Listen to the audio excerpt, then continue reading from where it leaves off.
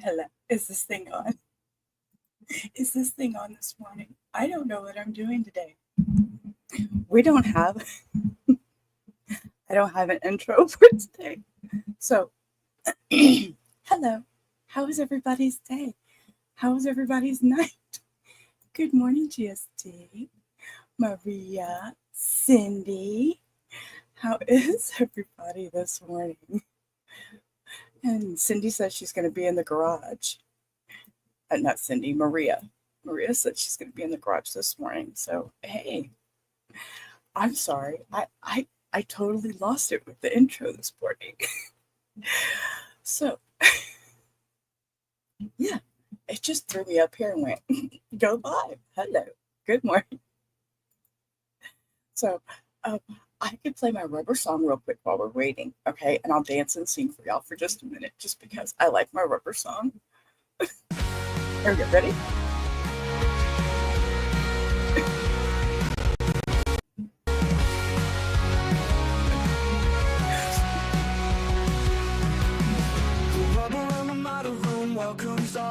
Thanks for stopping by. Answering the call. Some of us days I think to get off this life. I just heard something beeping in my background, and I have nothing in my house that beeps like that. I don't know what that was, but life's alright. Holding on tight, never look back in the road. We can fight with my love on its ride.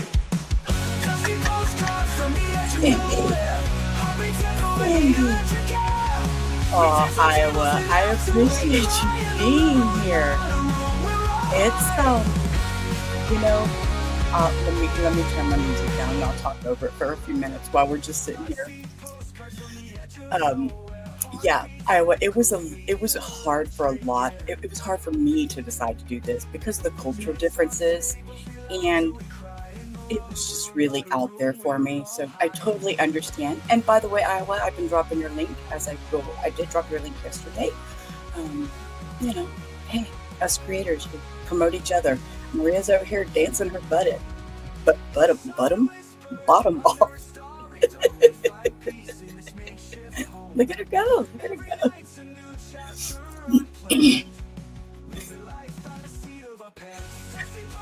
William's here. Look, true crime. Oh my gosh, wait. Cindy did. Okay, I thought I was seeing things. Cindy, thank you. Look, watch. Y'all see, I got something new. I think it's this one. If I hit the wrong thing, I'm sorry, but hold up.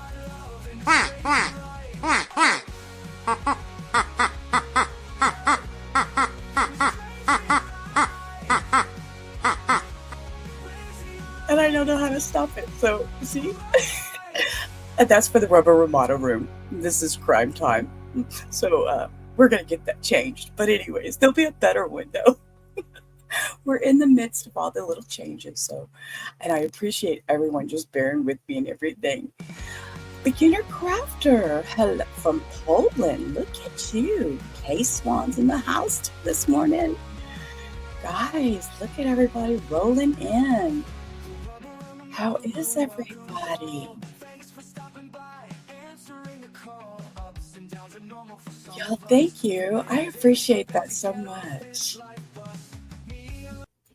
This is awesome. This is awesome. Hey, William. How was your night?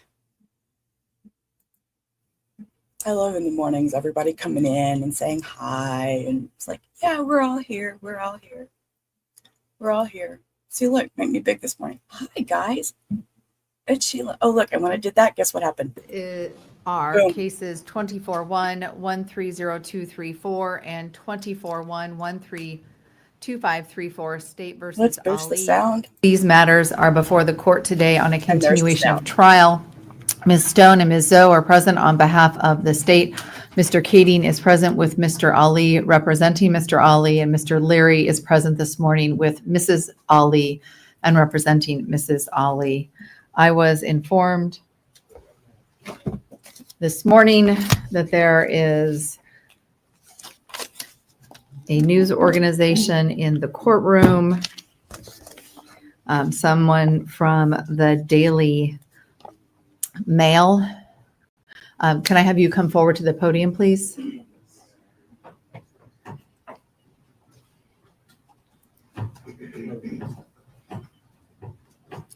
Good morning. Could you tell me your name, please? My name's Matthew Scott Brower. All right. And you are with? I'm with the Daily Mail.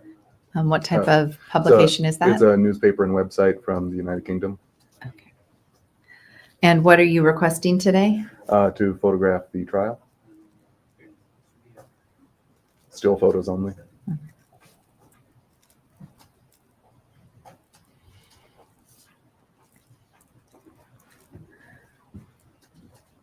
So you're not requesting to video in any fashion? No video or sound. All right. So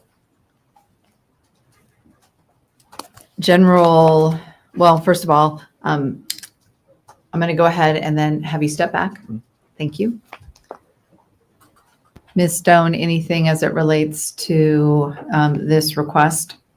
No, Your Honor, only in that it is consistent with the court's prior orders. I would ask the same protections for the minors and alleged victim in this case. Thank you. Mr. Kading, do you have anything as it relates to this request today? No. All right. Mr. Larry? No request to modify the order that's been previously entered. All right, thank you. So the representative from the Daily Mail, you are allowed to take still photography during the course of this proceeding, as I have already directed as it relates to those who are recording the proceeding. You will take no photographs in any fashion of the jury coming, going, sitting in the jury box and the like. They cannot be included in any photographs. You also are prohibited from photographing any minor who will testify in this proceeding today. And my understanding is that there are minors who will be testifying today, and you cannot photograph the alleged victim who will be testifying first this morning. Those are the parameters as it relates to your being able to photograph.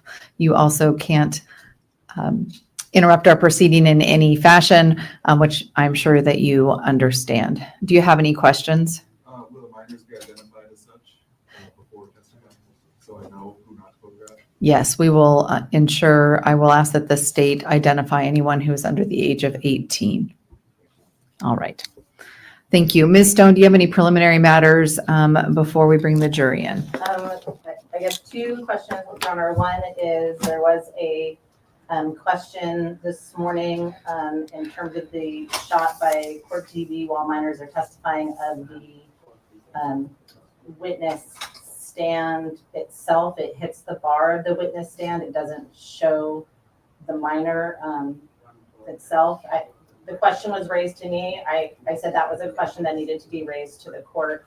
So I don't know if that question was resolved or raised to the court. So that was the first question. The second one, I just wanted to let the court know, and I will indicate that the minor witnesses today are Zayla Carter,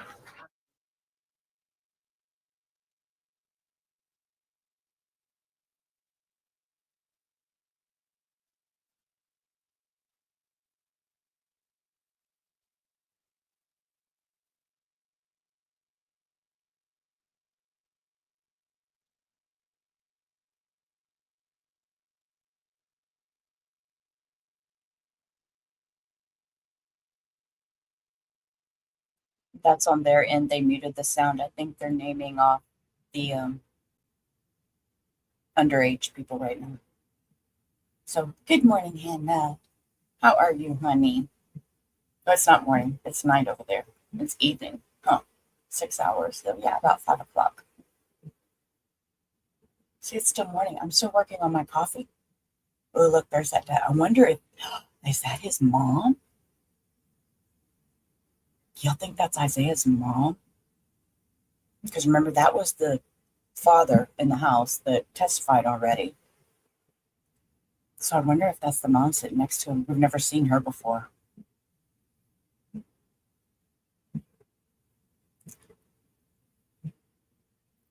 He always looks so angry.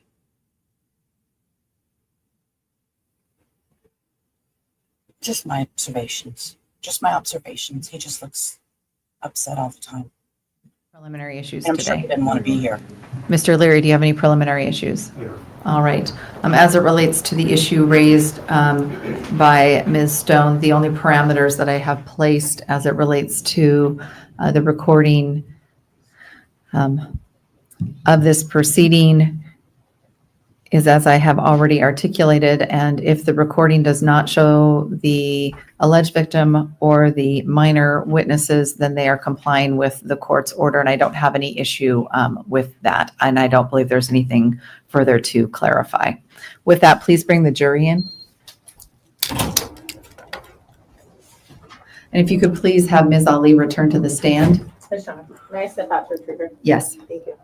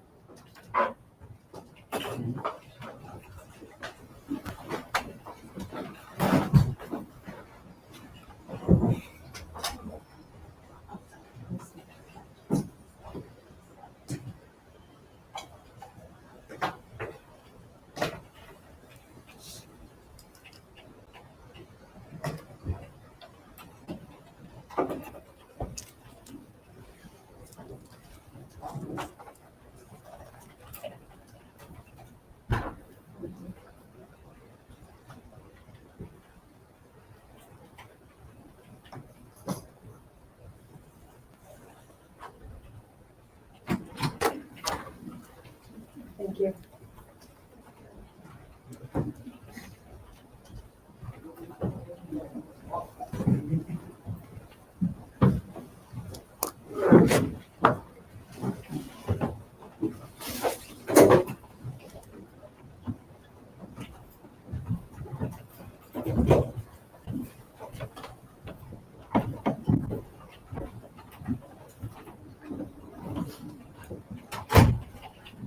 Please be seated.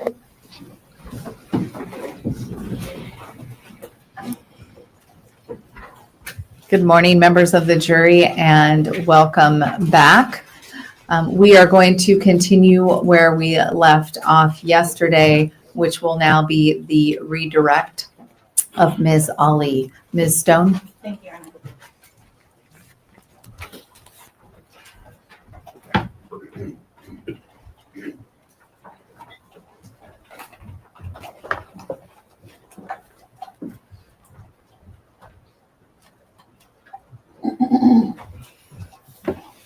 Good morning, Ms. Ali. Good morning. Ms. Ali, I want to start yesterday. Do you remember when Mr. Kading was asking you about if you had indicated before you knew you were going to Iraq in October or on October 18th of 2024? Yes. Do you remember him showing you a document, Defense Exhibit 525? Yes. Okay. And he had you read lines 5 through 21 or 23. Do you remember that? Yes. On which page? On page 73. You recall that? Yes. And you had indicated prior to him showing you that document that you didn't know when you were traveling. Do you remember that? Yes. May I approach, please, Your Honor? You may. I'll have you take that. Miss Ali, will you look at line 24? So one line past where Mr. Kading had you stop reading. And just for the record, Ms. Stone has provided to the witness exhibit 525. That's correct. Thank you, Your Honor.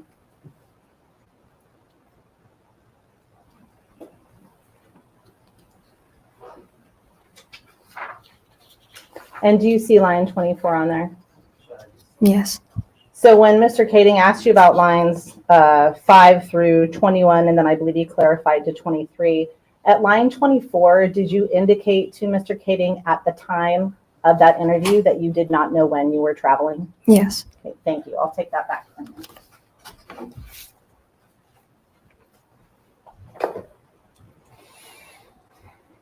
So were you aware of a trip to Iraq versus the trip to Iraq? Is that a fair distinction between those two things? Yes. You had talked about, Mr. Kading also spent some time talking to you about your school attendance. Do you remember that? Yes. And have you skipped classes? Yes. Are there any classes that you particularly disliked or skipped more often? Yes. What class was that, or classes? English. Why English? It's hard for me to really learn. I'm sorry, I'm gonna have you adjust the microphone. It's a little harder to hear you. Thank you. So you skipped classes, other classes besides English, Yes. but English is the one that you remember the most? Yeah. Okay. And if you skip classes, generally, where would you go? Did you leave campus? Did you go somewhere else? I mean, generally, if you were skipping a class, where were you going? To the bathroom. So staying at school? Yeah. I believe Mr. Kading asked you about a 504 plan yesterday. Do you recall that? Yeah. What is a 504 plan to you? What does that mean to you? Extra help, and teachers will help me more with assignments. So is a program at school where you believed you could get extra assistance? Yes. Was school easy for you? No. Was that just for English or for other classes? For other classes. What classes do you like the most? What classes were easier for you, or did you like the most? Math. Yeah? Yeah. What else? I like art class. Okay. And did you ask about a 504 plan with your parents? Yes. Okay. Were they supportive of you getting a 504 plan? No.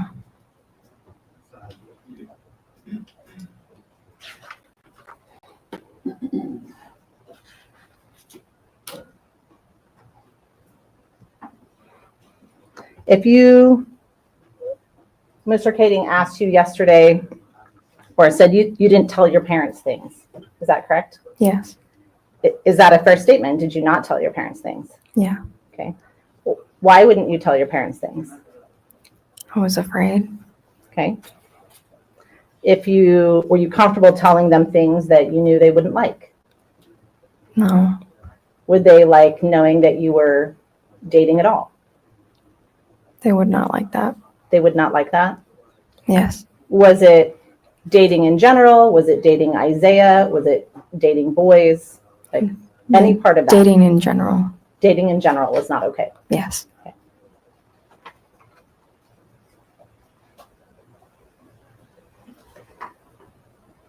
What kind of vehicle does your mom or Haneen drive? How would you describe what those vehicles look like?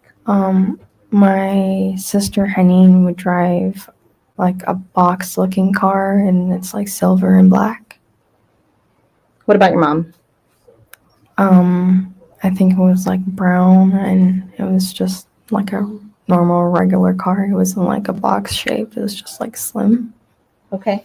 So you're really soft-spoken, and I know it's difficult, but I'm just going to ask you to speak up a little bit, okay? Yes. So if I understood what you said your Haneen drove a box-looking car that was silver and black, Yes. and your mom drove a brown car that you said was just a regular car that was slim. Is that right? Yeah. And when you say slim, do you mean a sedan-style car, or a truck like your dad? A sedan, not a truck. Okay. Do you know what brand either of them were? No. Okay. And when you describe your sister Haneen's car as a box car that's silver and black, where is that silver and black on the vehicle? If you The recall? silver was in in the front, where the lights were, at the front, and the black was in the back, for the second door. Okay.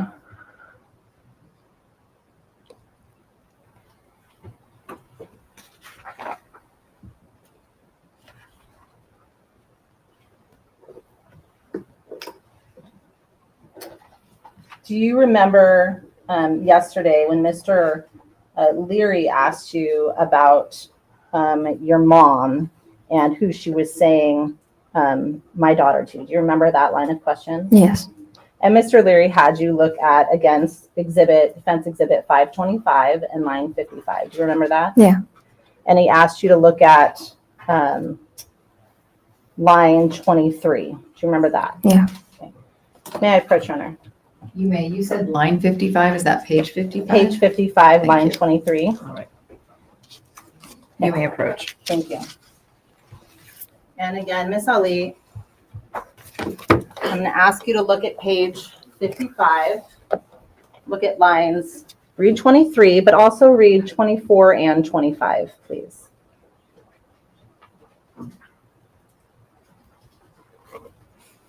And was that your only answer to Mr. Leary as to initially you thought it was to you?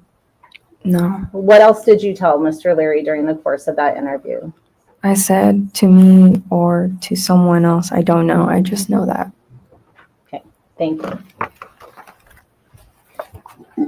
So is it fair to say that during those interviews, you didn't indicate you knew exactly who it was to? You thought it might be to you, but it could have been to someone else as well. And then you said, I don't know. Is that a fair statement? Yes. Okay. And that was indicated in the document as well, correct? Yes.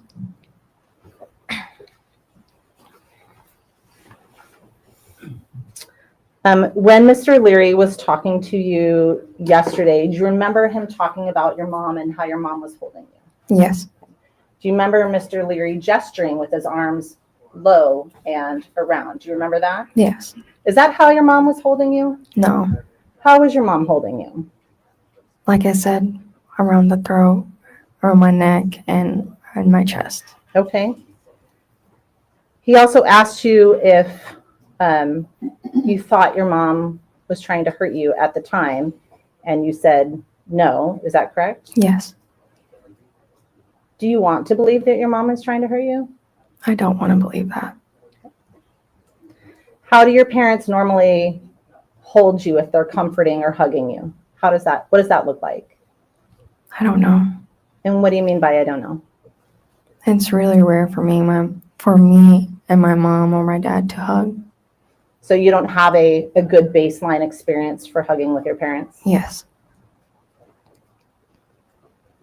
Is it fair then to say that they're not big huggers? Yes.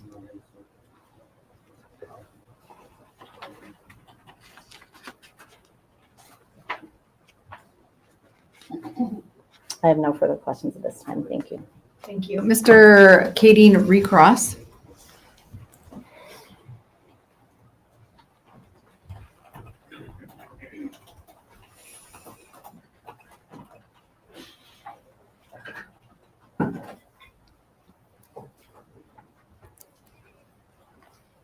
Ms. Ali, you indicated that when you skipped class and such, you stayed at the school. Yes. Is that every time? Yes. Okay, on January 25th, 2024, 9:07 in the morning, that's a Tuesday, you were not at school, were you? I don't remember that. You were at Safeway? You remember that day? Yeah. Okay, so when you skipped school that day, you were at the Safeway? Yeah. Okay, so you don't always stay at school when you skip school? Yeah. Okay, so when I just asked you, do you always stay at school, and you said yes? Well, that time I didn't remember, but now I remember. Okay, but your answer was yes? Yeah. Okay, that's not true, right? Objection, Your Honor. Asked and answered. Sustained. Thank you. Mr. Larry Recross. Briefly.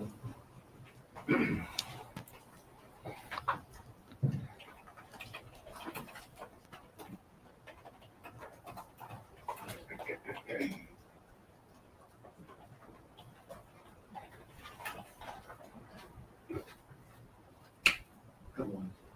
Thank you for coming back.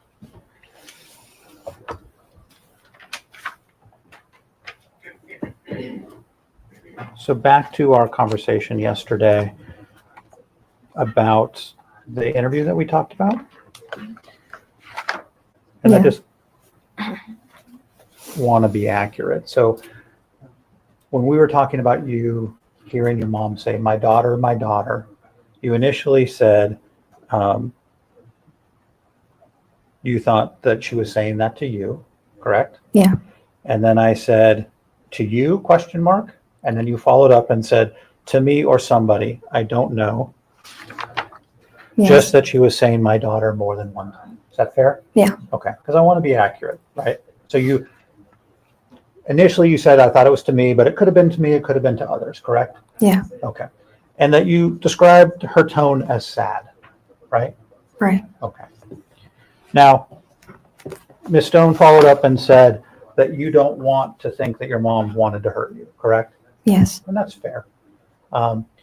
You told the police that night at the hospital that you didn't think that your mom was trying to hurt you, correct? Yeah. And that you thought that she was trying to protect you from the chaos, correct? I don't remember that. Okay. But if an officer came later and testified to that, would you disagree with that? I don't know.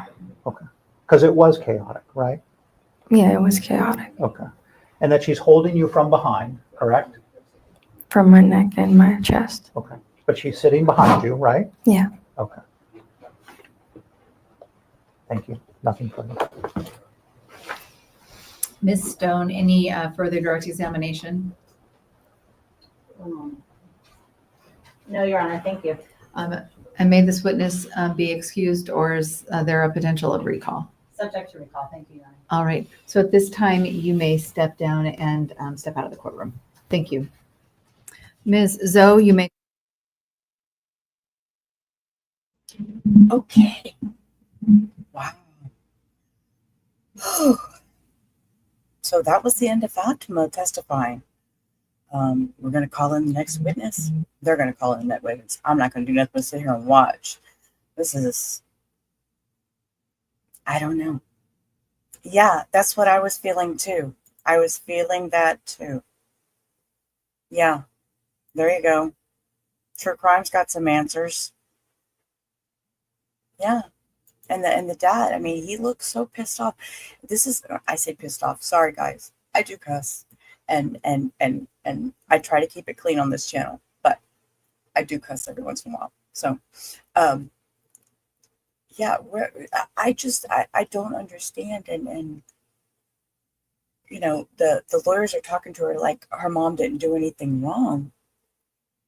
I mean, her mom's just as much part of this as her dad. Yes, I think her dad did. You're a sailor. Hey, Hio, streaking through the chat. Look at Hio. Hio streaking through. Y'all, watch out. Watch out. I know she's got drawers on. Hopefully she's not doing no flip-flops or anything. She's just going to run and streak.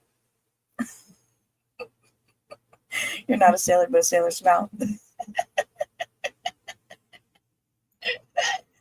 Look, everybody's sending Hio love. Yeah, we're all human. We all, you know what? There's days I cuss more than others. It can get crazy out here in this world. It can get nutty. Look at there. Hey, yo. Yeah, they're both responsible. I know. And see, there goes my squirrel thing again, because I'll be in the middle of talking to about something and I just see, squirrel. That's all I know. Squirrel. That's what I say. Hio's gonna have to make me a squirrel emoji, because I haven't figured out emojis yet. But yeah, some squirrels. Stop swearing. Oh, yeah, well, my dogs hear me cuss all the time. Hey, y'all all got to hear Hector cuss yesterday. He's still fucking in court. Mr. Boo-hoo with his toothache. He's going to work today, guys. I'm making him go to work.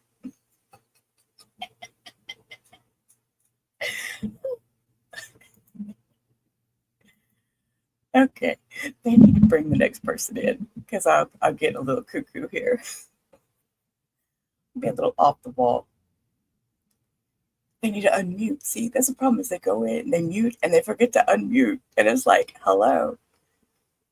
Y'all need to pay more attention, court TV. You need to tell them, pay more attention. I take it What grade were Yes, you Sam. in then? I was a junior. And Zayla, what time does school get out each day? 2 p.m. 2 p.m.? Okay. And then back in October of last year, how do you normally get to school each morning?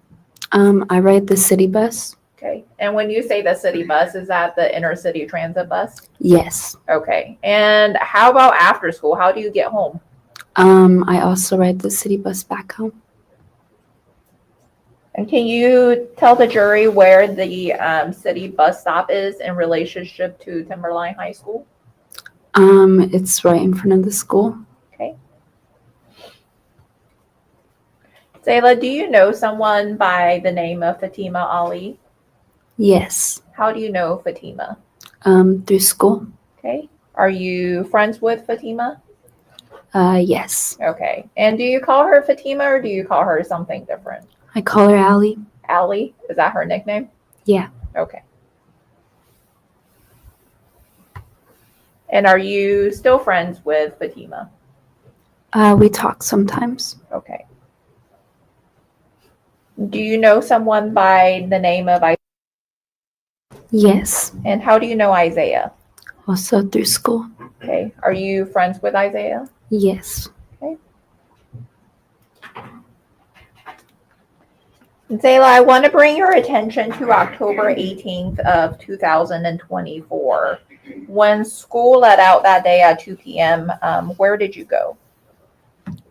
I went to the bus stop in front of the school. Okay. And when you got to the bus stop, was there anyone else that was already there? A lot of students were already there. I got there a little late. I'm sorry? A lot of students were already there because I got there a little late. Okay. And when you got there, you mentioned there were a lot of students already there. Did you recognize any of them? Yes. Who did you recognize?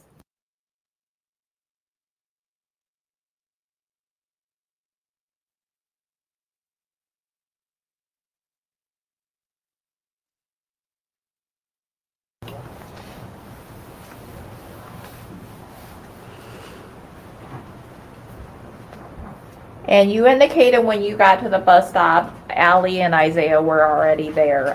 What were they doing when you first got to the bus stop? I think Allie was arguing with her father. Okay. And were you able to understand what they were arguing about?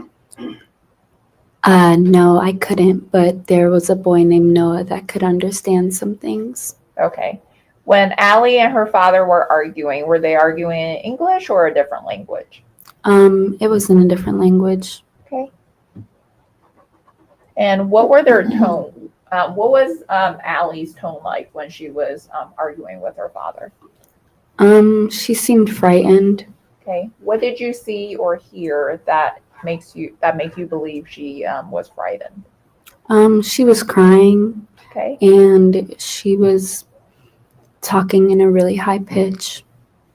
And it just seemed like she was afraid. Okay. And what about her father? What kind of tone did he have? He was yelling at her. Okay. And when Allie and her father were when they were talking to each other, what was Isaiah doing? I think he was also trying to talk to him. Okay. When you say talk to him, who are you referring to? Allie's father. Okay. And then what happened while they were arguing?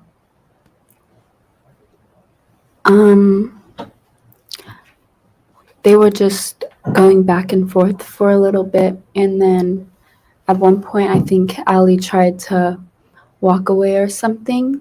And her father grabbed her. Okay. And when her father grabbed her, were you able to see where, how he grabbed her? Not the initial. I did not. Okay. And when Allie's father tried to grab her, what if anything did Isaiah do? He tried to pull her back. Okay. And when Isaiah tried to pull Allie back, what was her father's reaction? I think he punched him in the face. Okay. And then after he punched Isaiah in the face, what did he do after that? I'm not exactly sure, but I looked and they had fell to the ground, and he had Allie in a chokehold, and she was trying to get away from him, but she was like losing consciousness. Okay. So if I'm understanding you correctly, Allie's father hit Isaiah, and then the next thing that you saw, Allie and her father were on the ground already? Yes. Okay. And you indicated that you saw them on the ground and her father had her in a chokehold. Chokehold means different things to different people. What did you see that made you say it was a chokehold? His arm was wrapped around her throat, and she couldn't breathe. Her lips were turning purple. Okay. And when you saw Allie's father had her in the chokehold, what was your reaction when you saw that? I tried to help her, but I wasn't strong enough, and a lot of other students stepped in at that point. Okay.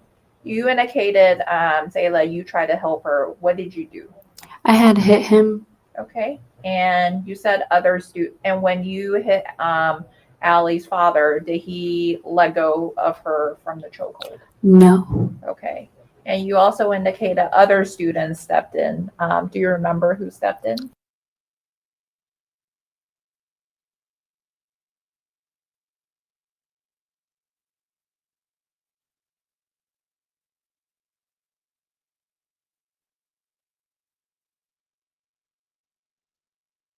And what did those students do when they tried to help? They were hitting him and pulling him by his jacket, Okay. and other students were trying to get an adult. Okay. And when you and the other students got involved, were you all successful in getting Allie's father away from her? I don't remember. I think so, but I think adult had stepped in at that point. Okay. Yes. And you mentioned an adult has stepped in at that point. Do you remember where the adult came from? He got out of his truck. He had parked on the side of the road. Okay. And you indicated when Allie was on the ground, you indicated she couldn't breathe. What did you see that made you think she couldn't breathe? She was gasping for air, and her eyes were rolling back to the back of her head. Okay.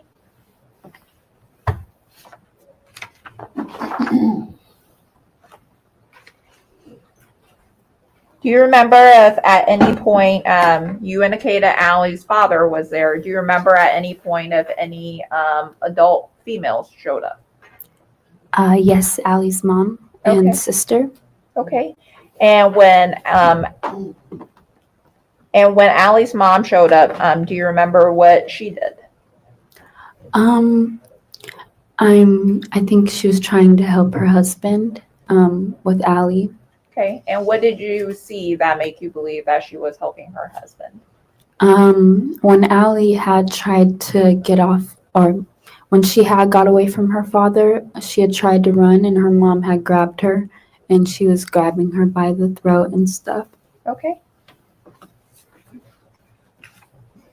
And when you saw Allie's mom grab her by the throat, do you remember what Allie did or say? She pushed her away. Okay.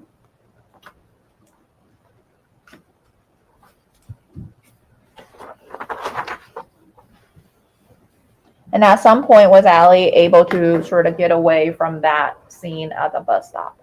Yes, she was. Okay. Do you know where she went? She went into the high school. Okay.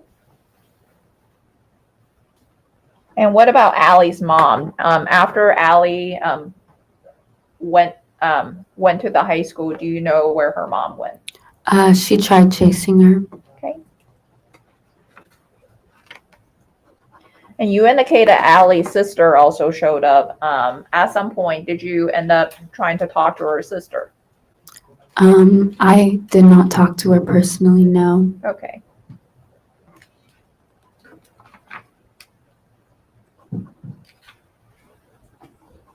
And at some point, did the police arrive? Yes. Okay. And did you talk to any of the police officers? Yes. Okay.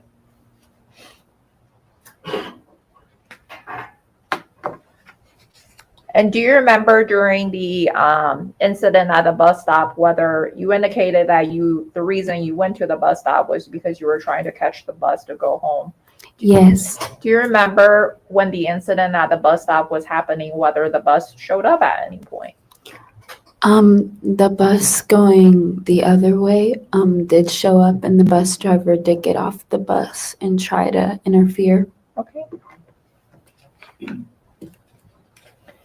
And Zayla, have you seen a video of this incident that was taken by one of the students?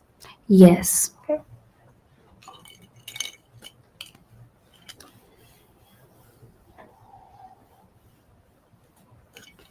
Your Honor, permission to publish Exhibit 61. You may.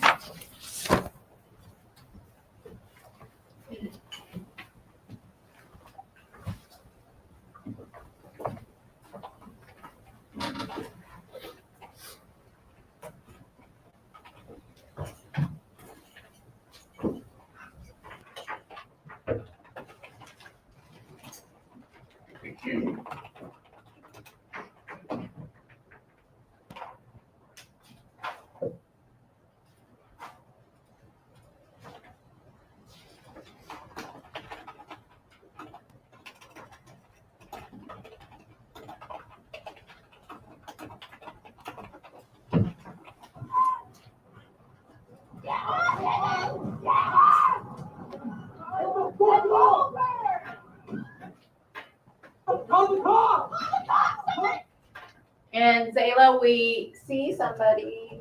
Can you please indicate the time that you have stopped the video? Yes, Your Honor, I apologize. The video is stopped at 00:11.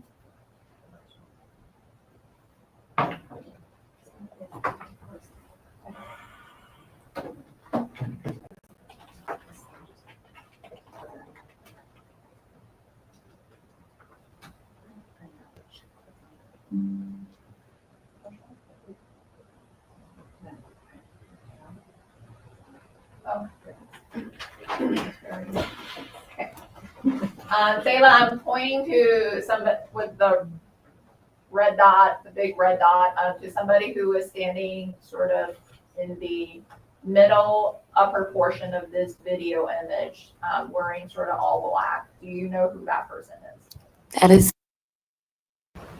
And what is happening at this point that we see in the video? At that point, they had been on the ground for a little bit, and we were trying to get him off, and we needed somebody to call 911. Okay. And when you say they have been on the ground for a little bit, who's they? Allie and her father. And continue playing the video.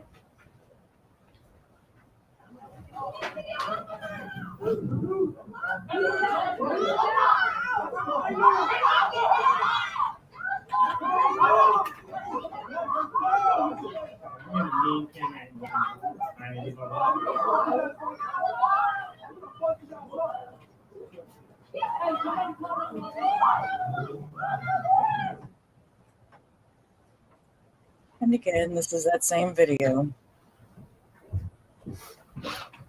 All those traumatized kids screaming and hollering. I don't have any additional questions at this time. Thank you. Thank you. Mr. Kading, cross-examination. They got to be gentle on these kids during cross, because this is just, I mean, so traumatizing Just for to them. clarify, good morning, just to clarify one thing. The arrival of the two older women, did you know them? No, I did not. Okay. Had you ever been to Fatima's house? No. Okay. Had you ever met any other members of her family? No. Okay. So when these two women showed up then at the scene, do you remember when that was? I think it was sometime after Fatima and her father were struggling on the ground. Okay. And you indicated that you didn't have any interaction with the younger woman. Is that right? I don't think so. I think I only had an interaction with her mother. Okay. And do you recall telling her to get away and pushing at her? No. Okay.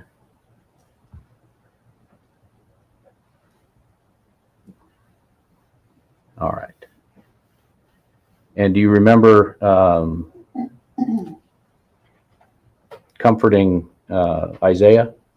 Yes. Okay. And you recall holding him? Yes. And you stayed at the scene of the bus stop for how long? I think 10 or 15 minutes after. Okay.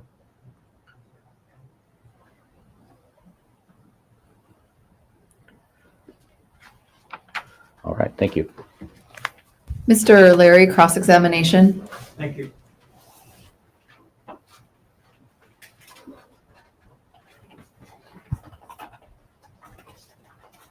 Good morning. Good morning. Thank you for being here. So at the time that the older woman, do you know who the older woman and the younger woman wearing the headscarves were? I didn't know at first, but I did hear that was her mother and her sister. All right. So you didn't necessarily know from before, but if I identify it as mother and sister, you know who I'm talking about? Yes. Okay. All right. So at the point that mom arrived, Ali and her dad were on the ground, correct? Yes. And there were a large number of students around, correct? Yes. And the dad was actively being punched in the head, correct? Yes. Okay. By a lot of people? Yes. Okay. And so mom is trying to push through, correct? Yeah, she did get through. Okay. And then shortly thereafter, and was the bus driver already there at that point? I don't remember. Okay. How about the other adult who came in? No, he was not. He was not there. No. Okay. Would you agree that it didn't take the adult male long to kind of subdue dad? Is that correct? Yeah, he put him into a chokehold. The passerby put dad into a chokehold. Yes. Okay. How long was the passerby having dad in a chokehold? He did struggle with him for about a minute or two. Okay. And so dad was fighting back for Yes. the passerby? Yes. Okay. Were you wondering if the passerby was winning or losing? Objection. No. Relevance. Overruled. Did you think that the passerby was losing? No. Okay. But was unable to control dad? Was having a hard time controlling him, yes. Okay. And then during this time, your friend Ali, Fatima, was able to get away. Yes. How far away did she get? She made it all the way into the school building. Okay. You described her mom grabbing her, correct? Yeah. How far away did she get before her mom had her? She made it to the dirt, to the sidewalk of the where we were at. Okay. Did she get up and walk and run? She was able to get up, or she had help up, and she was able to get to the sidewalk, and her mom started grabbing her Okay. How far away did she get from where her dad was? to the sidewalk. I mean, so distance-wise, like number of feet, if you can estimate. 5 feet. Okay. Okay. And at this time, you are holding on to Isaiah, correct? Yes.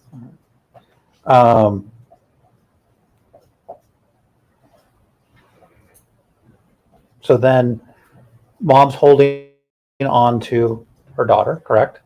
Yes. And then Fatima's able to, she lets go, and then she runs into the school. Yes, her and Isaiah run to the school. And mom is how far behind?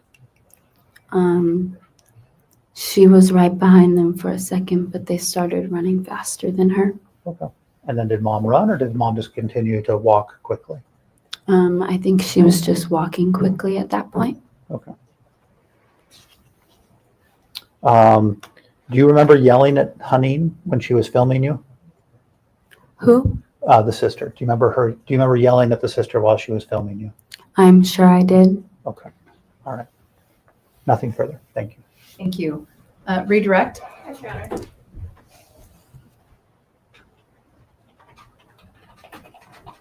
Sayla, when Allie's mom first showed up, you indicated she was trying to help Allie's dad. Was that your testimony? Yes. Okay. When Allie's mom first showed up, did you hear her ask Allie whether she was okay? No. Okay. Did you see her mom try to help her in any way? No. Okay. And you also indicated that at one point you told Allie's sister, you said something to her because she was filming you. Why did you tell her to get away from you? Because I just didn't want her near me with the whole situation going on. Okay. Was it, and was she actively filming you as well? Yes, but at the time I was unsure if it was her sister or her mother. Okay. No further questions. Mr. Kading, any further cross-examination? Just to clarify the last point, Ms. Carter, when the two arrived, the mother and the sister, was it the mother or the sister who was looking at her father, or looking at the man on the ground? Sorry.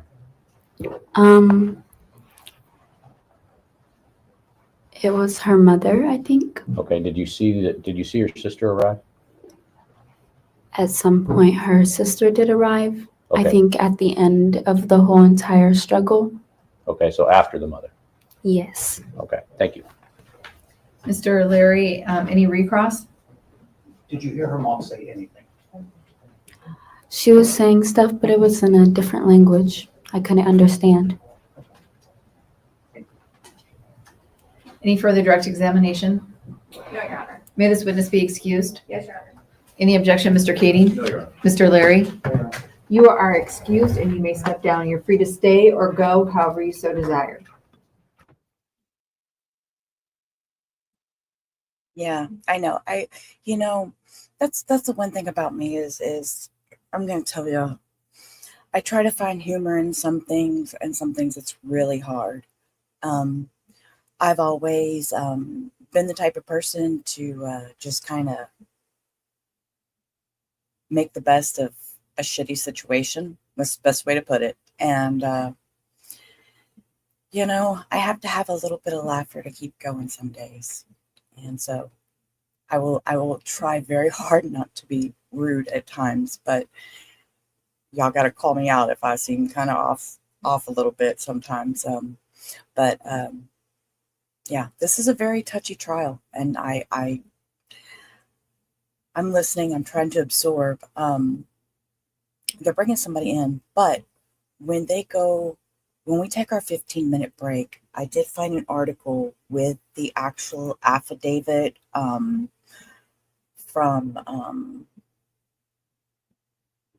the court, the county of Thurston, against Ihsan Ali. And he is charged with attempted kidnapping in the second degree, domestic violence, assault in the second degree, domestic violence, and assault in the fourth degree. So we can review that document and go over the article I did find. See, exactly true crime. You laugh and make jokes when I shouldn't be, but that's how you deal with stress. That's exactly. Yeah. Cindy, thank you. I appreciate that.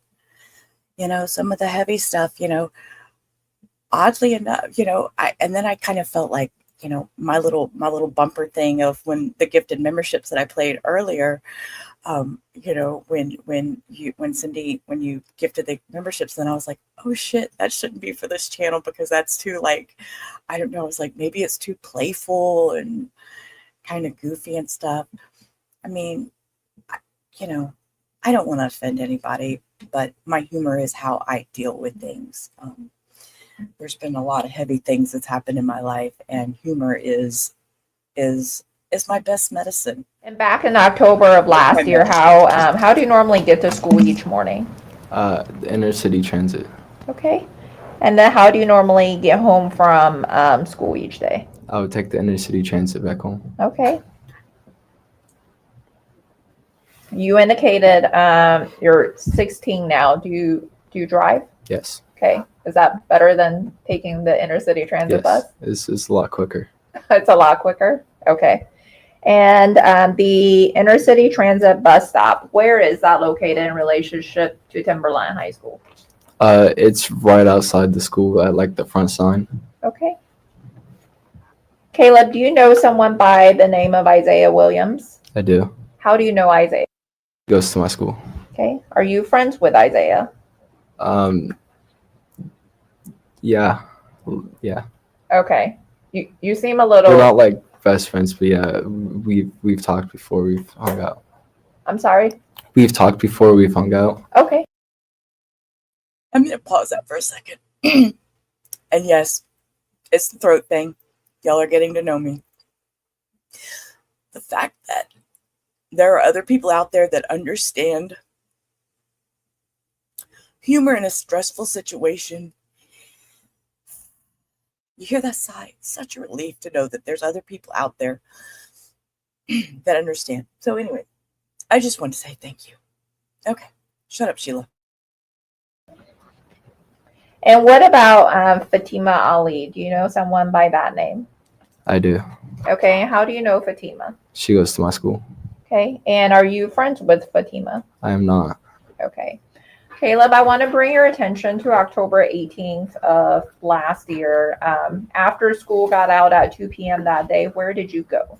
To the bus stop. Okay. And why did you go to the bus stop? I was waiting for the bus to go home. To go where? To go home. Okay.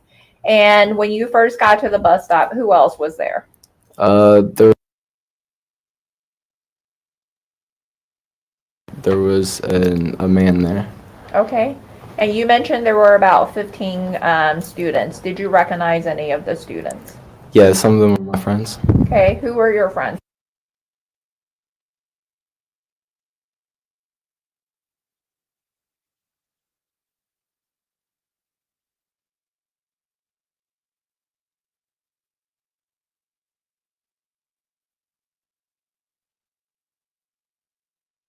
And what about Fatima? Was she already there? Yes, Okay. And what about Isaiah? he was there. Okay. And you mentioned there was a man there as well. What was the man doing when you first got to the bus stop? He was like aggressively talking to Fatima and Isaiah. Okay. When you say aggressively talking, what do you mean by aggressively talking? When I had walked out there, I observed him like kind of moving his hands around, like flailing them and like kind of like yelling and like more. He had like a look on his face like he was mad or upset. Okay. And when the man was yelling at Fatima and Isaiah, were you able to understand what he was saying? I was not. Okay.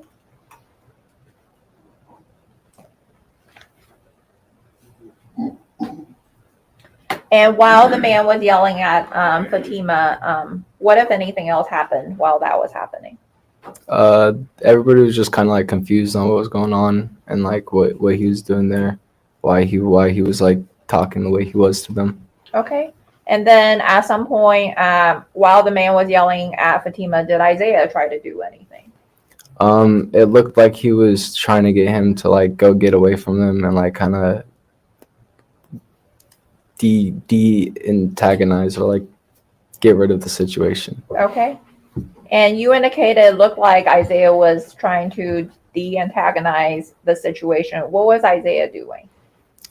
He was like, one things I've heard, he was like trying to get him to like stop, but So stay. So she's only asking you questions about what you saw or observed or heard, not what you have heard subsequently. Okay, after the fact. I heard that he was telling Yep. So you're not supposed to say anything that you heard. You're supposed to say what you remember or what you saw. Okay. So I'm gonna have Ms. O ask you another question. Okay. And Caleb, when you, while you were at the bus stop, you indicated that Isaiah was trying to de-antagonize the situation. Did you hear him say anything at that point? Yes. And what did you hear him say? He told him to go away, like get away from the girl. Okay.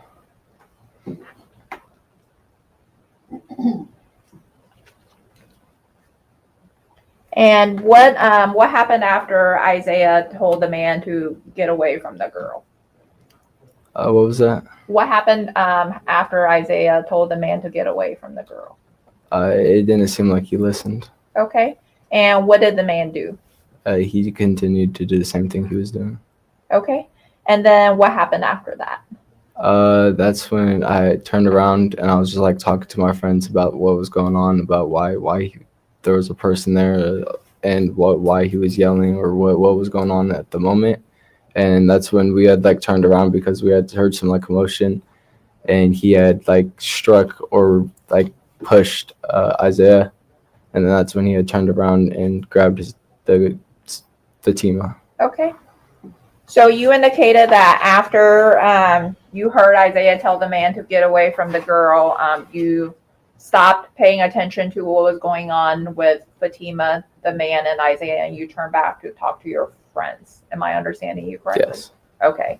And then while you were talking to your friends, you heard something else that made you turn your attention back to Fatima, the man, and then also Isaiah? Yes. Okay. And after you indicated when you turned around, you saw the man struck or hit Isaiah. After he did that, what did the man do? He had turned towards his daughter. She had like backed up, and he had like lunged at her and like grabbed her kind of from behind. Okay. And when the man grabbed Fatima from behind, how did he grab her? He kind of like wrapped his arms around her shoulder, like neck area. Okay. And then after he did that, what happened? They kind of like struggled, but he got her in a headlock. Okay. And then when you say headlock, what do you mean by that? He had locked his hands like this around.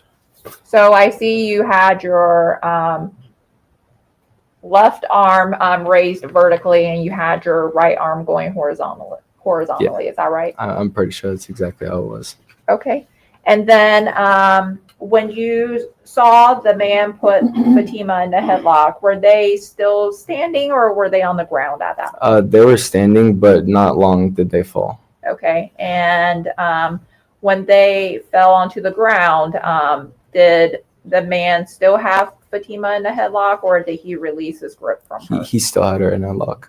I'm sorry? He still had her in a headlock. Okay. And then so after the man and Fatima ended up on the ground, what happened after that? He pretty much just kept her in a headlock until a pedestrian jumped out of his truck to pry his arms off. Okay. And what you indicated that he had her in a headlock until a pedestrian jumped out of his truck to get him off of Fatima. Prior to the man getting out of his truck, did you do anything when you saw the man? When I had first saw him struck Isaiah and like turned towards his daughter, I had first ran over and I grabbed onto his arm, and that's when he was still like fighting. He had like put her in a lock, and I'm still like on his arm, and then they fall to the ground, and I had like ripped his arm sleeve off of his jacket, and once I couldn't get his arm off of her, I started punching him in the head, and I kicked him a few times. Okay. And when you started, you mentioned that you ripped his sleeve. Why did you rip his sleeve? I had like dug my arm in and tried to like pry it, and I couldn't get his arm off to the point where like the jacket had ripped instead. Okay. And besides yourself, did any other students get involved? Yes. And do you remember who else got involved?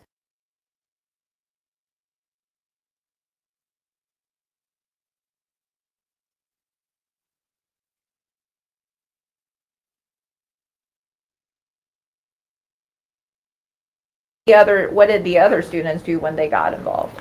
A lot of them were just kind of like telling him to stop and let go, and some of them were like tugging on him. But Isaiah had punched him, and Zayla was punching him as I was, and I'm pretty sure Eric was too. Okay. And with regards to while you were on the ground as well, you indicated you were pulling on the man's jacket and then you were hitting him. While you were doing that, did you see what was happening to Fatima? Yeah. At first, it turned from like her trying to like grab his arms and stuff to like kind of like flailing her arms, and her eyes started rolling back, and that's when her face started turning purple and lips. Okay. And then what happened to her after that? She just completely fell limp. There was no movement. Okay.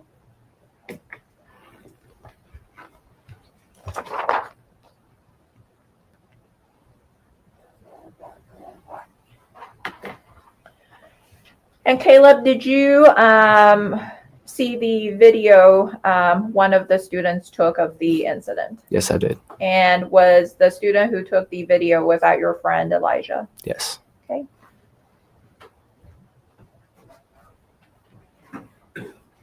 Your Honor, permission to publish Exhibit 61. You may.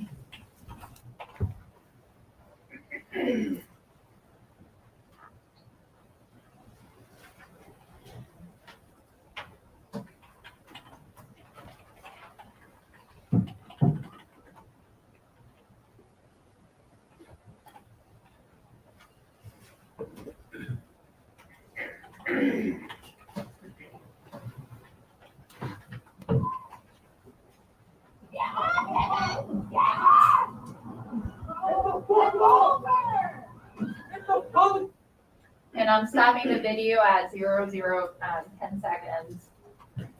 And Caleb, we see somebody in the video on the upper center of the video with sort of the gray backpack. Do you recognize that person? The one with his hand out? Yes. That's me. Okay. And then what are you doing at that point in the video? Right there, I'm telling the bus driver who's pulling up to call the cops and some other students behind me. Okay. And then do you know any of the people that ended up calling 911? I don't believe anybody called before me. I ended up having to stop what I was doing to call. Okay. The bus driver didn't call, nor did anybody behind me. Okay. And so you believe you were the first person that called 911? Yeah, I had sat there asking people to call, and nobody was calling. Okay. Starting the video again at 10 seconds.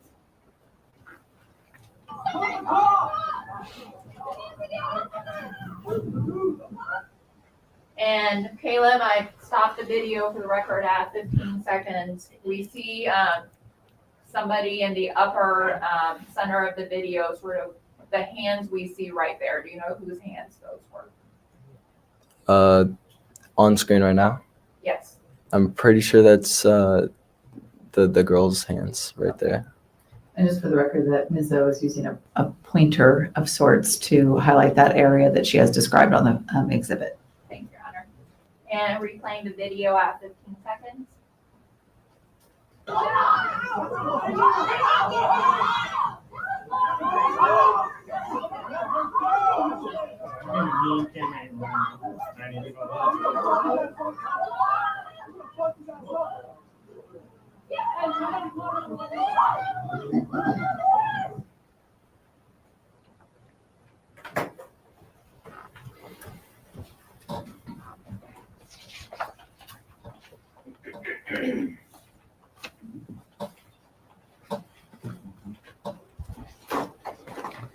And Caleb, do you remember whether you indicated that there were, the bus driver was there and then there was a gentleman who came out of a truck that came to assist? Do you remember if any adult females showed up? Yes. Okay. And do you, when they showed up, were you paying attention to what they were doing, or were you still paying attention to what the man was doing? It was a little bit of both. The woman that came up, it was just yelling, so there was kind of like a lot going on. Okay. So I wasn't really paying attention to her. Okay. Thank you. No further questions. Thank you. Mr. Kading, cross-examination. Thank you. And Caleb, just so we're clear, you're saying that the man was there talking with his daughter and Isaiah before you got to the bus stop? Yes, I had walked out there. They were there. And at one point, you had told the police that you saw Isaiah get punched and go flying onto the concrete. Do you remember that? Yes. Okay, is that your memory of that? Yes. Okay, thank you. I have no further questions. Mr. Larry, cross-examination. Good morning. Good morning. Thank you for being here. How's your summer going? It's going good. A lot of work. What do you do for work? I work at Taco Bell now. Okay. So you described that there was a pedestrian, I think is how you described him, an adult male who Yes. came in and intervened. Yes. Okay. And was he successful in terms of intervening? Yes. Was it much of a struggle for him? I wouldn't say so. Okay. Well, how would you describe He had his kind of like, actions? he had jumped out, and like as soon as he got there, he had asked what was going on, and I kind of just told him, I was like, hey, this dude attacked this little girl, and he jumped on him and got his hands off of her. Okay. And was there much of a struggle between the adult male and the pedestrian?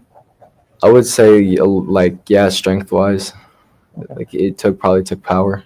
Okay. Did it take him a long period of time though? Not really, no. Did you see him put the adult male?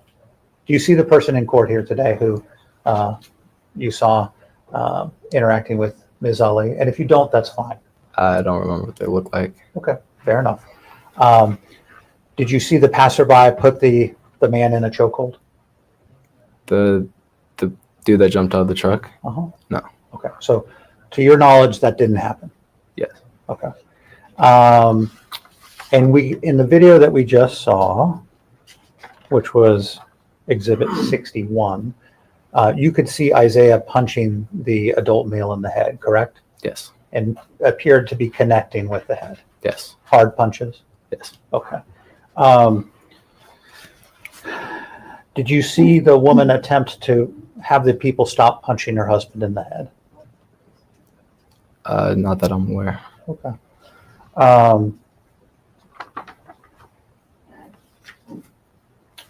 And then when you talked to 911, how long were you on the phone with 911? 10 minutes, maybe. Okay. So, and did it appear to them that they'd already had a call about this, or were you giving them new information? It seemed like they just heard about it. Okay. All right. I appreciate you being here. Yes. Thank you. Ms. Zoe, redirect.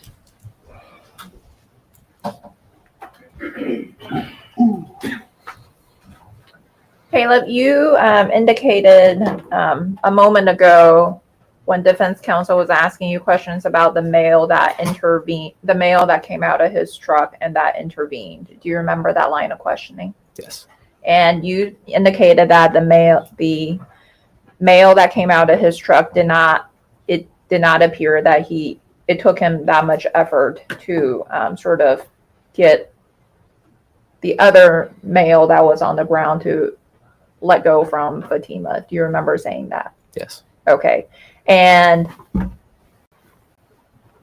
with regards to what you were trying to do, you indicated that you were pulling at the man and then you were also punching him. When you did that, did the man release his grip from Fatima?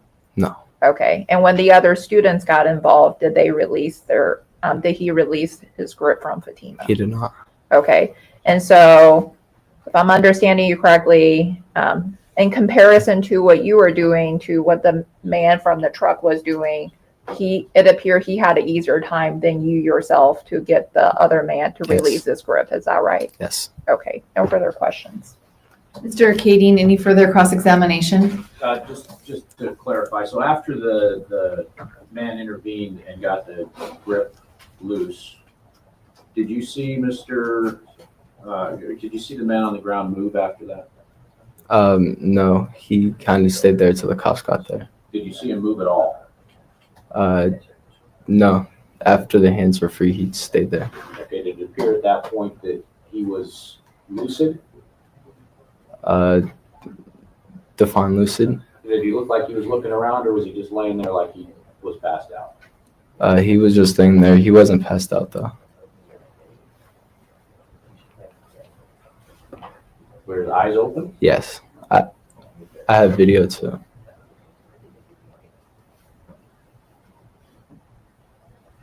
Okay, thank you. I have no further questions. Mr. Larry, any further cross-examination? Ms. Zoe, anything further? No, Your Honor. May this witness be excused? Yes, Your Honor. Any objection, Mr. Kading? No, Your Honor. Mr. Larry? You are excused. You may step down. You're free to go or stay, however you so desire. Can I have a sidebar with the lawyers, please?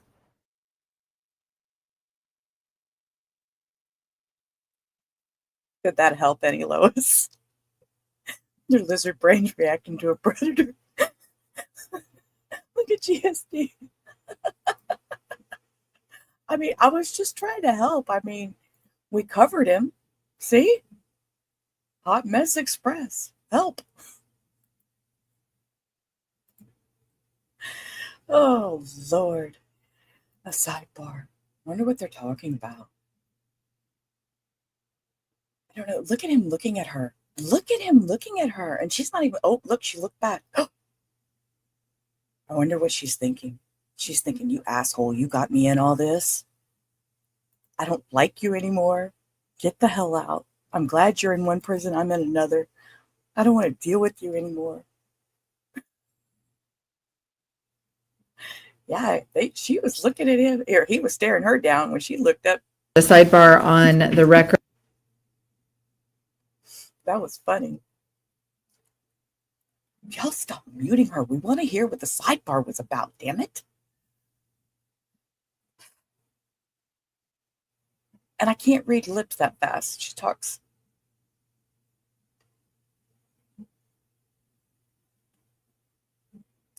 I'm trying to read her lips, guys. I can't. Yeah, he gives me the heebie-jeebies. Yeah, there's no bailiff right there or nothing. It's just,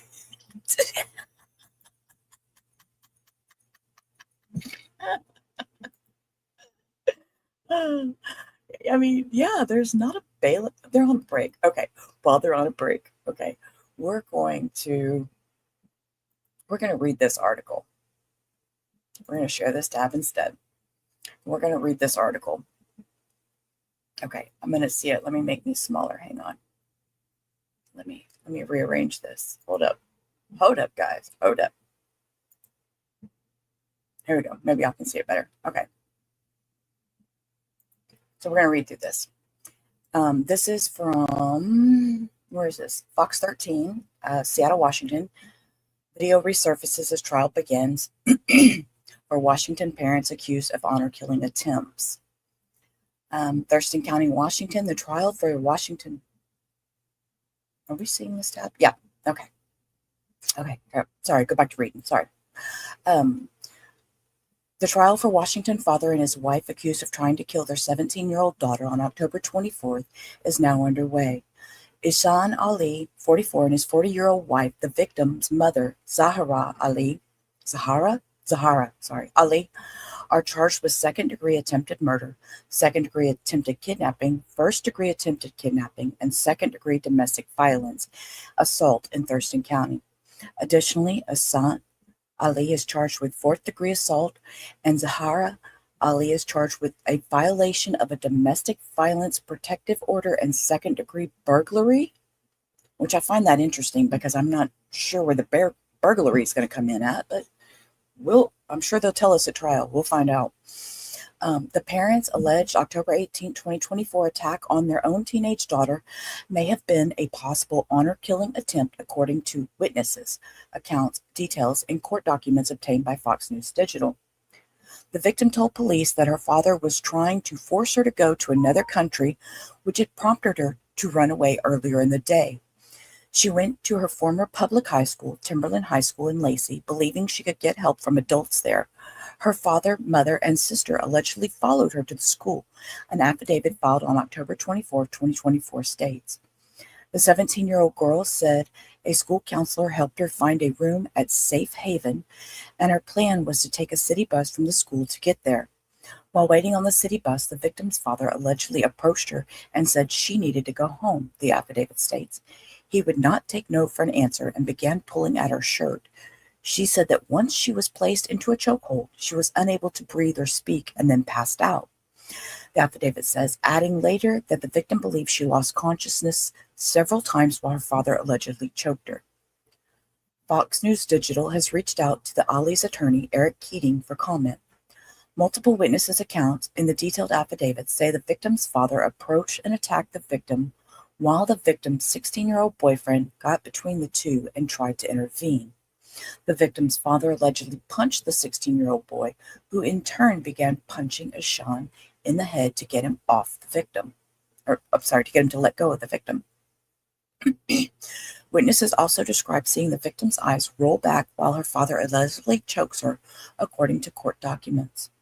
The victim's boyfriend's mother later told police that she had been present once for a CPS interview with a 17-year-old victim in which she apparently stated that her father had recently been threatening her with honor killings for refusing an arranged marriage with an older man in another country.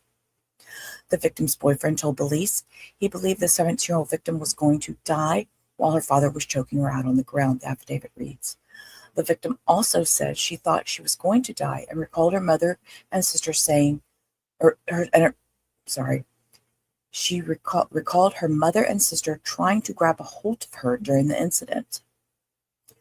While the fight was underway, a bystander witness saw Ihsan Ali put the girl in a chokehold and would not let go. He intervened and was eventually able to get the female to break away and detained Ihsan for law enforcement and he was the primary aggressor, court documents read. The boyfriend's father, Victor Barnes, previously told Fox 13 Seattle that he is glad his son was there to save the victim's life, but added that he needs more explanation about why the adults were so careless. This is what really got me reading this. He told the outlet an adult should have escorted the victim to the bus stop rather than his 16-year-old son. High school for me is a time I'd never forget. It was probably some of the 4 funniest years of my life, and it is unfortunate he would have to experience something like this in high school, said Barnes. He further told Fox 13 he had to file a restraining order against the victim's parents because they kept showing up to his family home looking for the victim prior to the assault. So, yeah. Now that I read that, I'll go back and read chat.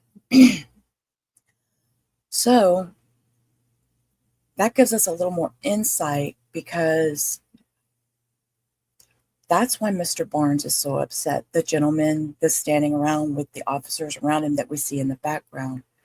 As I said, he told the outlet an adult should have escorted the victim to the bus stop rather than his 16-year-old son. He is absolutely right. There should have been an adult. Hey, 80s, how are you? Yeah, there should have been an adult. Yeah, why was a sister involved? I don't get it. Burglary, right, burglary. Where does burglary come in at? You're going to need chocolate to survive this. Beginner, we all might need some chocolate. You might have to share with the class. He's a long-time abuser. Yeah. I mean, it's yeah, thank you, bystander, because had not there been the bystanders, then, what would have happened? We can read over this affidavit. It may be a long read, but we can read a little bit of it. I gotta put my glasses on for this. We gotta clean them first because they're dirty. But we'll read this until they get back from their break. Just let's see. I don't know how to make it. How do I make the side go away? I don't know how to make the side go away. Okay. State of Washington versus Ihsan Ali. Rudy Nelson Brettler, Deputy Prosecuting Attorney for Thurston County, declares the following in support of probable charges in the above title case. Okay. I am Deputy Prosecuting Attorney for Thurston County. I believe in attempt there is a probable cause to believe that the above named defendant has committed the crimes of attempted kidnapping in the second degree domestic violence, assault in the second degree domestic violence, and assault in the fourth degree, based on the following information from official investigative reports. On October 18, 2024, in Thurston County, Washington, dispatch advised of a disturbance at Timberline High School. Dispatch advised there was multiple callers reporting a physical fight. All or most of the callers indicated that a female was being choked out by a male subject. Later, dispatch advised callers indicated that the female subject eventually got away from the male, and another caller indicated that the male was pinned down on the ground near the bus stop. At approximately 14:20 hours, Officer Hing arrived on the scene and contacted the group of people near the bus stop. Officer Hing approached the group of people, and he observed a male pinned down on the ground by another male. The male that was pinned down on the ground was later identified by his Washington state driver's license as Ihsan Ali, who also determined to be the primary aggressor. Officer Hing recognized Ihsan as he had contacted him earlier in the day from a runaway call. Okay, so there's, see? Okay, squirrel moment, see? Decompressing. Look here. See? We feel you, 80s, because we just had a whole discussion on my dark humor with court cases because, sometimes we have to find humor in things to just keep going. It's how we deal with stress. So I deal with stress with laughter and comedy and just having my squirrel moments, I guess, as we go back to our squirrel. You're eating a brownie chocolate chip combo. Oh, Lois, that sounds so good. Okay, Hannah, you saved some of that spaghetti bolognese for me though, because that sounds good. That sounds good. Okay, I'm gonna go back to the affidavit. I needed to breathe for a minute. Let me get a sip of my drink because they're still on break. It just says court's on a short break. So, okay, so that's how Officer Hing had seen him because he contacted him earlier that day from the runaway call. Ihsan was detained in handcuffs without issue, and Officer Hing frisked Ihsan for weapons and placed him in a patrol vehicle. Moments later, additional Lacey units had arrived on scene and assisted with the investigation. Based on earlier contact with Ihsan, Officer Hing had reason to believe that the involved female was his 17-year-old daughter, Fatima, which was later confirmed by dispatch, who advised that his 17-year-old daughter and her 16-year-old boyfriend had run inside Timberline High School. Dispatch also noted that the school administrator called to inform law enforcement that the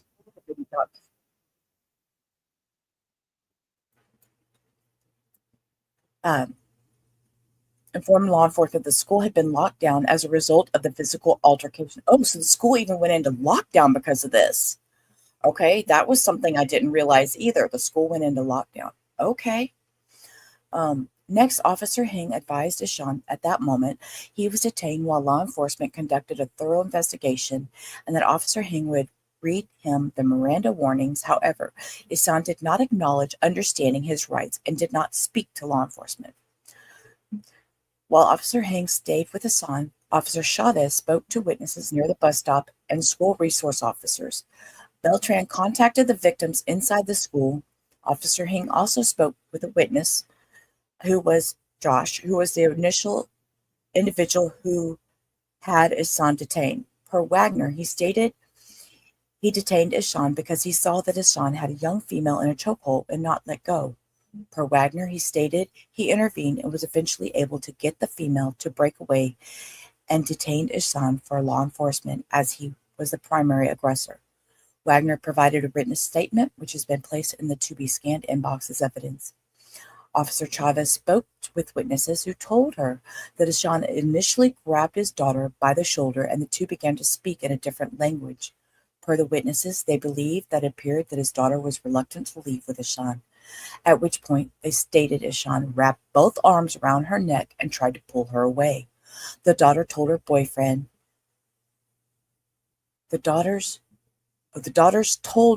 boyfriend tried to intervene, but then got punched in the face by Ihsan. Per the witness, the boyfriend fell to the ground and Ihsan proceeded with his daughter. Ihsan again wrapped both arms around his daughter's neck, slowly pulled away, but then lost his footing and fell to the ground. The daughter eventually was able to get away and ran towards the high school office with the boyfriend. Okay, so they ran towards the high school. So that's, yeah, exactly, Lois. That's why I wanted to read over this. We're learning a lot of new details that haven't come out yet. You threw some stuff together and called it beef stroganoff.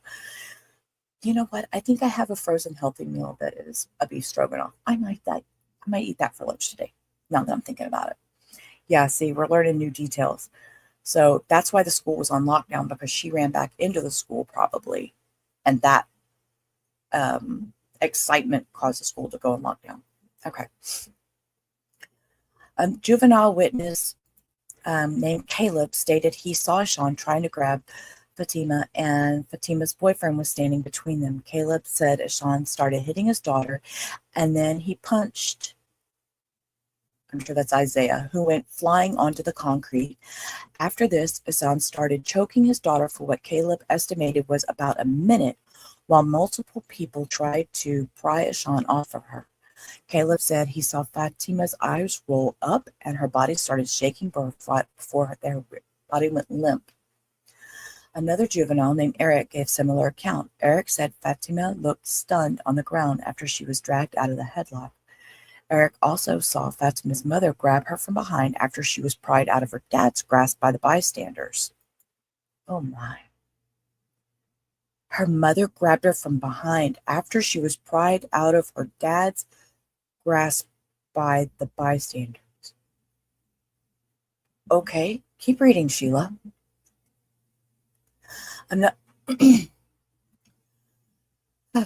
Another juvenile witness, named Athena, gave similar accounts. Athena said that Ihsan had gotten physical with Fatima, and when Fatima had attempted to board the bus, Athena said that while Fatima was in a headlock, she saw her eyes roll up in her head, her mouth was wide open, and she could tell that she could not breathe. She said Fatima's face was then pressed into the dirt. Athena said the bus driver said several other people pulled Ihsan off Fatima and held him on the ground. Officer Beltran spoke with Fatima, who had fled the main office of the school with her boyfriend Isaiah. Fatima requested to be evaluated by the fire department for her neck pain and was ultimately transported to St. Peter's Hospital for further medical care and strangulation exam. Fatima had visible injuries, including scratches and red necks on both sides of her neck. She was also complaining of lower jaw pain. Prior to being transported to the hospital, Fatima and Isaiah had told law enforcement the following. Fatima's father was trying to run away earlier in that day. She went to the school because she was a former student there and believed there are adults who might help her find a safe place to stay for the evening. Her father, Ihsan, along with her mother and sister, followed her to the school. Ihsan told her she needed to come back home, and Isaiah could see that Fatima was scared of Ihsan and stood between the two of them while they were arguing. Ihsan grabbed Fatima's clothing, and Isaiah said he tried to intervene. Ihsan then punched Isaiah in the face with a closed fist before putting Fatima into a headlock. The three then ended up on the ground with Isaiah choking Fatima, and Isaiah punching Ihsan in the head, trying to get him to let go of Fatima. Isaiah reported that he was punching his hand because he thought Fatima was going to die while her father was choking her on the ground. Fatima said that while she was in a headlock, she was knocked out. She was not sure how long she lost consciousness for, but she recalls that when she woke up, she was on the ground and felt dirt on her face. She did not recall falling to the ground, but recalled hearing her mother's voice at some point and believes her mother as attempting to pull her away. She also recalled seeing her sister trying to grab a hold of her. Fatima said she thought she was going to die. She was able to break free from her family after several people intervened, and she took the opportunity to run back towards the main office. As Fatima was running from the father, her mother and sister grabbed her and caused her to fall again. Isaiah helped Fatima break free from her mother, and the two ran into the school. Her mother chased Fatima to the door, was prevented from entering the building by school officials. Okay, so this is going to be the burglary. Okay, I'm understanding. Okay, back up, Sheila. Break free from her mother, and the two ran into the school. Her mother chased Fatima to the door, but were prevented from entering the building by school officials who initiated lockdown protocols. It should be noted that Fatima's mother, Zahraa, had been previously trespassed from the Timberline High School on September 17, 2024. Officer Hang later followed up with Fatima at the hospital. Fatima said the counselor at Timberline had been assisting her with finding a room at Safe Haven, and her plan was to take the city bus when the school got out. As she was at the bus, her father approached her and said she needed to go home. He would not take no for an answer and began pulling her shirt. She said that once she was placed in a chokehold, she was unable to breathe or speak and then passed out. She remembers her mother grabbing her once She regained consciousness. She said that her throat was still hurting and she had a tough time swallowing. She believed she lost conscious 3 to 4 times. Fatima said she did not feel safe at home. She said his son frequently disciplined her for transgressions like not making tea for him. Oh my God. Okay. Mouth shut, Sheila. Keep reading. Last line, we were done. Isaiah's mother later called law enforcement. Isaiah's mother stated that she was present during the CPS interview with Fatima, in which Fatima said that her father had recently been threatening her with honor killings for refusing an arranged marriage with an older man in another county, or should be country.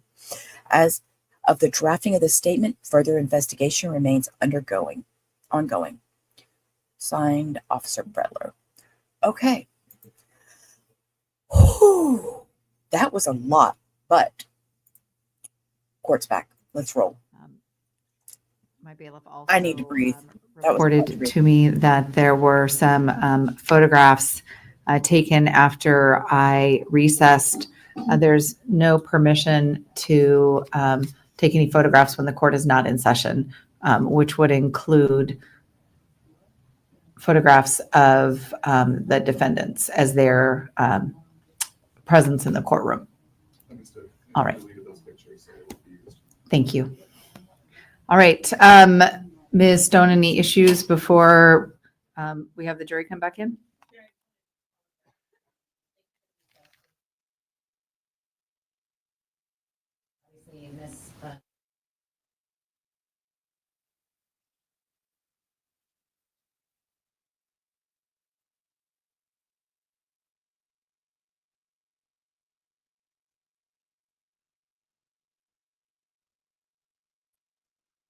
Okay. Sound's still muted, but this next witness is probably another minor. So we're just going to leave up the thing on stand minor.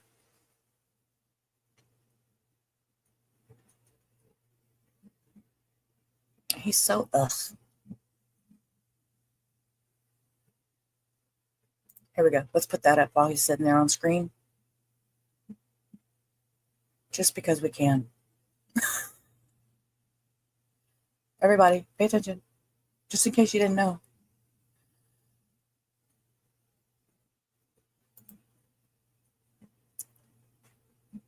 Oh, my mouth is dry now. That was a lot of reading. Perfect. You know, just while he's up there. You know, I don't normally, it was a lot of reading. I don't normally wear high collared shirts. This is the first time I've worn this, and it's like right on my neck. School year, And what it's grade were bugging you me. in? Sophomore. Okay. And Athena, what time does school get out each day? 2:00 p.m. Okay. And back in October of last year, how do you normally get to school each day? The inner city transit buses. Okay. How do you normally get home after school? The inner city transit buses as well. And the IT bus stops, are there any bus stops around Timberline High School? There are 2. There's one directly in front and then across the street at the elementary school. Okay.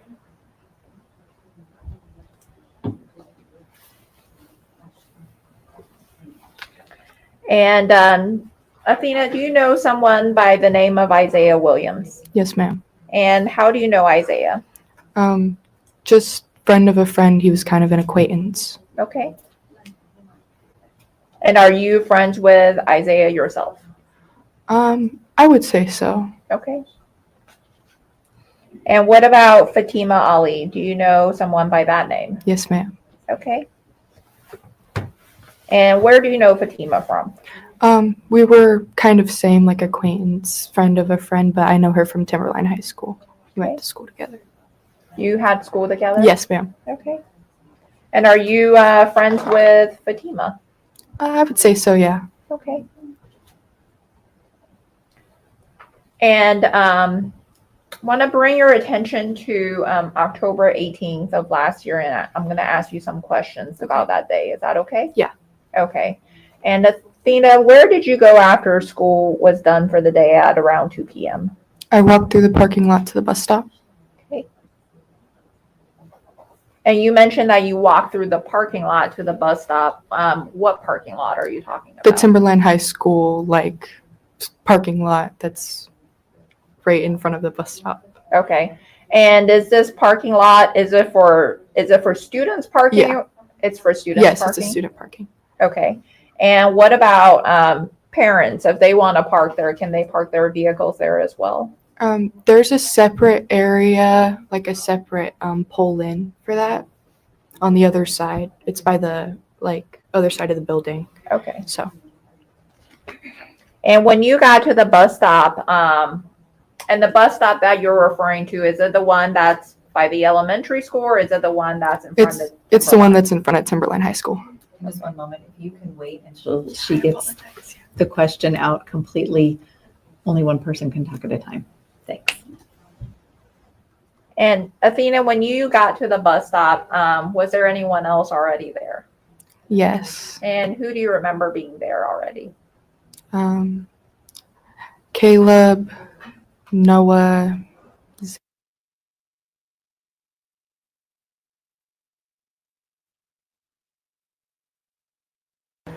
And what about Fatima? Do you remember if she was already there? They had came after I had got there. Okay. And when Her you say and they, Isaiah. who are you referring to? Her and Isaiah. Okay. And when you, so you indicated you got to the bus stop, and then how long after, when you got to the bus stop, did Fatima and Isaiah get there? I would say it was only like 1 or 2 minutes. It wasn't too long. Okay. And when you first saw Fatima, do you remember what she was wearing? She was in very baggy clothing. She had a beanie on and like a COVID-19 face mask, like one of the blue ones. Like she was trying to hide almost, and she had bags. She was holding 2 big bags of clothing and had a backpack on. Okay. And you indicated that it appears she was trying to hide. You said that she was wearing a COVID mask. Were there a lot of students that were wearing masks that day? She was the only person that I had seen in the entire day wearing one. Okay. And after Fatima and Isaiah arrived, you testified that there were students at the bus stop. Did any adults show up to the bus stop at any point? I know there was a male that had got out of his car while the incident was going on, and then the bus driver had got out. Okay. But other than that, I don't think there was any other adults out there. Okay. So you talked about when the incident was going on. I'm gonna. Oh ask yeah, you beforehand. Before the incident. After Fatima and Isaiah got to the bus stop, did any adults show up? Oh, her father had showed up. I want to say like 2 to 5 minutes after they had showed up. Okay. And you indicated Fatima's father showed up prior to on October 18th. Did you know the man that showed up was her father? Yeah, I'd seen them, like him dropping her off at school or like things like that, just them walking together. So I kind of just assumed that was her dad. Okay. And after the man showed up, Are you okay? I'm okay. Okay. And after Fatima's father showed up, what did he do after he showed up? They got into, well, it wasn't really a verbal argument, but it wasn't in English, so he was ushering her with his hand to like come towards the car that he had got out of or wherever they were at, and she was just like shaking her head, wasn't really talking, being very quiet, standing behind Isaiah for protection. Isaiah was just kind of trying to protect her as much as possible, and they were both being quite silent and very like soft-spoken, very shy. And while that was, so when Fatima's dad was talking to her, at that point, did Isaiah do anything? Isaiah was just getting in between both of them, trying to like make sure that nothing physical was going on or going to happen. Okay. So. And when Isaiah did that, what, if anything, did Fatima's father do in response? He would back up occasionally at first, and then he kind of got more upset and was just like pushing it almost, like not backing up anymore or trying to like give her space anymore. It was just kind of like very blunt. Okay. And then at some point, did Fatima's father do anything to Isaiah?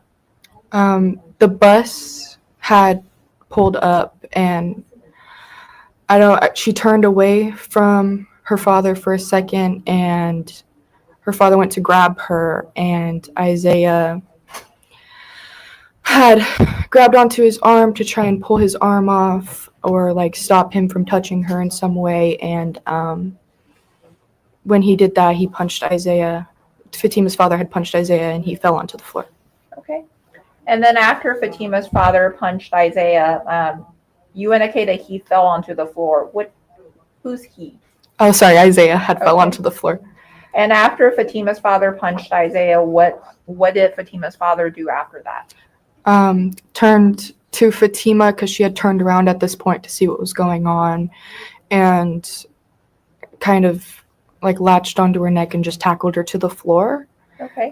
In the dirt area instead of the cement area where everyone was at first. So they completely moved into the dirt. Okay.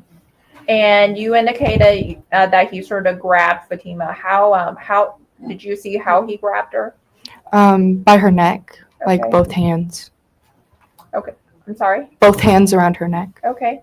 And when they, you indicated Fatima and her father at some point ended up on the dirt ground. When they ended up on the ground, where were her father's hands or arms?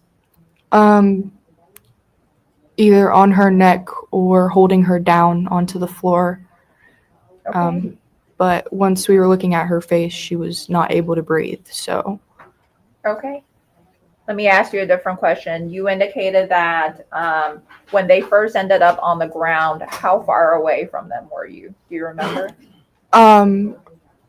Maybe like 5 to 10 feet. We were all just talking and it was like so sudden, and then everyone had swarmed and kind of tried to help whatever was going on. Okay. And then you indicated that you saw that she couldn't breathe. What did you see that made you think she couldn't breathe? She was grabbing at her dad's hands, like at her neck, and then she was like, her eyes were rolling back and she was getting a little pale. Like it looked like she was not even barely going to be conscious for any longer. Like it was very scary. Okay. And then you indicated that she was grabbing, sort of grabbing at her dad's hands around her neck. Where were her dad's hands or arms at that point? Just on her throat. His hands were both on her neck. Okay. And then you indicated that at some point the other students got involved. Do you remember who got involved? Caleb, Zayla.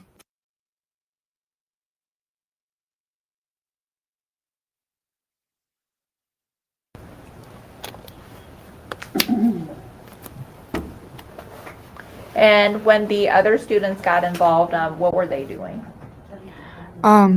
They were kicking at his head or body and pulling on his jacket to try and flip him over or pull him off of her. Okay. And when the students were doing that, were they successful in getting Fatima's father away from her neck? I don't believe so. Okay. And at some point, you testified earlier when I asked you if adults showed up, you mentioned a bus driver, and then you also indicated a man from a truck. Between the bus driver and the man from the truck, do you remember who showed up first? I don't. Okay. Honestly, I don't. Okay, that's okay. And when the bus driver was there, do you remember what the bus driver was doing?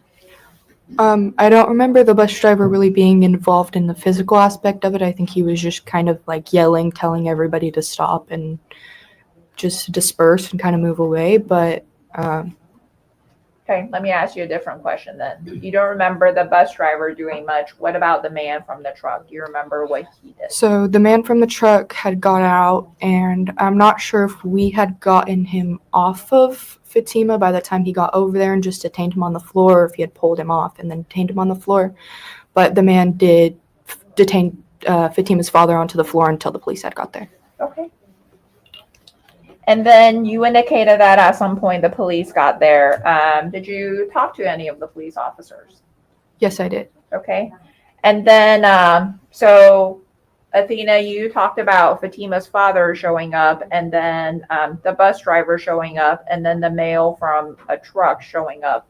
Do you remember if any adult female showed up at some point? Fatima's mother showed up. Okay. And had you ever seen Fatima's mother prior to that day? I don't believe I have. Okay. And how did you know it was her mother then? They were just all speaking the same language, and she was yelling about how her husband was on the floor. So I just had assumed that that was Fatima's mom, because that only made sense to me. Okay. And when Fatima's mom showed up, when you first saw her at the scene, do you remember what you were doing yourself? I think I was just talking to my friends, waiting for the bus. Okay. And then at some point when Fatima's mother showed up, what did she do?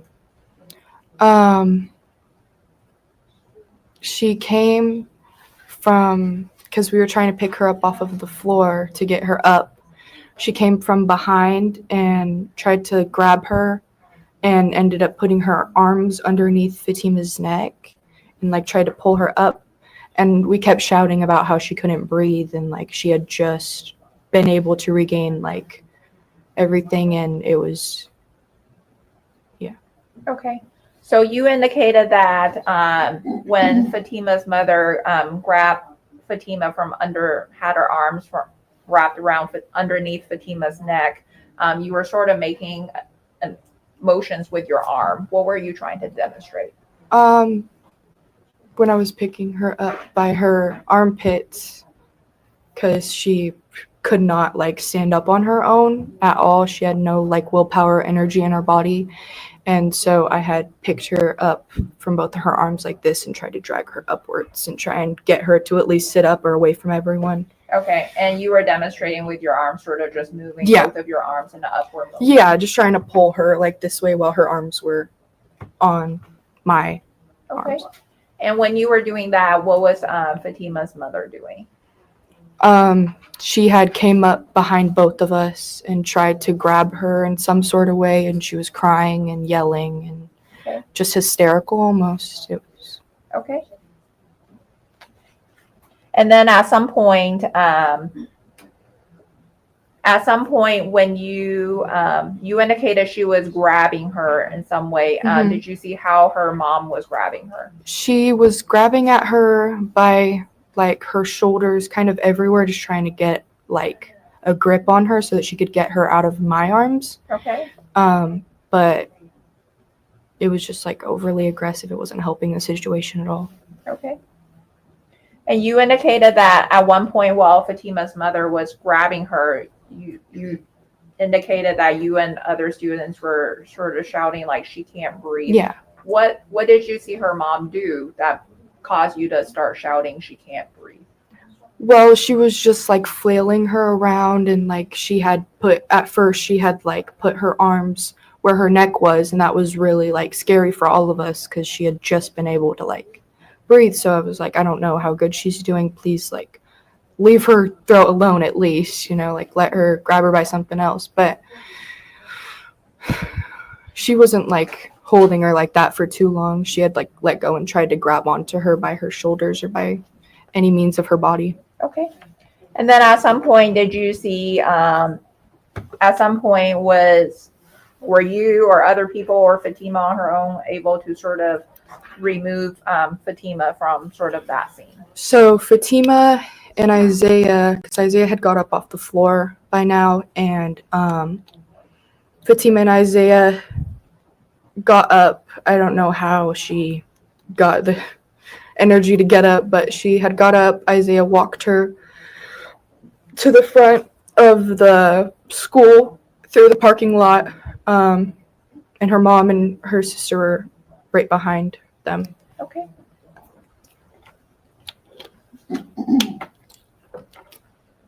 And Athena, have you seen a video of this incident? Yes, ma'am.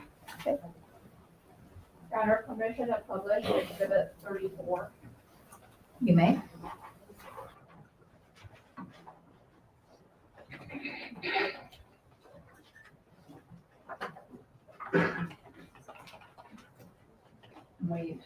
When it's playing, will you indicate which version?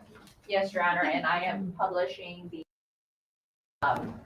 road version of the bus video. And starting at what time? 2:12:52. Permission to publish? You may. Thank you. Bus video again. We're only going to see a couple seconds of it because then they're going to take it off as soon as everybody starts getting to the traumatizing of, case one, that's what I'm wondering too, because why was her sister there and involved? And it's a curiosity of mine. Did they look at charging the sister with anything? Just out of curiosity, just a thought, because And I'm stopping at 2:13:31. just my thought. Athena, I'm showing you with this red dot on the TV screen, someone that is on the middle right-hand portion of this image that's wearing sort of the green color pants. Do you recognize that person? Yes, ma'am, that's me. Okay.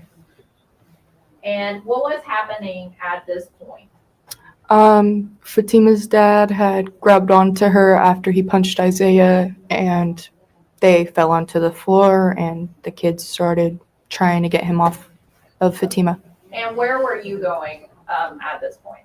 I was going to maybe help or assess the situation if they needed help. I didn't know really what was going on in the first place. Nobody really did, so just going over there to try and figure out what was going on and help her as much as possible. Okay. And I'm starting the video again at 2:13:31.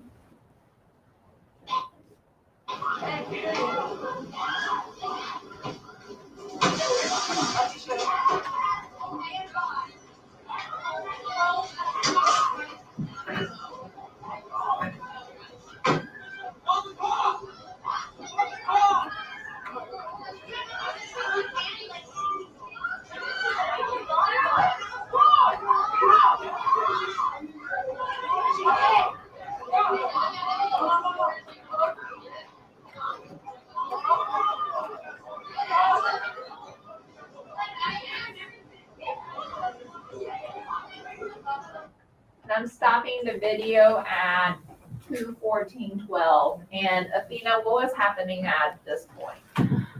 The bus driver had gotten off the bus to come see what was going on and try to help the situation, and then the guy got out of his truck to detain the father. Okay, and what were you doing at this point? I was trying to pull the father off and trying to get Fatima from underneath him. Okay. Starting the video again.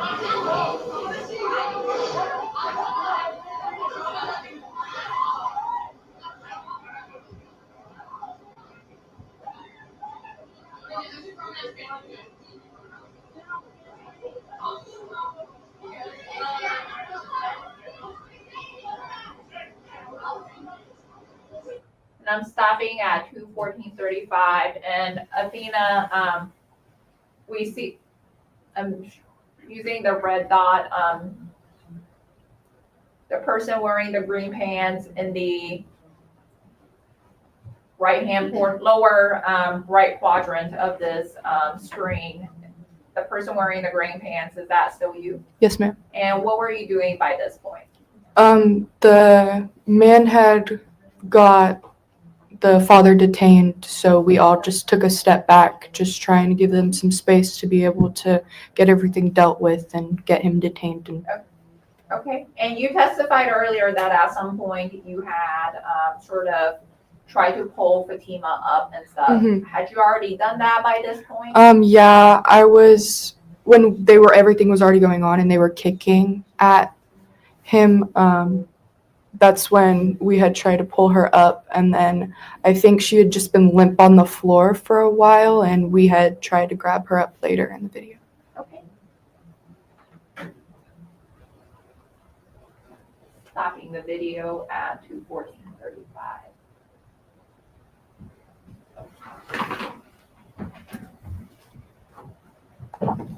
No further questions at this time. Thank you, Athena. Thank you. Mr. Kading, cross-examination. Thank you, Your Honor. Athena, I just want to clarify a couple of things. You were talking about when Fatima's father came Yes. to the scene, right? And you said they were having a conversation. And you reported that nothing got physical until the bus arrived. Is Yes, that right? sir. Okay. And how far away from everyone were you at that point, from Isaiah and Fatima? And The bus stop isn't too big, so I'd say like maximum 20 feet. okay. And were you watching what was going on? Yeah, well, I was like not fully tuned into it, but I would look over because it was Okay. obnoxious. It was And then, so when the bus came, you saw her father reach and grab her shoulder? yes. Okay. And at that point, is that when Isaiah got Yes, sir. involved? And what Yes, did sir. Isaiah do? He had tried to grab. No, you're not gonna grab her, basically. Okay. And then, so at that point, the video started, the bus was coming. Yes, sir. That's right then, right? So the punch then that you're talking about from the father was that punch that we saw? Yes, sir. Okay. All right. And then, just to clarify too, the man, we're jumping ahead now in time. When the man came out of the truck and came across the street, when he got to the group of people, how long was it from that point until father let go of Fatima? It was a few seconds. It wasn't. Pretty quickly? Yeah, he Okay. wasn't trying any longer after that. Okay, so there was no further struggle from the father? Right. Okay. Now, at that point, did you notice, had Fatima's mother shown up yet? Not at that point. I don't think so. Okay, so she wasn't actually there then when the whole incident itself was going on? No, she just came to the aftermath of what was going on and saw everyone detained and on the floor. And All right.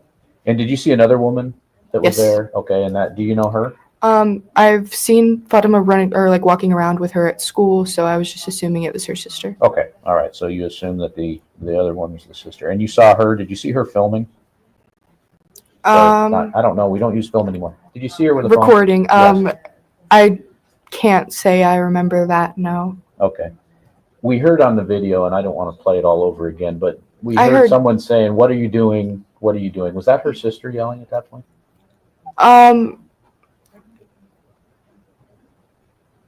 I don't want to say yes and not be Okay. 100% about that, but Okay, but it could have been. yes, Okay. that would have been the only person yelling. And then her sister, she came with the mother? Or did she Yes, get there sir. later? She came with the mother. Okay. Thank you very much. And so, but we've established at that point, when they both arrived, Fatima had already been let go. Right. She was just kind of limp on the floor, and then the father was detained at Okay, that and point. so Fatima then was moved after that? Yes. Okay. All right, thank you very much. Yes. Mr. Larry, cross-examination. Yes, Your Honor. Good morning. Good morning. Thank you for being here. How's your summer going? How it's going? You working? It's long. It's hot. Are you working? Oh no, I can't do all that. I'm lazy. So you like summer better? I do. Or Yeah. Summer or school? Oh no, summer for sure. Okay. Yeah. All right. I was going to worry there for a second. So I'm going to play the video and just have a couple follow-up questions, and it should be relatively quick. Okay. So Rely on the expertise of Ms. Bell. And Mr. Larry, are you requesting permission to publish 34? I'm on my way. Yes, please, Your Honor. Thank you. All right. You may. Thank you.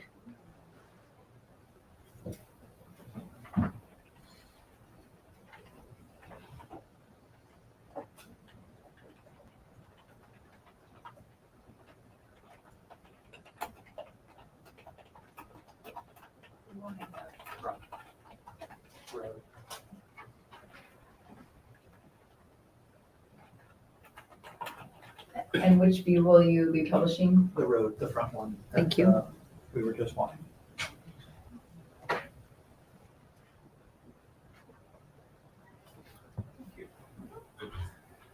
Okay, so we just watched up to 2:14:35. So I'm gonna go back or start from there if I can get this to work.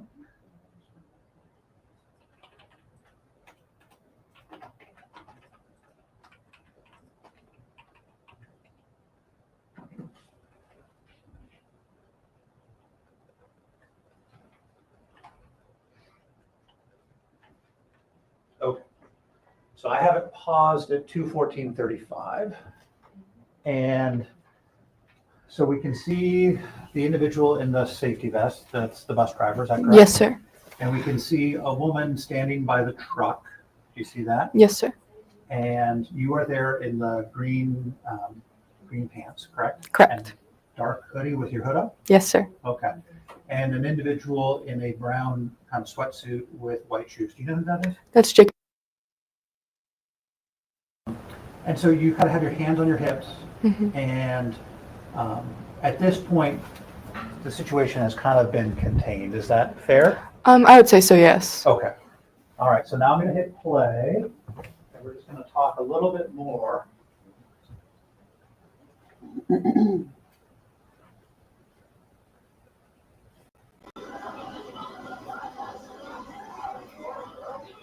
Okay, so Can you indicate the time you paused it, please? yes, Your Honor.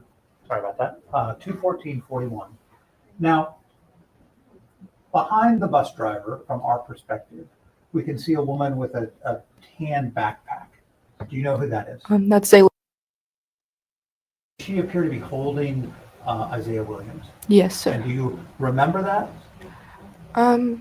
I don't honestly. But you were able to see that. Yes, I can see that now. Okay.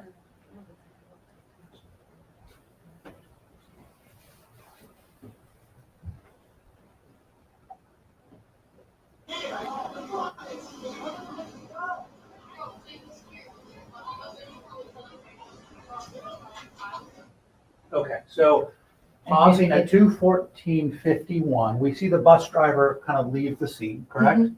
And you are walking around, and we can kind of see the passerby detaining Yes, the dad, correct? correct. And we can kind of see his head on what appears to be his head on the ground, correct? Correct. And not really Yeah. struggling or moving. Okay. And then we see an individual with a green hat. Is that another passerby? Do you know who that is? If you don't, that's fine. Where at? So kind of center to the right. So if I see you in the green pants, right? Right. We then see a woman in a white top. Do you know Right. who that is? Oh, they.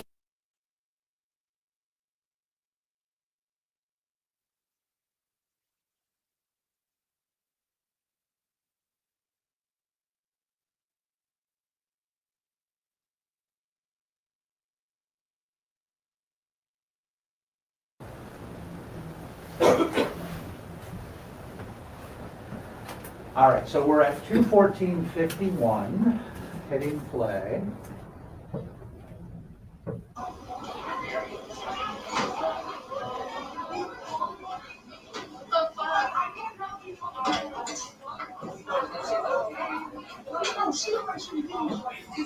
Okay, so now, stopping at 2:15:05, you see you still there, standing in roughly the same place, correct? Yes, sir. And directly to the right of you, can you see who that is?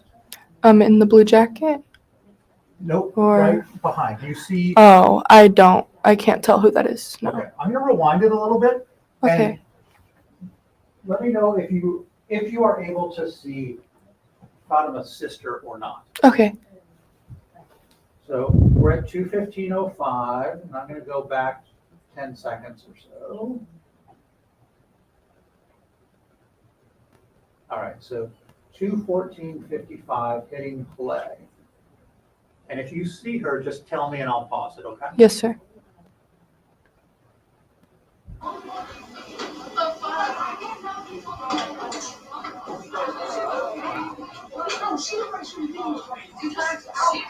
Oh, yes, sir. That is her sister. Okay, so now I pause it again at 2:15:07. And so you can see her sister kind of walking around. I'm Yeah. going to continue to play. Okay.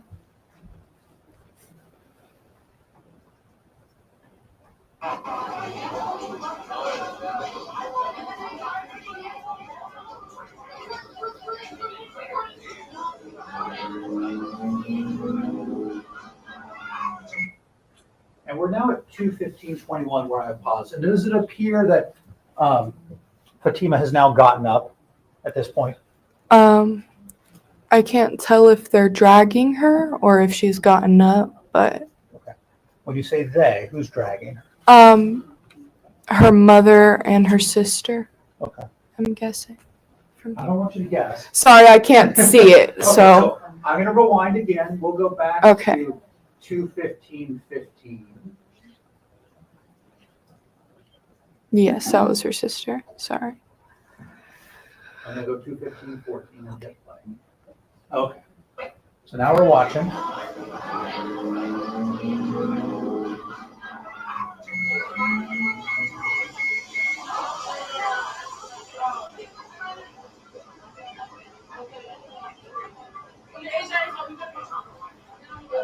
All right, so now pausing at 2:15:34. And it's that point when her and Isaiah then start going to the school. Is that correct? Yes. Okay, so the time frame where you're talking about her holding her Mhm. daughter is Yeah, I'm confused because I remembered it like she had came up, her and her daughter had came up to us, like the entire group after Fatima was on the floor, and she had came up yelling, screaming, and trying to grab at her. So, and do you see that in there?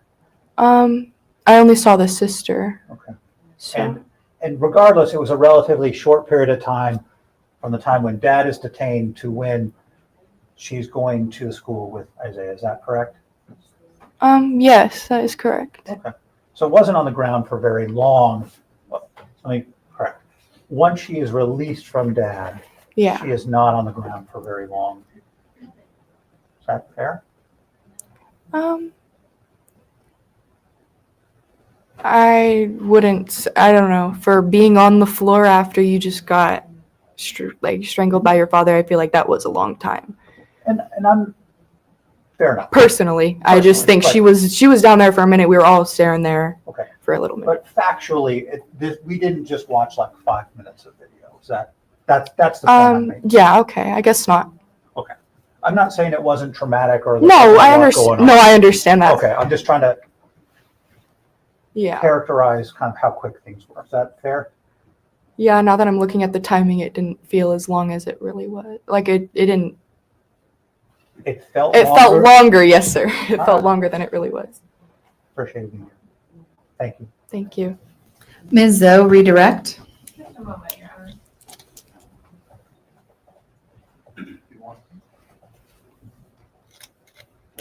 Down or I'll let you. Thank you.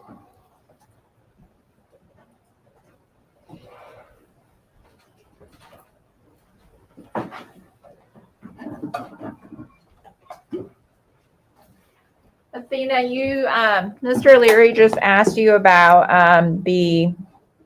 when watching the video, the passage of time. Do you remember him just asking you about that? Yes, ma'am. Okay. Despite the fact it wasn't 5 or 10 minutes, you testified earlier about your observations of Fatima's appearance when she was on the ground. Yes, ma'am. Is that still your testimony that Yes. that was her appearance? Yes. Okay. And you also indicated that you testified earlier about when I believe you indicated you haven't met Fatima's mother prior to that day, but you sort of put 2 and 2 together when you heard her say, screaming, my husband, my husband. Yes. Is that correct? Yes, ma'am. Okay. And the same person that was screaming that, you indicated that you saw somebody when you were trying to pull Fatima up, you saw somebody sort of with their arms underneath her neck. Mhm. Was the person that had their arms underneath her neck the same person that was screaming, my husband, my husband?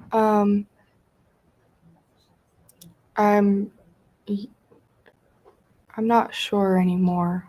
Okay, all right, thank you. Mr. Kading, any further cross-examination? No, Your Honor, thank you. Mr. Larry? All right. I may this witness be excused? Yes, Your Honor. Any objection, Mr. Kading? No, Your Honor. Mr. Larry? You are excused. You may step down. You're free to go or stay in the courtroom however you so desire.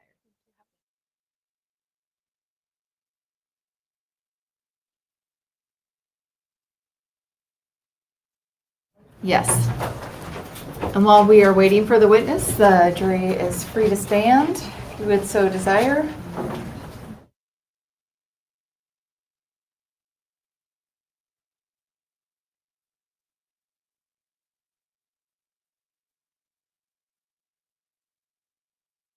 Please.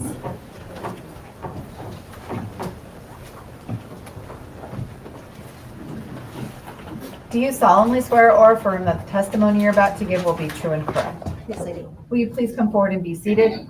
If I could have the jury be seated, please. Ms. Zoe, you may inquire when you're ready. Thank you, Your Honor. Good morning, how are you? Good morning, I'm well, thank you. Please state your name and spell your last name for the record. My name is Julie Mullen, and my last name is spelled Mullen. Are you currently employed? Yes, I am. How are you employed? I'm currently employed as a Lacey police officer. How long have you been employed with the Lacey Police Department? I've been an officer for 21 years. Okay. Is that all with Lacey? Yes. Okay. And when did you become a law enforcement officer? I became a law enforcement officer. I went to the academy starting in 2003. I attended the Washington State Police Corps Academy that was held in Burien, Washington, where I had about 1,400 hours of training to be an officer. Upon my graduation from that academy, which was in February 2004, I was then hired by the city of Lacey as an officer. Okay. What is your education background? I attended Central Washington University, and I have 2 bachelor's degrees. Okay. And since the academy, and being employed with the Lacey Police Department, have you received any additional or specialized training? Yes, I have. Okay. And what are some of those training? Initially, as an officer, I went to interview and interrogation school. I also became a forensic interviewer for child interviews. I went to several domestic violence classes, strangulation classes, digital photography classes as a patrol officer. Okay. And what is your current assignment at the Lacey Police Department? My current assignment is a patrol officer. And what are some of your responsibilities as a patrol officer? As a patrol officer, I respond to 911 calls. I respond to traffic collisions, anything that requires a police response, as well as welfare checks for people that are walking on the road or found in parking lots. Anything that would need a law enforcement to respond. Okay. And what was your assignment back in October of 2024? In October of 2024, I was doing my detective position. I was a detective with the City of Lacey Police Department. Okay. And how long were you a detective with the Lacey Police Department? I applied for detectives out of patrol in 2018, and I was selected as a detective in December of 2018. I started my 6-year rotation in detectives in January of 2019, and that 6 years ended in December of 2024. Okay. And it's after your detective's position, your rotation ended, did you rotate back to being a patrol officer? Correct. When my 6 years was up, I rotated back to patrol. Okay. And what were your, when you were a detective, what were some of your responsibilities? So we only have general detectives at the City of Lacey. However, most of my cases would have been special victims cases, child abuse, sexual assault cases. But I was also the lead investigator on several homicide cases, as well as frauds, thefts, burglaries, and anything that was assigned to me during that time frame. Okay. And Officer Mullen, were you the initial responding officer in this case? No, I was not. And do you know who was the initial responding officer? Officer Sopal Heng was the initial responding officer. Okay. And were you the main primary investigating officer in this case? No, I was not. Okay. And do you know who was? Officer Alicia Howard was the main investigating officer for this. Okay. And how did you first become involved in this case? The event happened on October 18th. I wasn't working that day, but we had talked about the case. It was pretty significant for the department, so I became aware of it then. And then on October 24th, my sergeant, Detective Knight, requested that I assist Officer Howard with some aspects of the investigation. What was requested of me on that day was to get the medical records for Fatima and then also schedule her for a forensic interview. Okay. You indicated that, well, let me ask you this. You were a detective in October 2024. Are there times where, even though a detective is involved in a case, a officer who is not a detective may in fact be the main primary officer?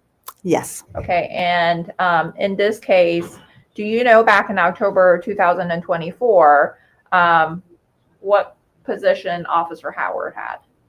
Yes, Officer Howard was the school resource officer for Timberline High School, and the event happened at Timberline High School. And that's why she followed up with the event and why she became the main primary investigating officer. Okay. And you indicated that when you were initially asked to follow up to assist Officer Howard with this case, there was a request for you to obtain Fatima's medical records. Did you in fact do that? Yes, I did. Okay.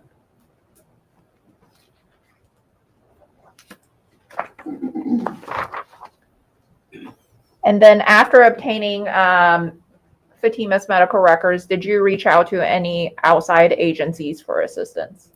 Yes, I did. And which agency did you reach out to? I reached out to Monarch, the forensic interviewer, Sue Villa. And so I reached out to her and I explained the situation and why we would like a forensic interview done. And she helped me schedule the interview for later that day. Okay. And what is a forensic interview? Forensic interview is a fact-finding interview that's mainly done with children or adults that have special needs. And so it's a fact-finding interview that's done by a specially trained interviewer. The interviewer sits down with the child, we'll just say child. It is held at a kind of a neutral location. She's not in uniform. It's not held at the police department normally. Our agency contracts with Monarch, and Monarch is they also do counseling there. They do exams there. And so the interview itself would be a fact-finding interview that the interviewer asks the child open-ended questions and doesn't try to do any leading questions. The child leads, and it also allows for breaks to be taken for the child if the child gets overwhelmed. And it's supposed to be an interview that causes less or the least amount of trauma possible and get as much information from the child as possible during that time. Okay. And do you know whether a forensic interview was done in this case with Fatima? Yes. And did you, as part of your involvement in this case, did you attend the forensic interview? I did not attend the forensic interview. I scheduled it. Officer Howard attended the forensic interview. Okay. And after the forensic interview was conducted, did you have a chance to review the forensic interview? Yes, I did. Okay. Besides speaking with Sue Villa to ask Ms. Villa to set up the forensic interview and conduct the forensic interview, did you speak to anyone else that was associated with this case that is not law enforcement or medical professionals? Yes, I did. Okay. And who did you speak with? Had a lot of contact with Sebastian Line with Child Protective Services. And besides CPS, did you speak to any of the students or their parents? I did speak to one student and his parents. Okay. And which student did you speak with? You indicated you spoke with Isaiah, and where was that? Did you interview him? I did, yes, Okay, and where was that interview conducted? at the Lacey Police Department. Okay, and without telling the jury what Isaiah said to you, what did you talk to Isaiah about? I talked to Isaiah about his injuries that he sustained that day. On November 4th, I actually spoke to his mom, Miss Drake, and she was concerned that all of his injuries. I'm going to stop you for a moment. I'm not asking you to about what anybody said, just what did you talk to Isaiah personally about? I talked to him about his relationship with Fatima and then also with the injuries that he sustained. Okay. And then did you also have a chance to speak with Isaiah's mother? Yes, I did. Okay, and what about his father? I did, yes. Okay.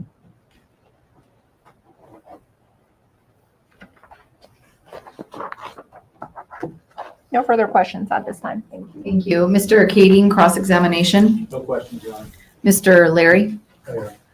may this witness be excused? Yes, Your Honor. Any objection? Okay. Mr. Larry, you are excused. You may step down. You're free to go. Thank you.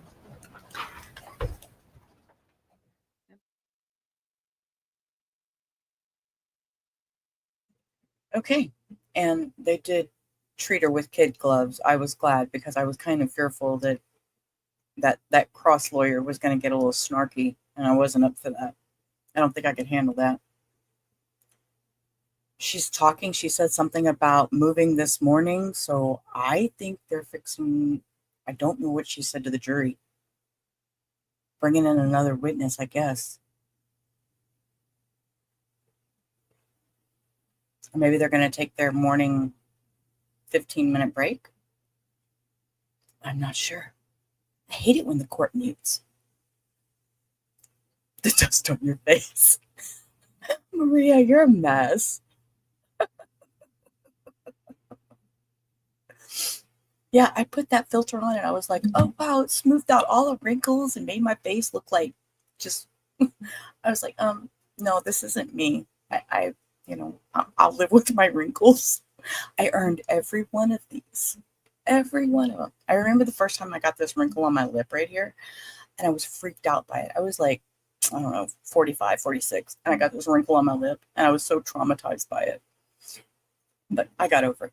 Okay, so that's the mom and the Mr. Barnes. So we know he's not his biological father, but he does live in the house and take care of Isaiah. But that's Isaiah's mom. So she's been there.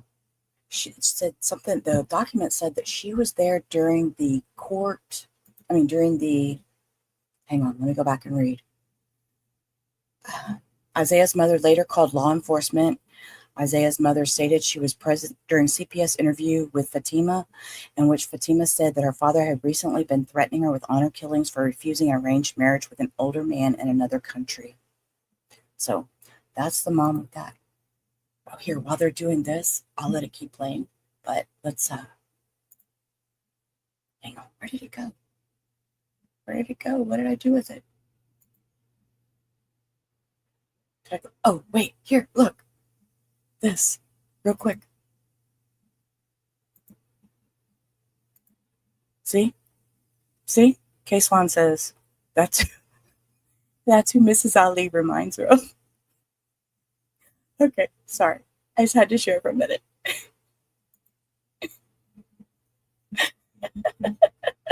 They're still silent over here in court. I know, right? But when you look at it, you're like, oh, okay, yeah.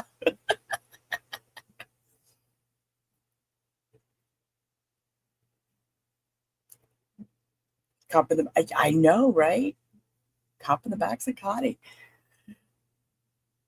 What is she? The judge is going off the bench. What is happening? And they've been muted, so we don't know. Yeah, next time it shows her, I'll pop it up. I'll pop it up. I will. I don't know what they're doing. Where did that? I had that thing pulled up for the pronunciation. Hang on, let me find it again.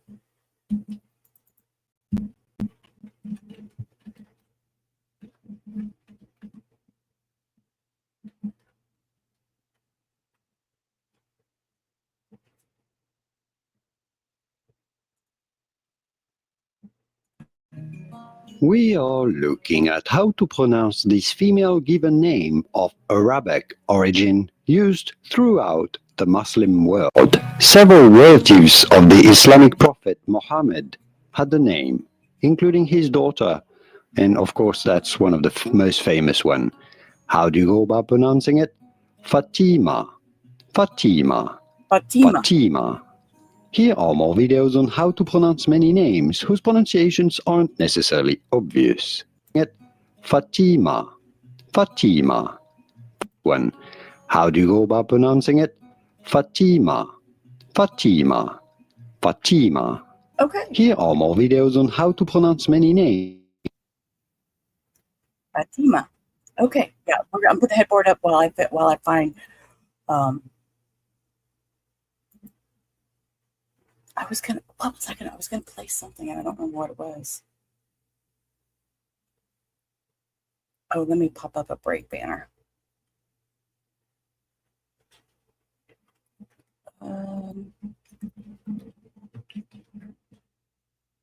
Oops. Hold up. Scroll. Save. There we go. On break.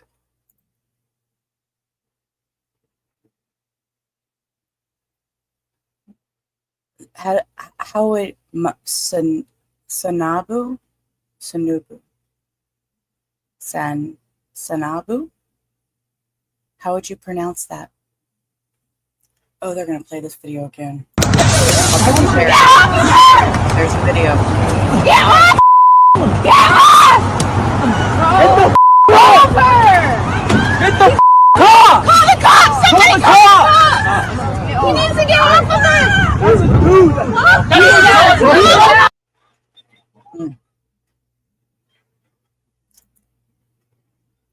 Sanabu. Sanabu. Sanabu? Sanabu. Yeah, I know, Lois. That video is just terrible. Just, ugh. I get to where I don't even want to see it. Let's see. Put that down for a minute.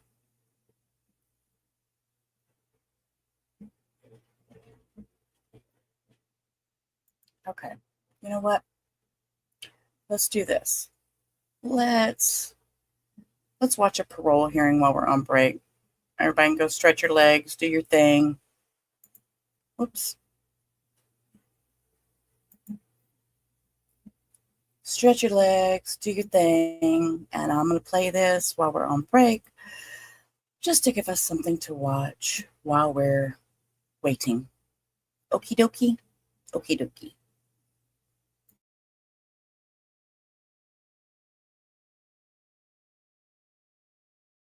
The board is back in session. Once again, my name is Pete Freeman. I'm the acting chair. To my left is Mr. Ledoux. To my right is Mr. Berry. We're once again back at David Wade Correctional Center to hear the parole hearing on Johnny Berry. Mr. Berry, please state your name and DOC number for the record. Johnny Berry, 737094. Okay. Mr. Berry, you're here today for a parole hearing. You are a first-class offender. Your parole date was 1/3/23, 2023. You're not eligible for good time, and your full-term date is 1/4/2033. You were sentenced to 15 years for the offense of indecent behavior with juvenile, 2 counts. Does that sound correct? Well, the 2 counts, I remember there was one concurrent. Yeah, but there were still 2 counts. 2 counts. So, yeah, yes, that's right. Yes, that's right. Yes, sir. 15 years, one concurrent. Yes, sir. Okay, we have all that straight. Okay, Mr. Berry, I lost my train of thought there for a second. Tell us why you were in prison and why do you think we should consider letting you out today? Well, like you said, for indecent behavior with a juvenile, and it's why I'm in prison. I never denied that. But now 7.5 years ago, I could say, well, you know, 5 years ago, you shouldn't let me out. Because the first time I came to parole, I hadn't done any of my risk management programs. I hadn't had any sex offender classes. I had only done an in-depth study in the Word of God, the Old and New Testament. But now, since I have been through the sex offense program, and I have really in the sex offender classes, I found out that all of this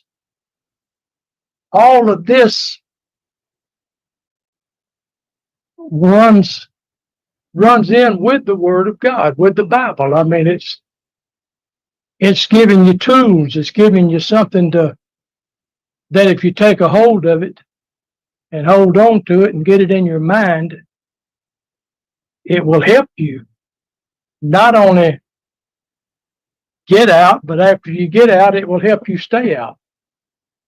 And that's why everything that I've been through,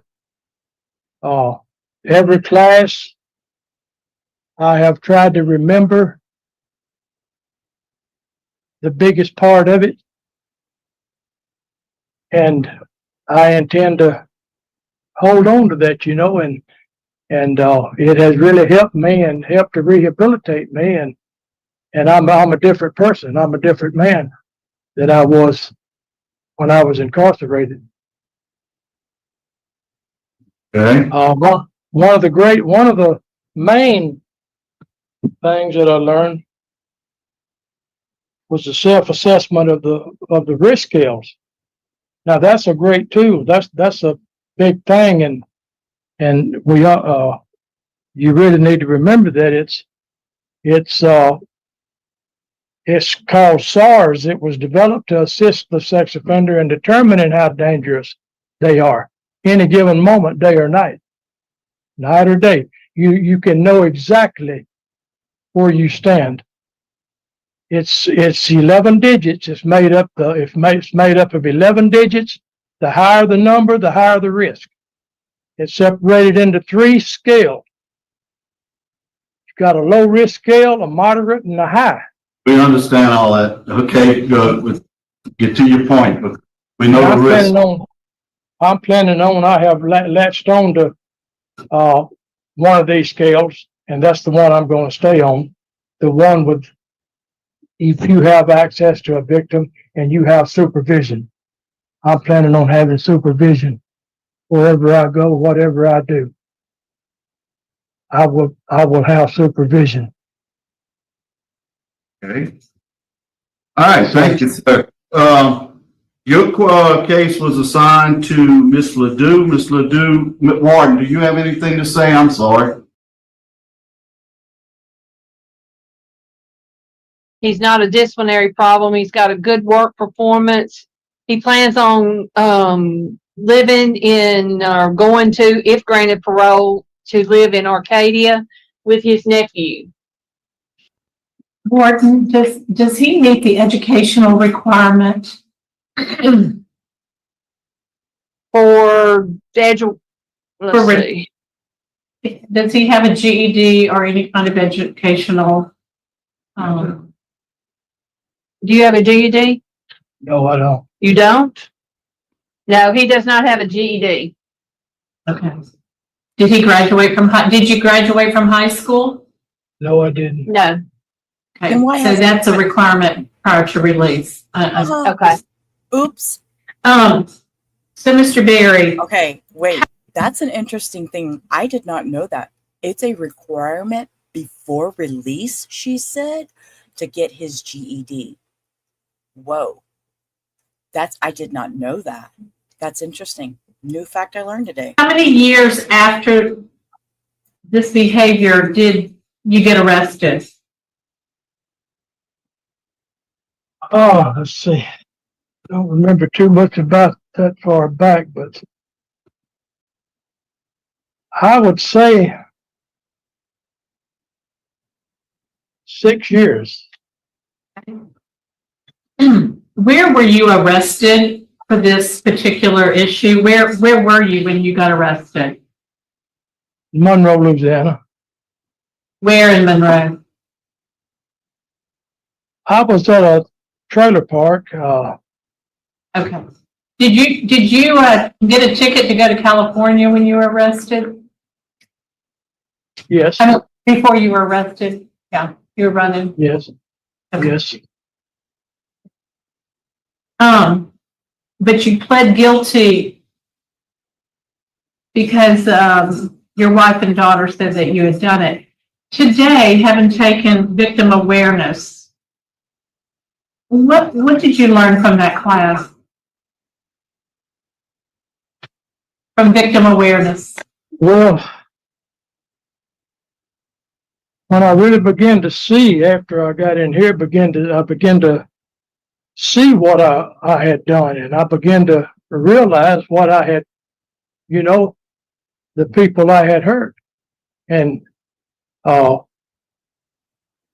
it tore me up. I mean, it made me want to it made me just not care if I ever got out of prison, to be honest with you, because I was so upset because I hurt my loved ones. I hurt them, and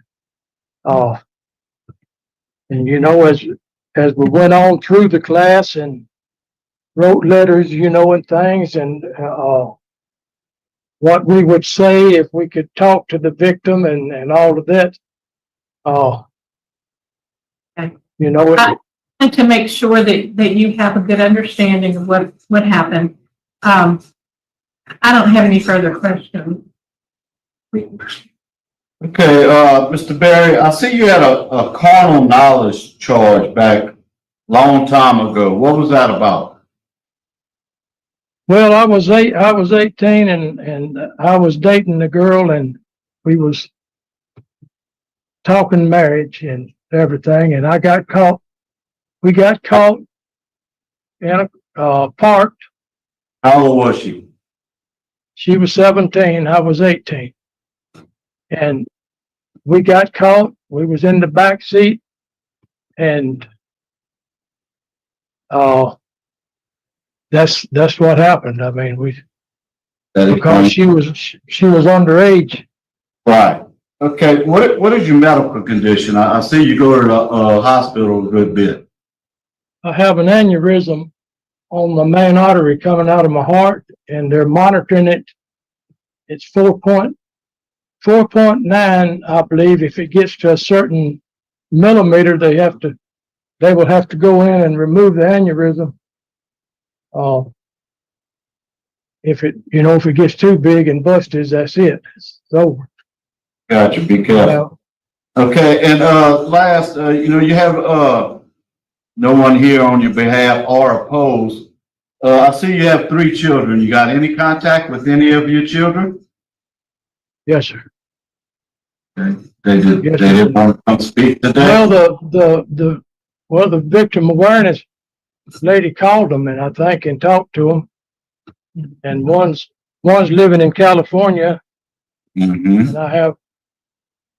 But yeah, we contact. They support me, and I have their full support to help me. What I mean in my. Okay.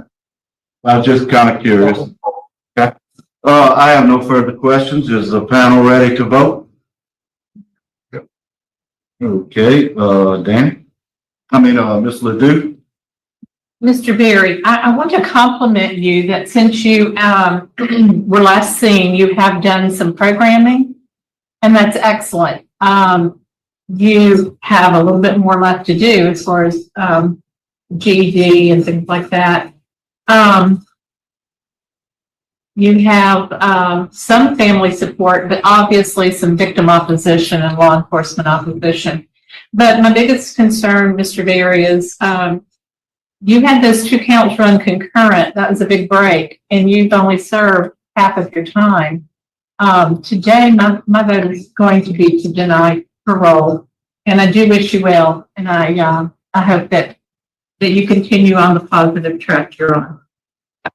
Mr. Barr? I also vote to deny based on the law enforcement and the victim's opposition and the age of the victims at the time of the crime. And I concur for the same reasons. Today, your parole been denied. Good luck to you. Yeah, we kind of knew that was going to happen. All right, Donald Lotz. Let's see what Donald Lotz got going on.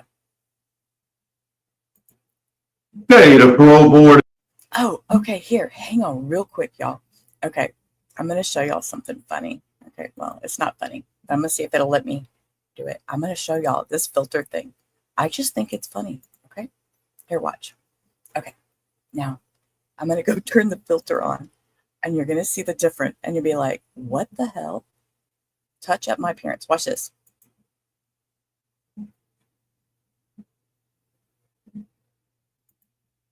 See?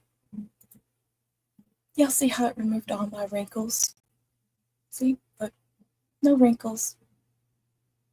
But I think I look weird. I'm used to my wrinkles. Is that bad or not? I don't know. Okay, back to this. I'm sorry, guys. I just had to share. I'm going to turn it off because it freaks me the F out. I don't know why, but I feel like I look funny. That's just me. So anyways, okay, here we go. Let's go back to this. I'm going to turn it off while I'm playing this. Okay, hang on. Is back in session. We're back. I don't like it though, Lois. I feel like I'm like, I don't know. I mean, I guess it could like make y'all think I look all pretty without makeup and no wrinkles and younger. I mean, instead of me being, what am I, 53? Yeah, I'm 53. So, you know, what, it makes me look 40, 45 maybe? I don't know. I don't like it. Okay, back to court. Back at David Wade Correctional Center. My name is Pete Freeman. I'm the acting chair. To my right is Mr. Barra. To my left is Ms. Ledoux.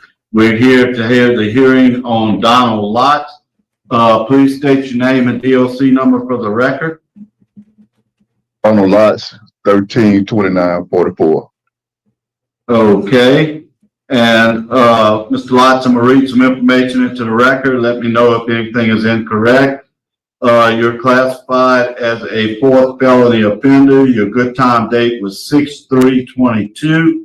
Your good time date is 6/9/2055. Your full term date is 8/5/2066. You were sentenced to 66 years and 6 months for the offense of simple burglary, armed robbery, simple escape, and forgery. And you were revoked twice on the forgery. How does that sound correct? Yes, sir. Okay. Mr. Lott, tell me what you did to put yourself in this situation. Why are you in prison, and why do you think we should let you out today? Well, today, I stand accountable, full accountable for my actions for what I did. I committed an armed robbery. As my heart and soul is remorseful, I know I had did wrong. I caused my family a lot of hurt, pain, and also the others too, as well. I've been incarcerated for 23 years during this time. I initially reminded myself of my choice only to fulfill me with everyone involved. I took time since I've been incarcerated, get my GED, self-help programs, donating to charities, St. Jude Children's Hospital to help parents and their children that don't, that need help. And, and it looked to help a burden off my shoulders. If I release today, I keep that same focus. If I'm redeemed. Ward, do you have anything you'd like to add? Donald has been here at Wade since December the 16th of 2002. His last write-up being July the 5th of 22. with being a Rule 10. He's had a total of 43 write-ups. He plans on going back to Monroe area and live with his daughter and work at RAB Incorporated. How many write-ups? What did she say? How many write-ups? He plans on going back to Monroe area and live with his daughter and work at RAB Incorporated once he leaves. He's not, he has a low Tiger score and he has a good work performance. He's not a problem here at Wave. Okay. And speaking on your behalf, we have your daughter, Shantarika Fletcher. I'm sorry if I butchered your name, Miss Shantarika. Okay. Tell us what you want us to know, Miss Fletcher, about your father. My dad is, people make mistakes and people have to live with their mistakes. But the bond that me and my dad has built over the years of dealing with him being incarcerated and me being out here, me and my dad has built a dope bond. We have restored our relationship. I understand he made his mistakes and we have gotten past it. I have kids and stuff. They have never saw my dad. My kids even have a bond with my dad. If people are human and I understand it, and I feel like he deserves another chance. He didn't gave 23 years of his life to a crime that was, he understands his mistake, and mistakes do happen in life. I just hope that, nothing else ever happens like this for him to lose more time and we could gain an even better relationship than we have now, and he get to see his grandkids, build a better bond, be able to be with his family, because I have been up and down that road with this journey with him, and I feel like if we was able to build a bond with him being there, I feel like we'll have an even better bond and an even better dynamic with him being with me. I just feel like we have dealt with a lot of hurt as a family. We have dealt with his crime and what he did. I feel like he understands the mistake he created. But I feel like he also understands that, he done lost enough time. We need this time together now. We have to grow together as a family. Okay, thank you. Appreciate that statement. Okay, let's see. Mr. Lotz, your case was assigned to Mr. Zahraa. Mr. Zahraa. Good afternoon, Mr. Lott. I got a question about your parole, your time on parole and probation in the past. I see that you had 4 periods of supervision, all 3 of them, and 3 of them got revoked out of the 4. And I want to know what would be different this time if we gave you parole again. Well, back then I was young in the streets, drugging. I had that I don't care attitude. But since I've been incarcerated, I learned, it's not supposed to be that way. I have kids now, I have grandkids, and they're holding me, looking up to me. And I'm trying to be a better role model when I get out, because I help a lot of folks in here, young men coming through with life sentences, getting them in school, getting them trades, anything I can do to help a person, I do it, and I was just didn't care back then, but now I care about a lot of things. I just didn't care back then. Now I do anything, I started out doing the COVID. I cooked for the whole compound, and something that I didn't have to do, but I cared about men that have to eat here. And I was the only cook here that wasn't sick.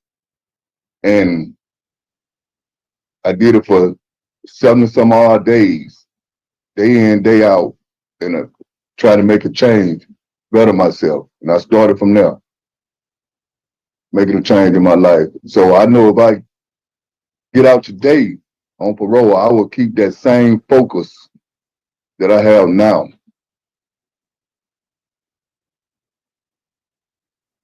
That was my only question. Okay, you have any questions? No, I don't. Okay, I have no questions either. Is the board ready to vote? Yeah. Okay, Mr. Zahraa. Mr. Lada, I'm looking at your file, but you've only done 23 years off of a 66.5 year sentence, which is really not even half of the time that most people do when they're incarcerated. We have a lot of law enforcement opposition. We have victim opposition. You got a poor prior and present criminal history. Behavior on parole with all the revocations and a shotgun used during the commission of the crime. You leave me with no choice to deny parole at this time. Not enough time. Ms. Ledoux? Mr. Lotz, while I concur with my colleague, I am going to note that you are making excellent progress. If your behavior will, you've got a couple of years now, you keep down that track, not getting in fights. I think you're very much on the right track. Okay, so although my vote today is to deny, I want to encourage you. There's some good things that you're doing. Okay, and Mr. Berry, you've already know the outcome. It's you have 2 votes opposed, but my vote would have been to grant. I do think you're making some progress, and I want you to keep your head high and keep making that progress, because I think at your next hearing there could be a very different outcome if there's no write-ups and no change. Good luck to you, sir. You know, I like Miss Ledoux. She always tries to bring out the positive in each little hearing, whatever may be going on. She always tries to be positive. I really like that in her. I was trying to see if I could find I don't know the guy's name. Gerald Ward. Gerald Ward is in for Schedule 2. Okay. Let's see if he's solved his... Order. My name is Pete Freeman. I'm the acting chair. To my left, Ms. Ledoux. To my right, Mr. Zahraa. We're back at David Wade Correctional Center on the hearing for Gerald Ward. Mr. Ward, state your name and DOC number for the record, please. Gerald Bernard Ward, 372912. Okay. Mr. Ward, I'm going to read some information into the record. If it doesn't sound correct, tell me and we'll talk about it. Okay, you are a 3rd felony offender. Your parole date was 8/25/20. You're not eligible for good time, and your full term date is 5/26/39. And you are serving 25 years for possession with intent to distribute cocaine. Does that sound correct? Yes, sir. Yes, I'm a user. I actually user of crack cocaine. Okay. Let me. We're gonna get you your statements. You have speaking on your behalf is going to be LeBrian Ware. LeBrian Ward. Okay, Ward. I'm sorry. That's you, Mr. Ward? Yes, sir. Okay, we'll get to you at the proper time. Okay, first, Mr. Ward, tell me, what did you do to get yourself in prison, and why do you think we should consider letting you out today? I was doing the wrong things. I was using drugs, using crack cocaine, and if I didn't change my life and everything, I done went. You know what I'm saying? I'm enrolled in 12 steps and in the AA, and you know what I'm saying, in reentry, and I got my anger management and parenting certificate, and I would like another chance at in my life in the free world. Okay, and so what did you do to get yourself in there besides using crack? I mean, you got 25 years. Were you dealing, selling, or just what? Just smoking. And it was 3 different crack. It was 3 crack rocks, and it was in bags. That's why I got so much time. Like that's why I got my time like that. All right. I have your case. Well, Warden, what do you have to say about Mr. Ward? Mr. Ward has been here since September the 6th of 16. He's had a total of 6 write-ups since being incarcerated, with the last one being March 22nd of 21. He has a good work performance. He's got his GED. He has a low Tiger score. He also has a detainer currently with Bossier Parish that is 6 months parish jail if he is granted parole, that he would need to go complete that. Could you confirm that he's had his pre-release? He's currently enrolled in that at this time, Miss Ledoux. What about substance abuse? He's also enrolled in the 12-step program at this time also. Okay, so we definitely have to put those finished. Okay. All right, your case has been assigned to Mr. Zahraa. Mr. Zahraa, would you lead us in questioning? You think you have a drug problem? I you know what I'm saying, I used to. And I seen the right road when I got locked up this time. You know what I'm saying, either, you know what I'm saying, change my life and go the right way, or either continue going down the wrong road. And I had to change my life and went down the right road. And I've started going, you know what I'm saying, getting all the different programs and under my belt. So you got a pretty long criminal history of convictions and some cases dismissed. I see you got one in there in 1996 involving a manslaughter. What was that?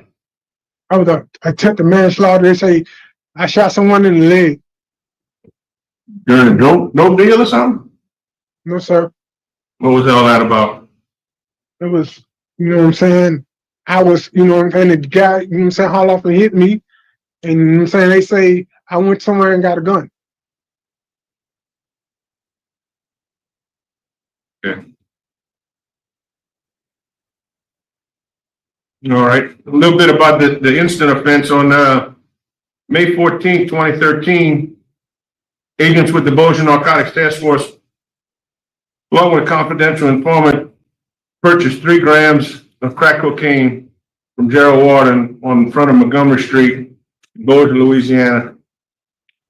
The CI was equipped with an audio and video recording device and the narcotics transaction, and was given $30 of official Bossier City narcotics buy money. So basically you sold them 3 grams of crack cocaine for $30. That's what they say. But you know, I was a smoker. I was a crack user. So you did not sell, this is not true? You did not sell them anything? I didn't sell him nothing. We used it, but I didn't sell him nothing. We smoked it, but I didn't sell him nothing. Okay, that's the only question I have. Okay. You have any questions, Ms. Liddon? Okay, tell me this. I saw you lost 90 days of good time back in 2016. What was that about? I had 2 fights. That's it. Since I was here. Okay, well, must have been pretty bad fights to Warden to lose 90 days. No, that back then that was taking, you know what I'm saying, good time instead of, you know what I'm saying, you know what I'm saying, I was doing good time instead of doing the black time. Right. He wasn't, at the time that this happened, his sentence had not been resentenced to habitual offender where he doesn't earn good time. Okay. So at that time he was earning good time. Correct. But now he's not, so that's why it's at a 0 now forfeiture. I was just trying to see if there was a weapon used or something when I saw how many days he had lost. Okay. And no, since it was just a regular fight, it wasn't an aggravated fight, so there wasn't a weapon involved. okay. And I must say that the chief and the sheriff are opposed. What about your supervision history? You've had problems in the past. You have been able to stay in touch with your probation officer and parole officer? Yes, sir. Okay. Let's hear what your brother has to say. Hey, how you guys doing? Good. I'd like to give my brother a second opportunity. So I actually would like him to relocate with me down to Florida so he can change his life around, get away from the people that he's been around. And you're gonna provide him a place to stay and stuff in Florida? Yes, sir. I have no further questions. Are we ready to vote?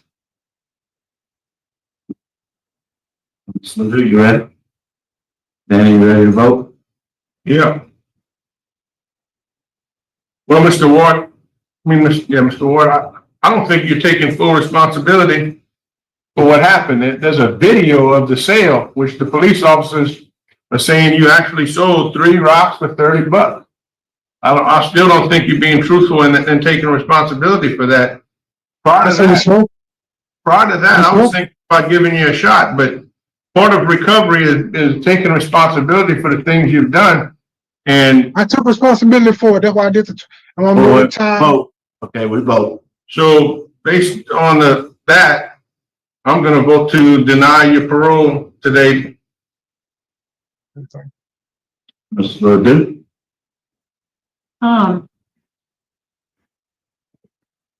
Because of your brother's willingness to provide an out-of-state residence, my vote would be to grant conditional upon completion of pre-release, a substance abuse program, and only to the out-of-state plans. Okay. Mr. Ward, I'm like Mr. Barra. I mean, they have you on tape and they saw you selling the rocks. You've only done 10 or 25 years. You don't have many classes. I think you're heading in the right direction, but today my vote is to deny. For the same reason. Good luck to you, sir. Yeah, we knew that was, deny. I knew that was coming. Look at me, he just got up and walked away. He's like, nope, I'm out of here. All right, let's fast forward on the next one. Marvin Wiley. Let's check out and see what he did real quick. Marvin Wiley.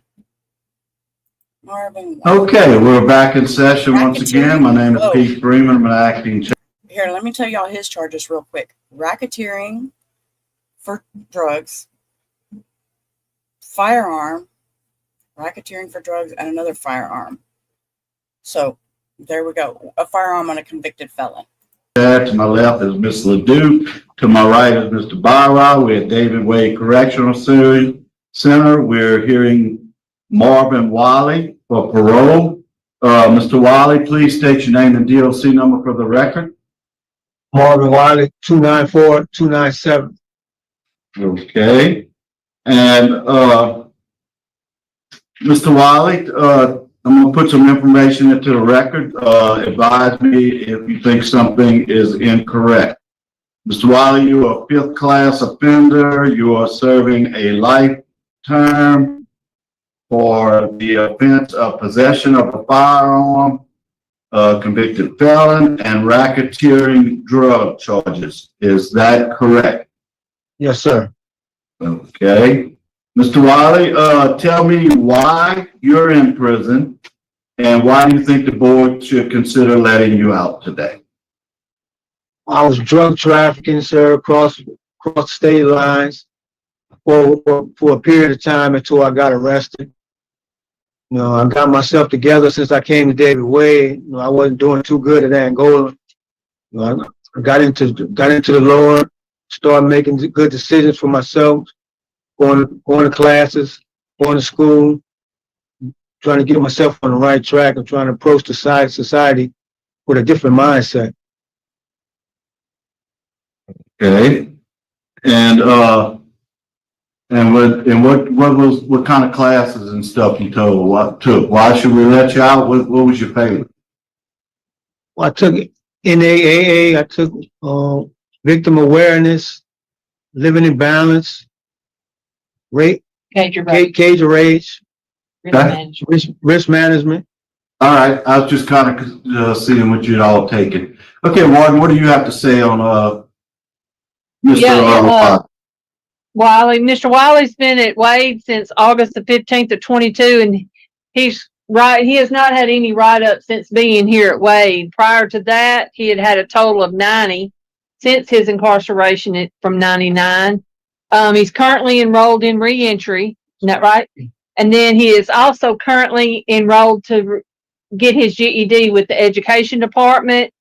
He has a low Tiger score, and he plans on living, if granted parole, going to Ruston to the Michael Mims in ministry there in Ruston. Is that a housing place, ma'am? I mean, it's residential? Yes. Yes, sir. All right. Thank you, ma'am. Appreciate it. Okay, your case was assigned to me, so I'm going to be asking you the questions. Were you a user too also? Did you use drugs? Yes, sir. Okay.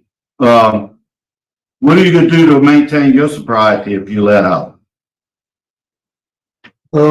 Basically, sir, I'm familiar with a lot of the triggers, so I know how to stay away from a lot of situations that I can identify with now that I couldn't identify with once upon a time. Trying to work and get myself together, try to rebuild my life. Are you going to still attend AA and NA? Yes, sir. If that's available, that's what I want to do, sir. Sure, at this place where you're going, all of that stuff should be available. Yes, sir. Okay. Tell me this.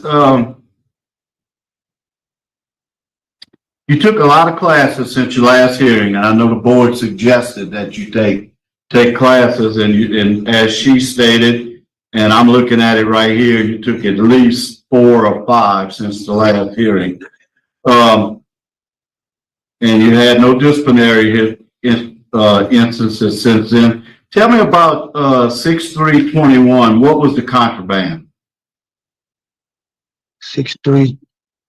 You had a contraband write-up. You had a contraband and a number 5. I probably had possession of marijuana, so if I'm not mistaken, or can't visit. Okay, so you were using drugs as of 4 years ago, correct? Yes, sir. He had homemade hooch. Oh, wine. That was wine. That was wine, sir. Wine. I would do drugs. Yeah. Okay. All right.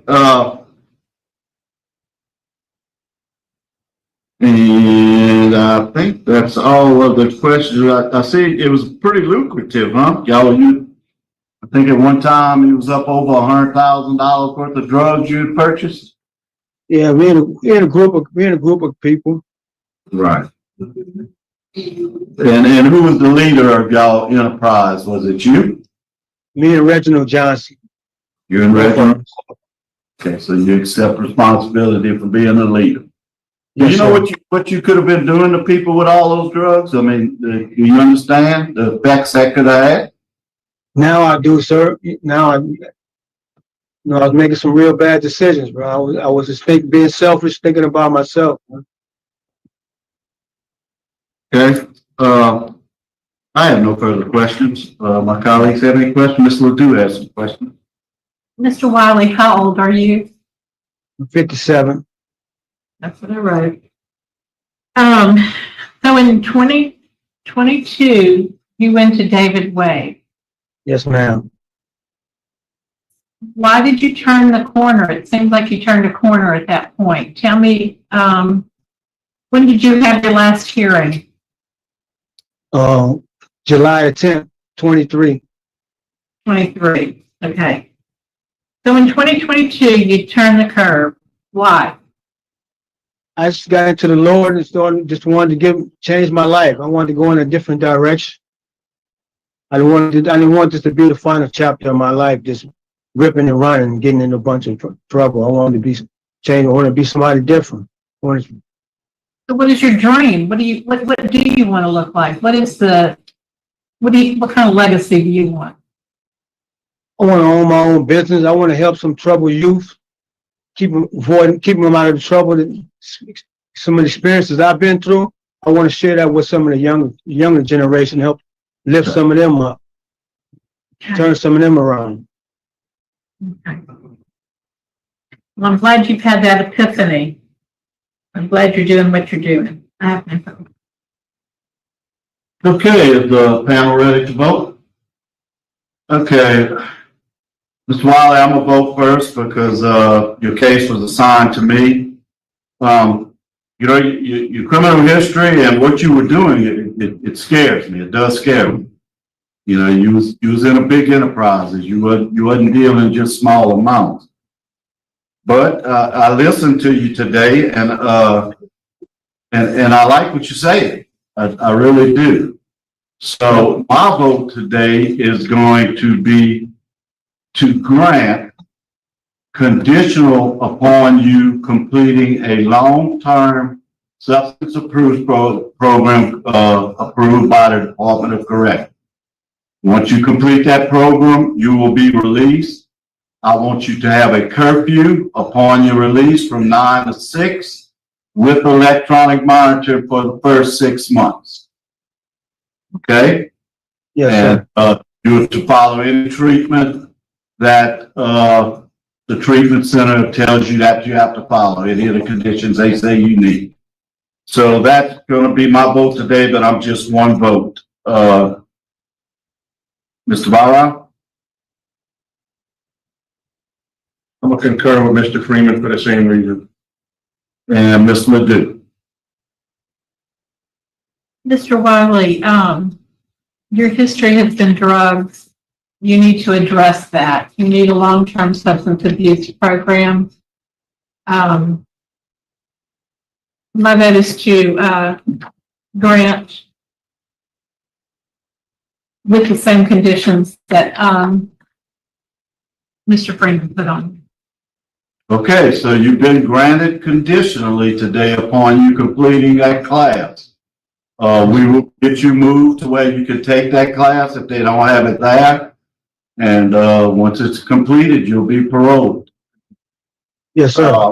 Mr. Zahraa wants to say one thing, but I had not intended to let you grant your parole today. You said a few things that sounded right. You better make sure when you get out that you act and not just talk, because you're gonna have that life sentence still hanging over your head. And if you come back over anything, I'm gonna vote to revoke you and let you serve that life sentence. Yes, sir. If that's not enough incentive to change it, follow the Lord like you said and do what you're supposed to do. Nothing is. So this is your one and only chance. okay, so you heard it. All right, Yes, sir. good luck to you, sir. All right. Thank you, sir. Closing out at David Wade, thank you very much for your hospitality. You're welcome. Thank you. All right.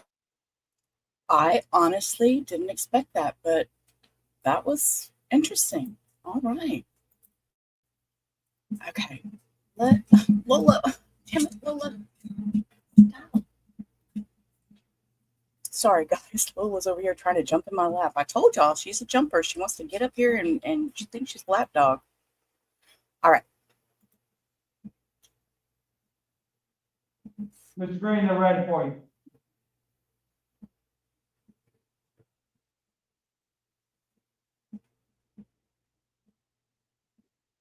He's peeking in the window and stuff. Look at this. I don't know if y'all can't see that because I'm in the way. They may ask you if you have this document. I'm one from last time. Oh, let's eavesdrop a second. All right. Have a seat, Mr. Green. Can you hear us? Yes, sir. Good morning. All right. Committee on Parole is called to order. Today's date is July 16, 2025. The time is 8:43. And my name is Danny Zahraa, serving as your chairman. My colleagues on today's panel are Ms. Ledoux sitting on the left and Mr. Freeman sitting on the right. The panel today at headquarters in Baton Rouge, Louisiana. Staff, would you please introduce yourself?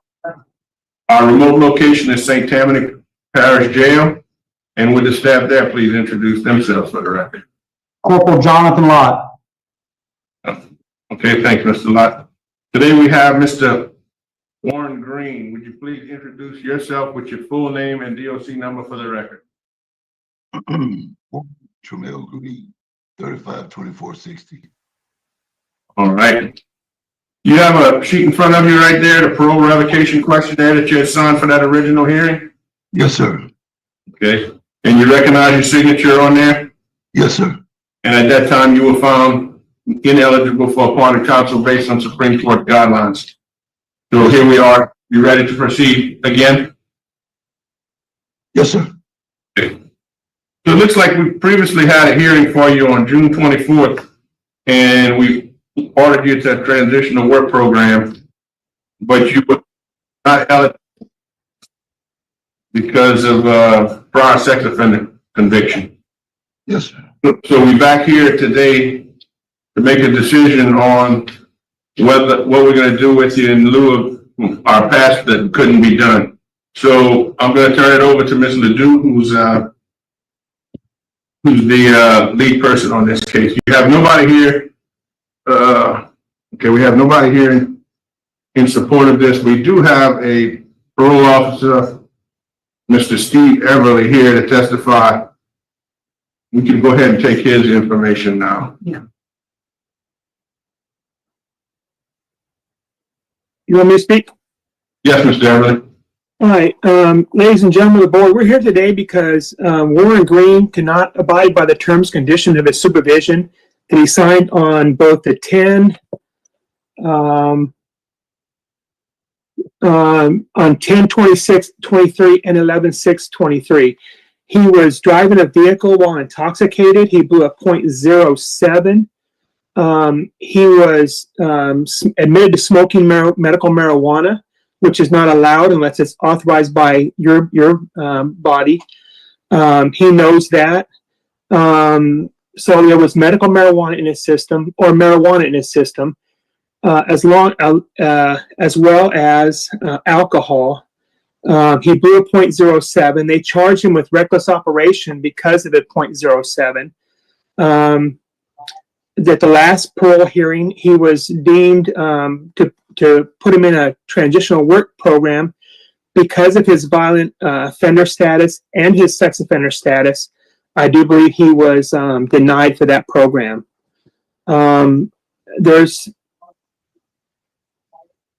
If he had had an accident, I don't think we're talking right now. He went so many years. He's on for manslaughter. He did so many years without smoking marijuana, and now all of a sudden he wants to smoke marijuana. In our history, medical marijuana is expensive, so they get the medical marijuana prescription and then turn around and fill their bags with regular marijuana. That's happened numerous times on my caseload. He was drinking and driving.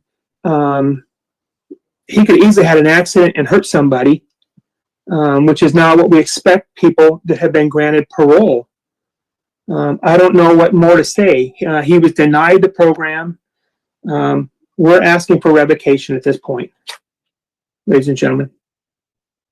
He did plead guilty to reduced charges, though, huh? He pled guilty to reckless operation, alcohol in a vehicle, and no insurance in the vehicle. Since our last hearing? Yes, it was on June 11th. Let me pull it for you, sir. It's June 11th. Yeah, June 11th. Yes. Thank you.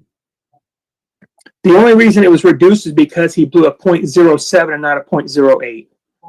Mr. Evans, how long has he been in jail? Let me look at it.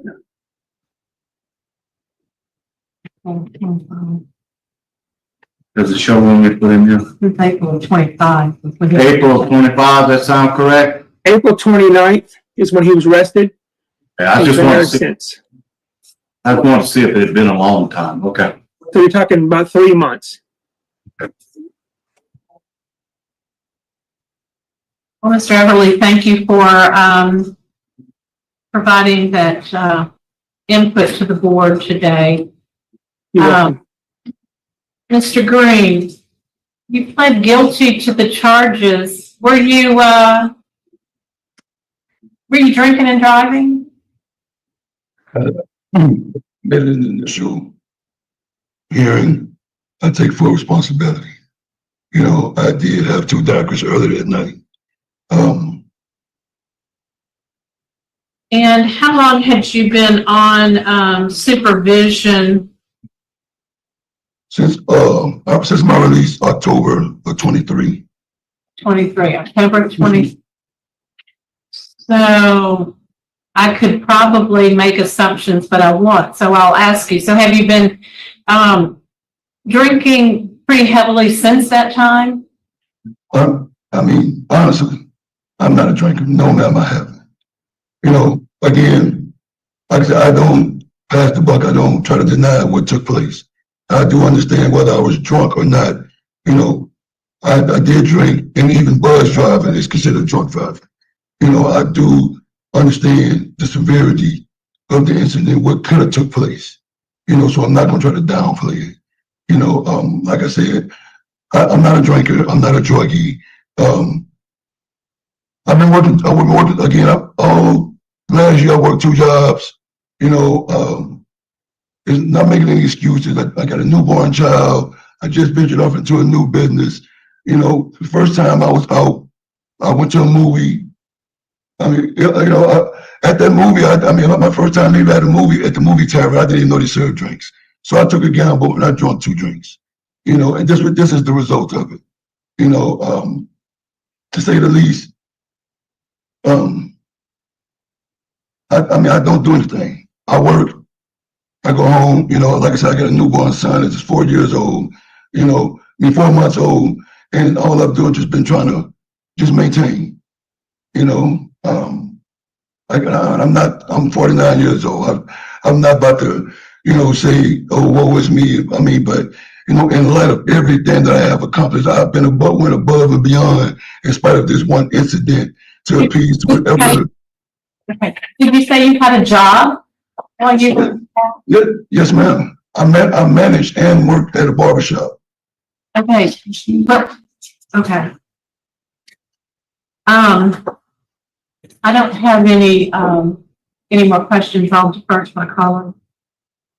Had you ever been told by your probation officer you cannot have medical marijuana? I was told this October of last year by Mr. Belfonts. After that was my first time ever since I've been released having a urinalysis test.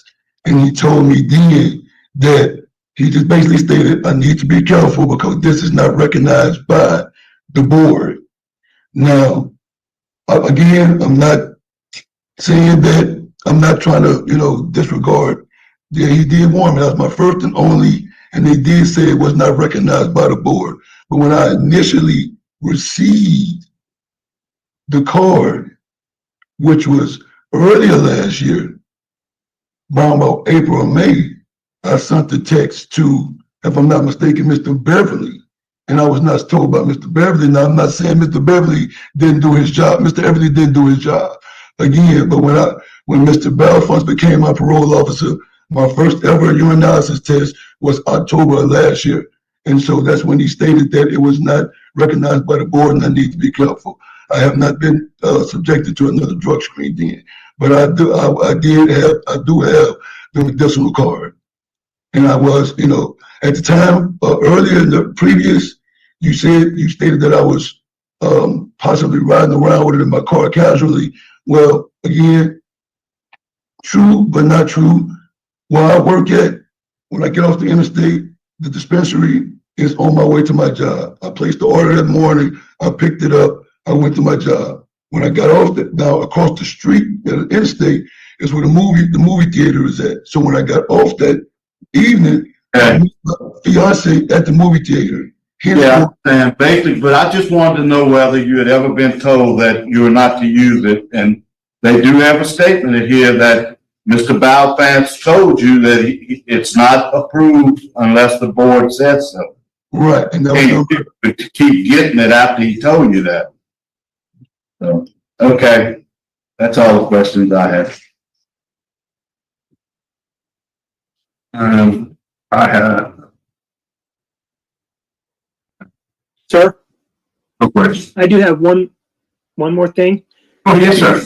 It wasn't an alcohol, it was a styrofoam daiquiri cup in his vehicle. So him saying he had 2 drinks while he was at theater, he had a daiquiri in his car, which he must have picked up. So, and I do not let anybody have medical marijuana unless it's prescribed by or approved by your board. Yeah. They're all told the exact same thing.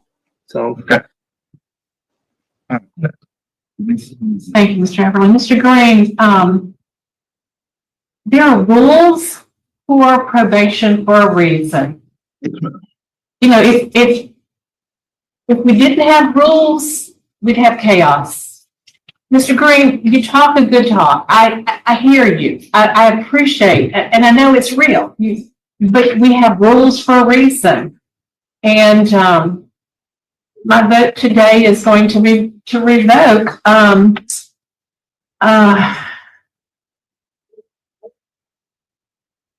right. Okay, yeah, I don't see any alternative. You were told, and back in that much time, I definitely wouldn't have got me a marijuana card. If I'd have known, I'd have to go back to jail for 8 years. So, my vote is to revoke. We got to follow the rules. And I'll concur with my colleagues for the same reasons. Today, your parole has been revoked. And this will conclude our business with Mr. Green at St. Tammany.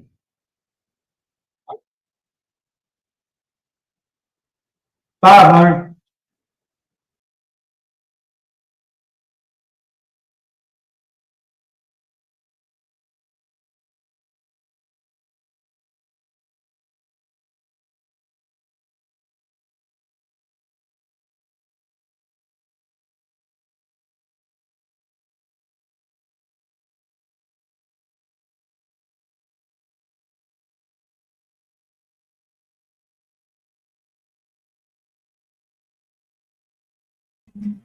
Okay, sorry about that. I had to walk him out.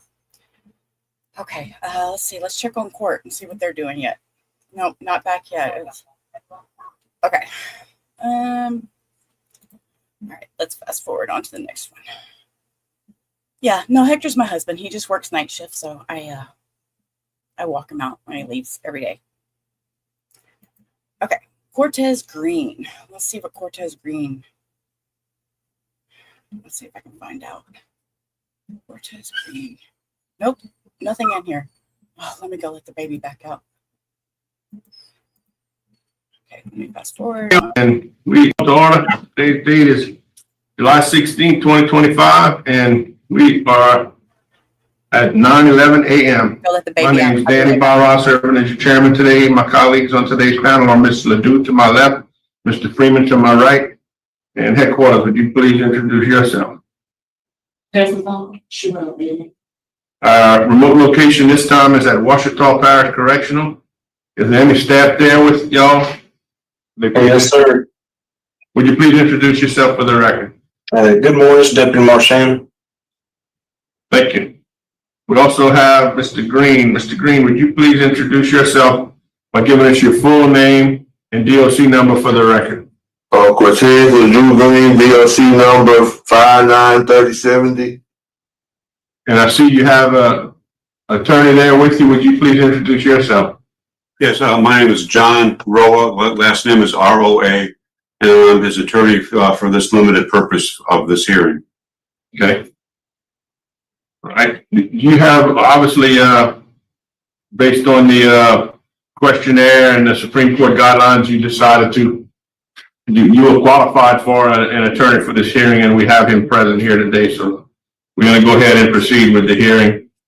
I'm going to read the violations to you and ask you first just to go through all the violations, and we're going to get a plea, either guilty, not guilty, or guilty with a statement.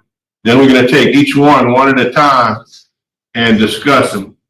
So the first violation listed on the notice is that you failed to submit monthly reports to your parole officer as directed. How do you plead to that? Not guilty. All right. The second one is number 3, that you moved from your residence of record without permission from your parole officer before doing so. Not guilty. And number 4, that you engaged in criminal activity on April 19th when you committed the offense of domestic abuse, battery, and criminal trespassing.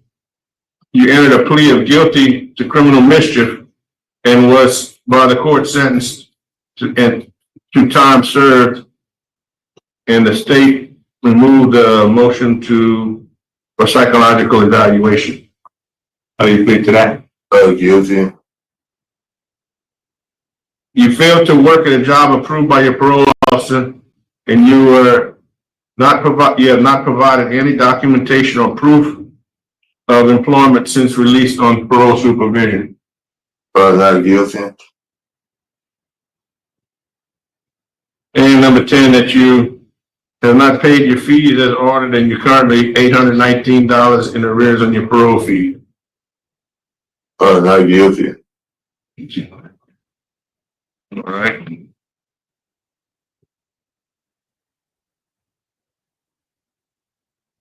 We'll take them one by one. The violation number 2, you pled not guilty to, and in a notice of preliminary hearing, says you pled not guilty. You offered the following statement: I called the officer if I didn't go to the office, and the officer came to my house. Green explained he did not have transportation, but was in contact with his officer most of the time. Specialist Brown offered the following information. Brown started supervising the case in 2024. When Green wasn't reporting, he was seen by the officer at his home. Since Green said he had no transportation to the office, Brown advised Green left his home when he was arrested and should have been able to report on occasion. Green contacted the officer to be seen at the residence instead of reporting for each month. This was done as a courtesy to Green. Green's conflict with officer was inconsistent. Contact with officer was inconsistent around January and February of 2025. Attorney Roa requested that have the reporting instructions clarified. Office contact and field residence contact briefly reviewed. Specialist Brown and Green was seen at home maybe 3 times since October, and it's possible the previous officer gave Green a chance to report by phone. What else do you have to say about that? What either one of y'all have to say about that one? I don't have nothing to say, sir. I have no knowledge of that, so I have no comment other than the statement that you already have from the officers. Okay. So basically the statement I have is that you did not report monthly to them like they told you to. You would call them, but you didn't report to them. So on that one, guilty. The next one is that you moved from your residence without permission from the parole officer before doing so. What do you have to say about that one? The address y'all saying that I moved to is an old address from my last probation, last time I was on parole and probation. The address always pop up. I don't know why it popped up. I have not moved from address. I'm still at the same address that's on file.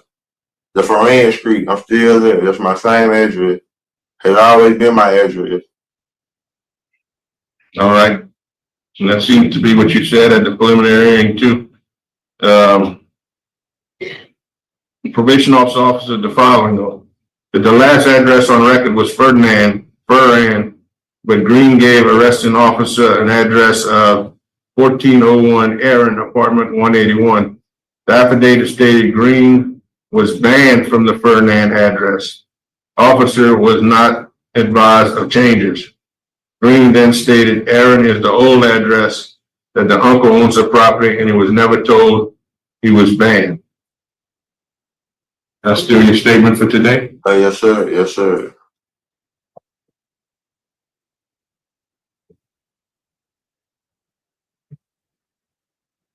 Number 4, You engaged in criminal activity on or about April 19, 2025, when you committed the offense of domestic abuse battery, criminal trespassing, and you entered a plea of guilty to the crime of criminal mischief regarding that case. So you pled guilty to that one, and you have been convicted in the court of law, so we'll find you guilty on that one.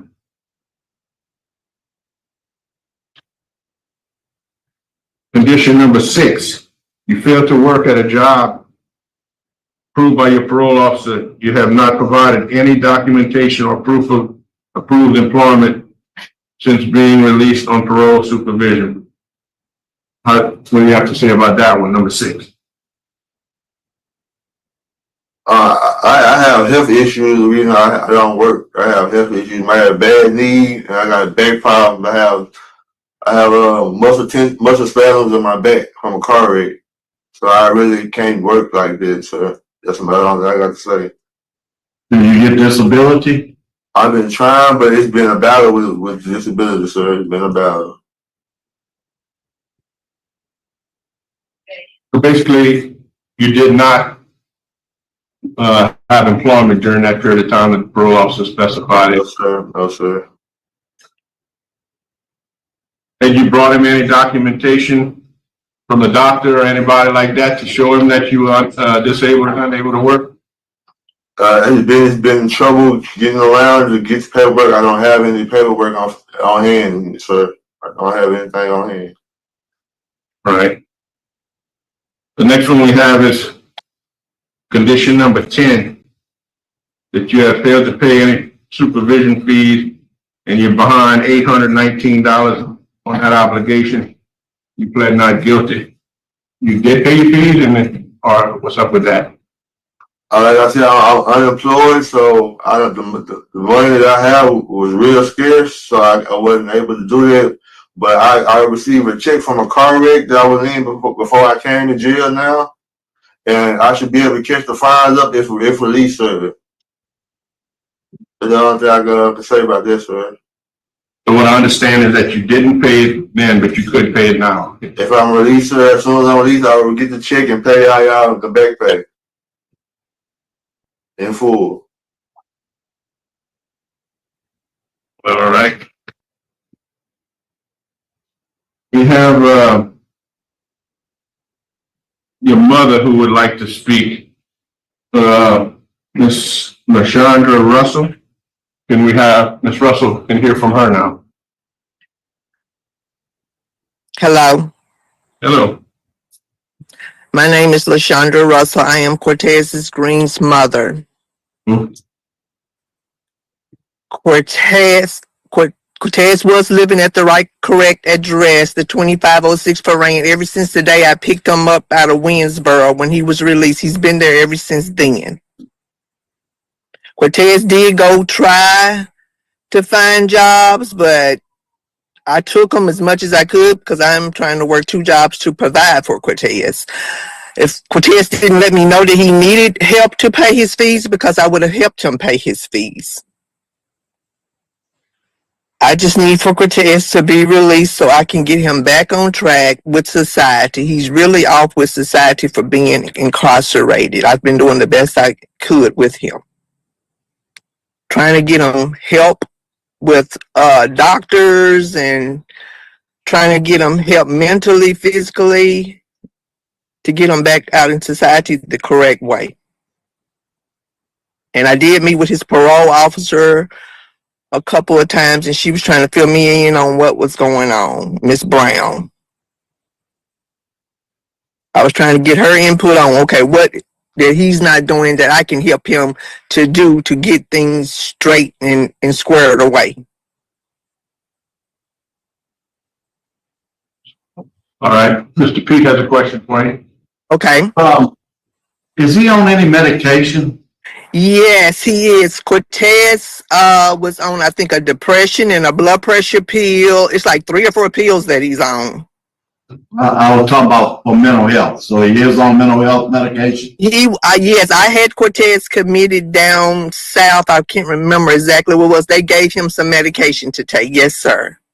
Okay, and does he take his medication? Yes, he does. Since he's there, he hasn't took it. No, but when he was in my residence, he was taking the I was putting it in his hand every day to make sure he took the medication. But he just went off that day, went a little crazy, huh? I think we were out of medication, and it was another refill at Walmart. I didn't get to Walmart at the time to get the refill. You were the one that called the police, though. Yes, ma'am. I was the one because I've never seen him. I've seen him angry or whatever, but I've never seen him like that type of angry. And in that altercation, that's pretty much one of the main violations here, where he ended up pleading guilty to a lesser charge. What did he do to you? Well, it wasn't really, the way the cops described it, it wasn't really that bad. I got off from work at 1. I went there. He had a toothache or whatever. He needed some toothache medicine. I was trying to get him the toothache medicine.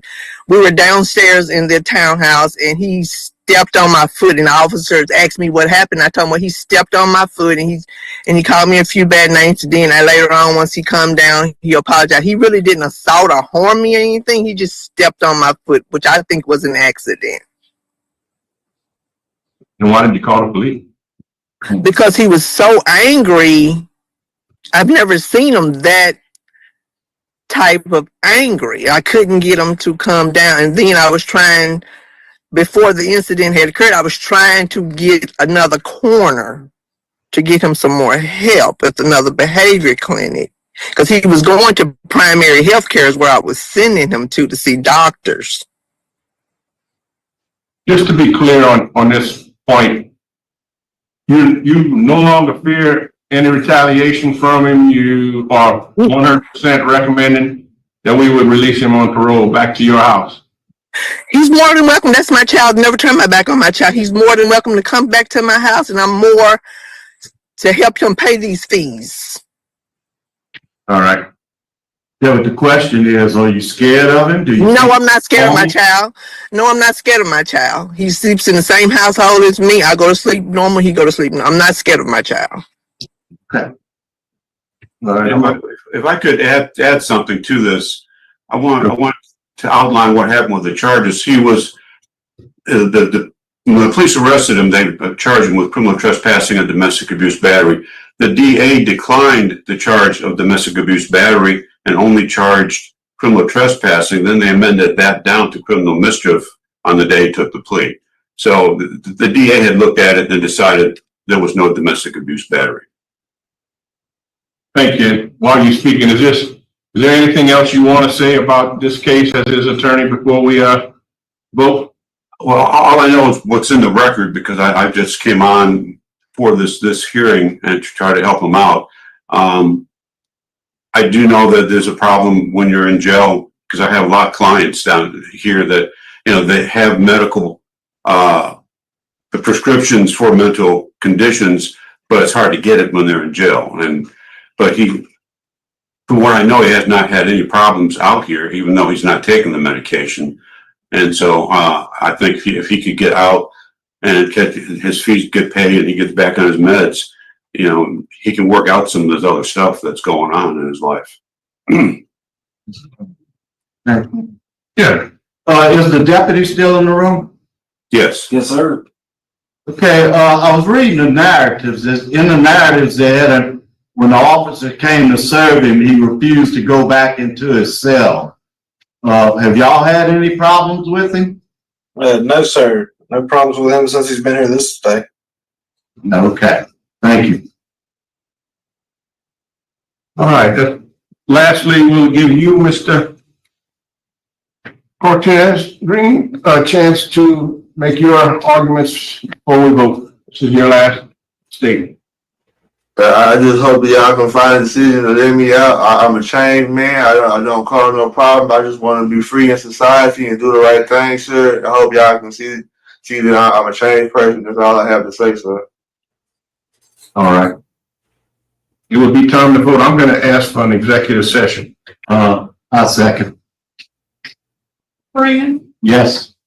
Zahraa, Yeah. Ladue. Yeah. Okay, going into executive session. Oops. don't know what I did there. All right, let's fast forward through their executive session. And you'll hear all kinds of noise in the background because my dogs are running around. Me and Lola are playing. They're out.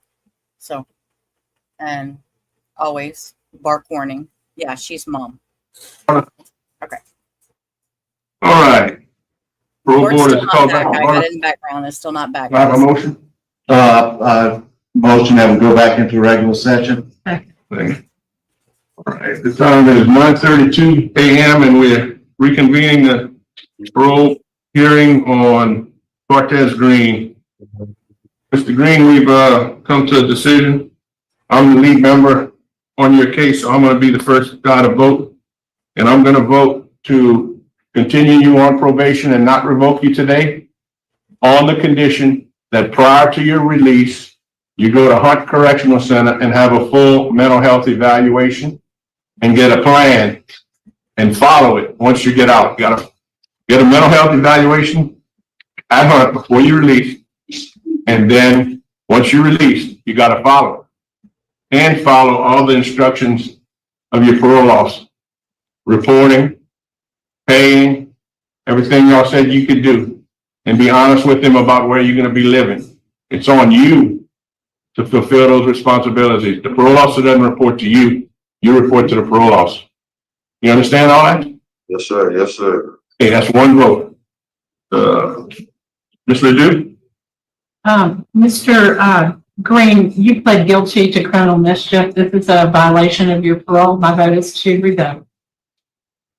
Mr. Freeman? Okay, my vote is to do not revoke, send you to our mental health evaluation, follow all recommended treatment. Okay, and I'm gonna add a curfew on you from 9 to 6. All right, good luck to you. Now go over there and get yourself straight. All right, thank y'all. Enjoy y'all day. Thank you. Thank you. You had a vote of 2-1. It does not have to be unanimous. So today your parole is reinstated with conditions. This will conclude our business today at Washita Park. All right. Okay. Y'all have no clue. I wish I could turn the camera. I'm going to turn the camera. I'm going to see if y'all can see. Look, this is what I have looking at me right here. See these two? These crazy ass dogs. They're over here playing, running. My dogs are a mess, guys. Y'all have to excuse my dogs. They're a mess. They're over here trying to get all up in my business and stuff. Want to know what mama's doing. Okay. Sorry. I just had to share. Y'all know I like to share my babies. They want to get right here and look at me like in my face. I'm like, I'll back up a second here. Oh, look. Someone just brought a remote.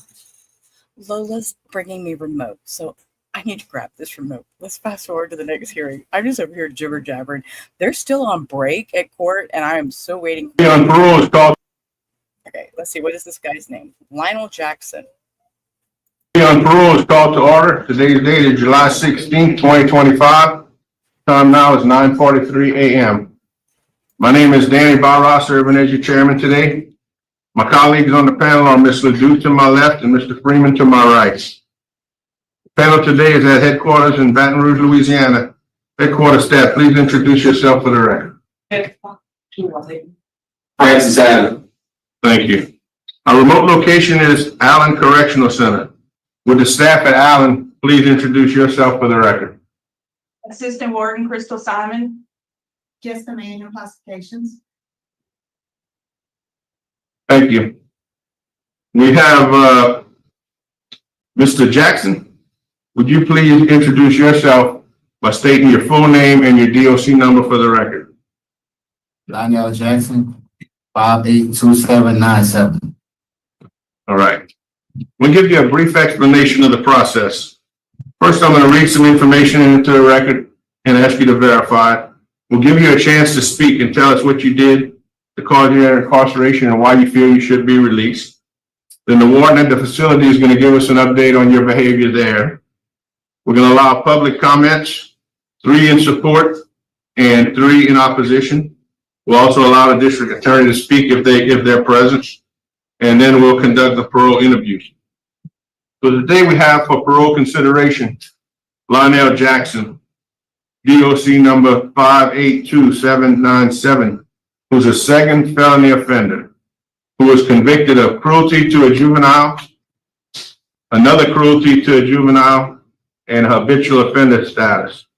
And on February 20th, 2020, was sentenced to serve 15 years hard labor and 10 years hard labor to run concurrent in Orleans Parish.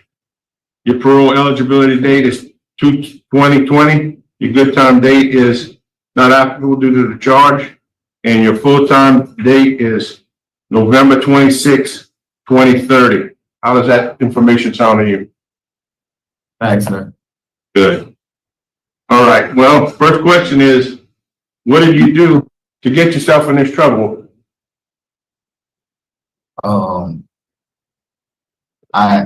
I was angry at the time. I didn't tell nobody, the police.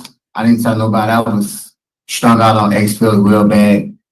And my baby mother, she brought my son over and he was crying and I was agitated, you know, and I got real angry and I grabbed him and it wasn't intent to hurt him, but I grabbed him and when I shook him, and when I shook him, he stopped crying, I laid him down. And when I laid him down, I noticed he was throwing up and stuff like that. So, you know, I picked him up again. I walked around the house with him. You know, he seemed fine, so I laid him back down. The next day, my baby mama came, she came and got him. And she took him to Children's Hospital because she said he kept throwing up. And they say something about shake baby syndrome and something else, some other injuries.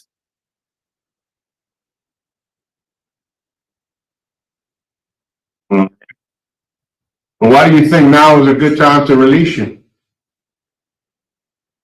10 years ago, I was messed up 10 years ago. I had a real bad anger problem, temper problem.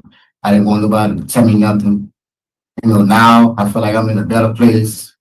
I took anger management classes. That class helped me out a lot. Express myself more, to act out in anger.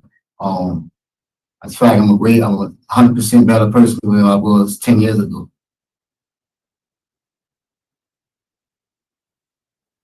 Anything else? No, sir. Okay. Jail staff, can y'all give us an update on how he's been with y'all? Yeah, he has been fine, sir, here with us. No significant write-ups. I think he only has one write-up since he's been here.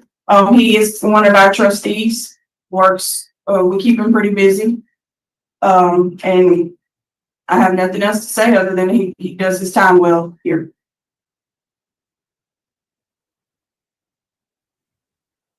Looking at the support and opposition today, we have no one that wants to speak in support here, but we do have some people to speak in opposition. We're going to start with Ms. Devetta Taylor, the mother of the victim in this case. Would you please go to the podium and tell us what you have to say regarding? Starnisha. You don't want to speak. The letter should be on Zoom. Okay.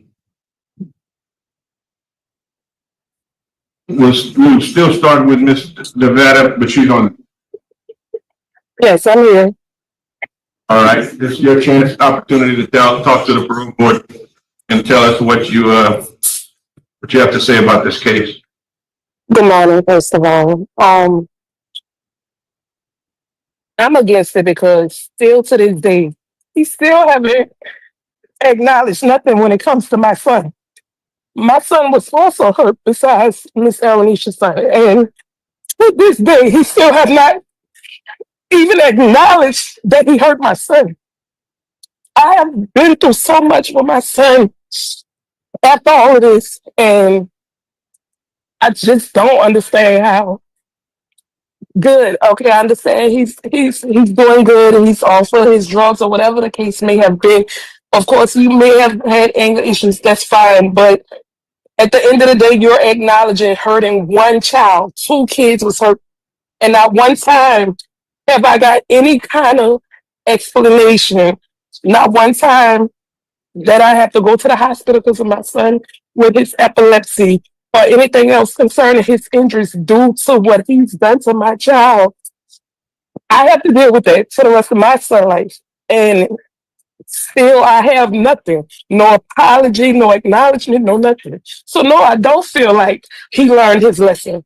Yes, he acknowledged doing something to one child, but it's two kids that's involved. And I don't feel like he's changed. You still can't acknowledge what you've done. So, no, I don't, I'm not, no, I will not support him getting out. No, I don't. Thank you. All right, we have Miss Ornisha Riddler. Hopefully I got that right. Also a victim in this case who's gonna speak.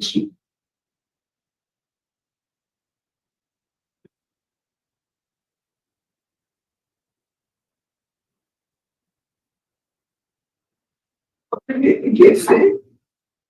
Because my son was shaking, he was 6 weeks old. He never gave me a chance. Because of what he did to my son, he had a cerebral palsy and epilepsy. My son cannot go a day without catching the seizure. I have a normal life of a 10-year-old. He loves to do things that normal kids could do, but he cannot because of his epilepsy. This school year has to remove him from school because of his epilepsy. Because the seizure just over. I cannot do anything without catching a seizure. I didn't drop him off to him when the incident happened. I never Jackson asked to get my son that week because he was old. And this is the first time I ever heard of what this person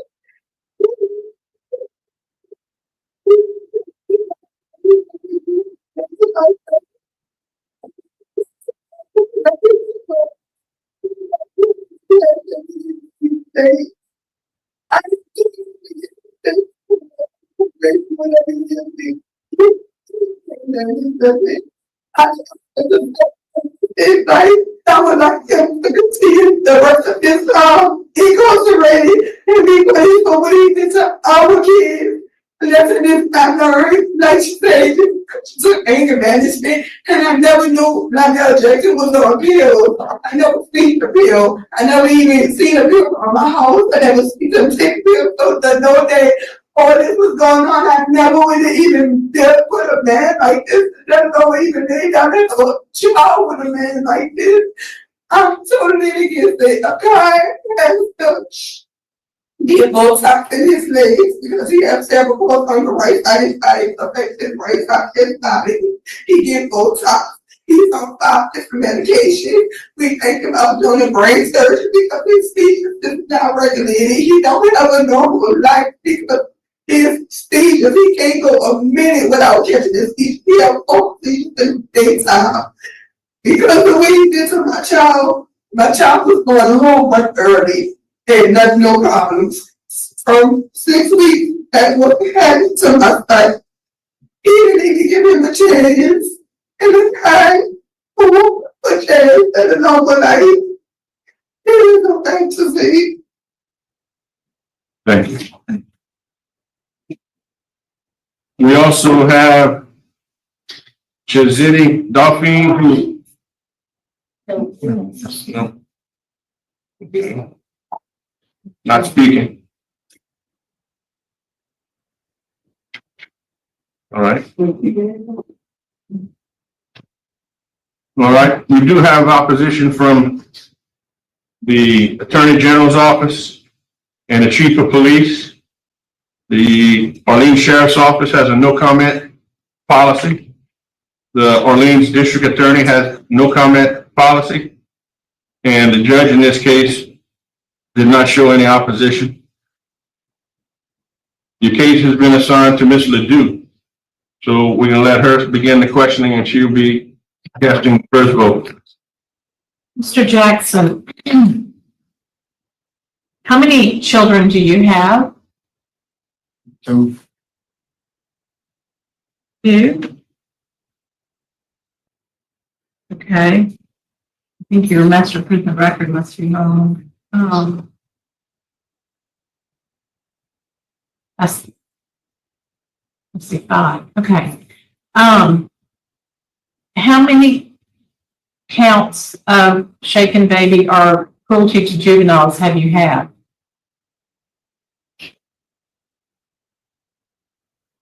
3 altogether. I think it's 12. 1, 2, 3 altogether, I think.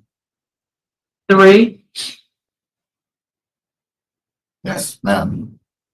Okay, I have 3 children, 3 mothers, and 3 incidences of abuse. Yes, sir, ma'am. And each of those families represent an entire victim group. Have you had victim awareness? You have anger management in your GED, but have you had victim awareness? Oh, I'm in victim impact right now. You're in what? I'm currently enrolled in victim impact. Yeah, oh, great. Great.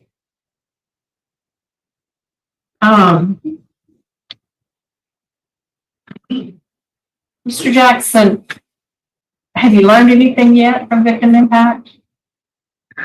Yes, I learned that for my actions, a lot of people got hurt. It's not that I'm not sorry. I apologize to everything I did to all them children. I'm not proud of it.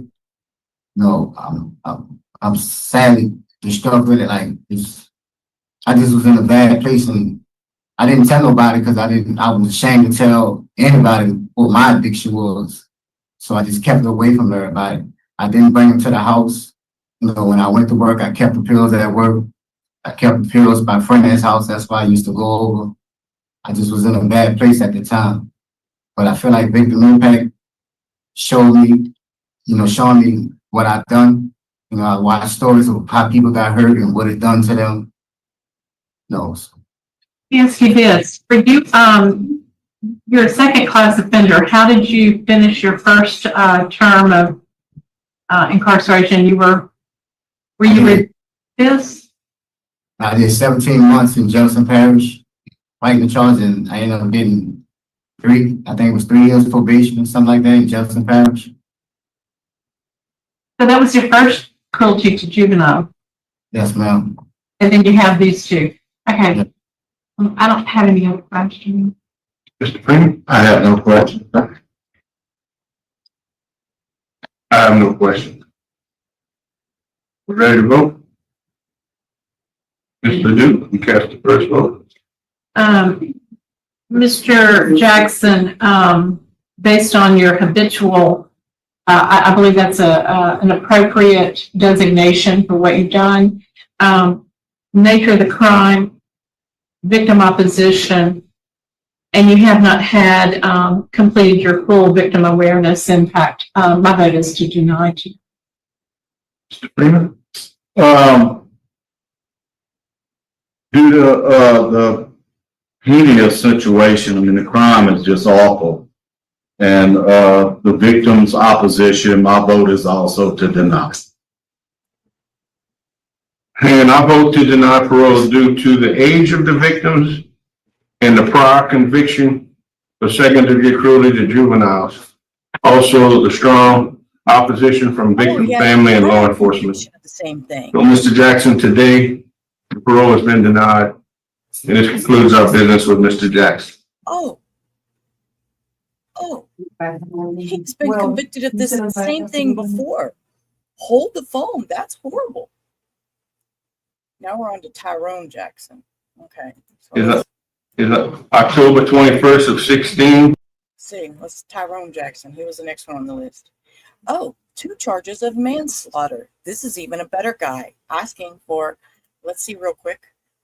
Tyrone is born in 1971. So, yeah, he's about 54 years old. All right. Go ahead, Tyrone. Tell us your story.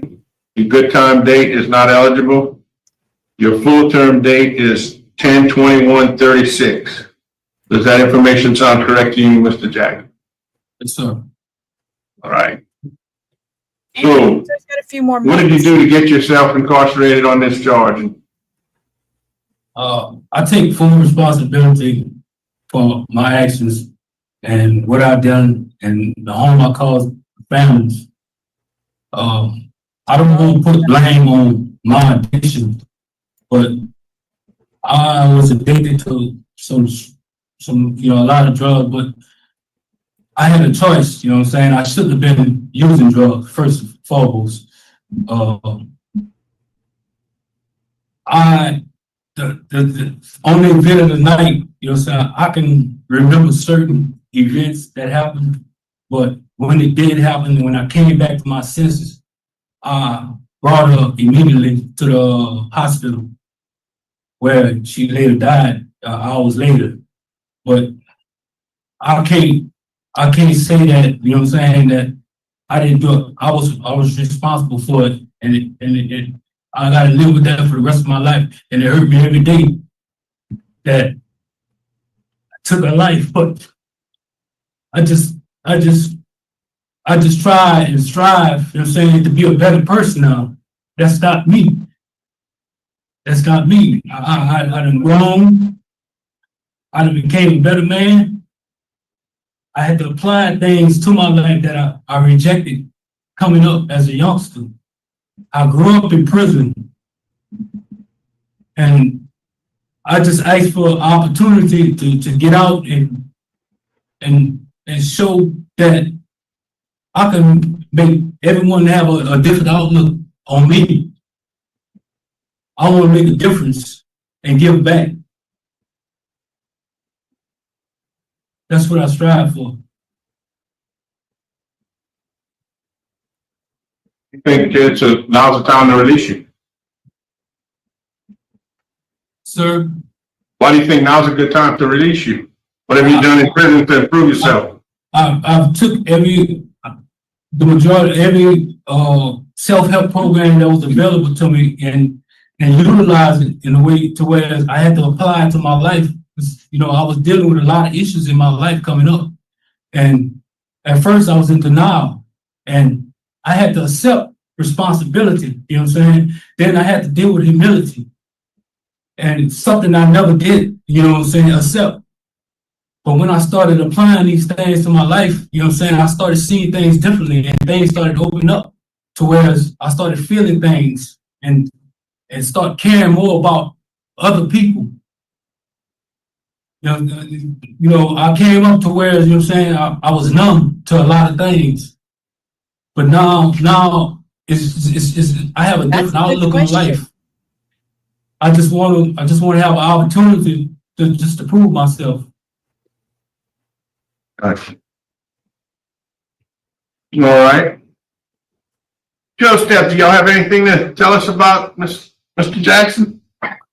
Mr. Jackson actually has been at Allen Correctional Center for many years. I kind of watched him mature. I watched him grow. So he doesn't have any significant write-ups at this time. I think he's like 4 years without one. He's taken a lot of programs. And like I said, I've watched him mature in as he's done his time here in Allen. Thank you. Today we don't have anybody here in support that wants to speak anything. In support. That's a bad Oh, thing. there's actually an attorney involved, That's Mr. Barra. We got it. I'm sorry. Looking at the wrong sheet. We have Richard Spears, an attorney, who would like to speak. Mr. Spears, go ahead. Thank you, Mr. Barra.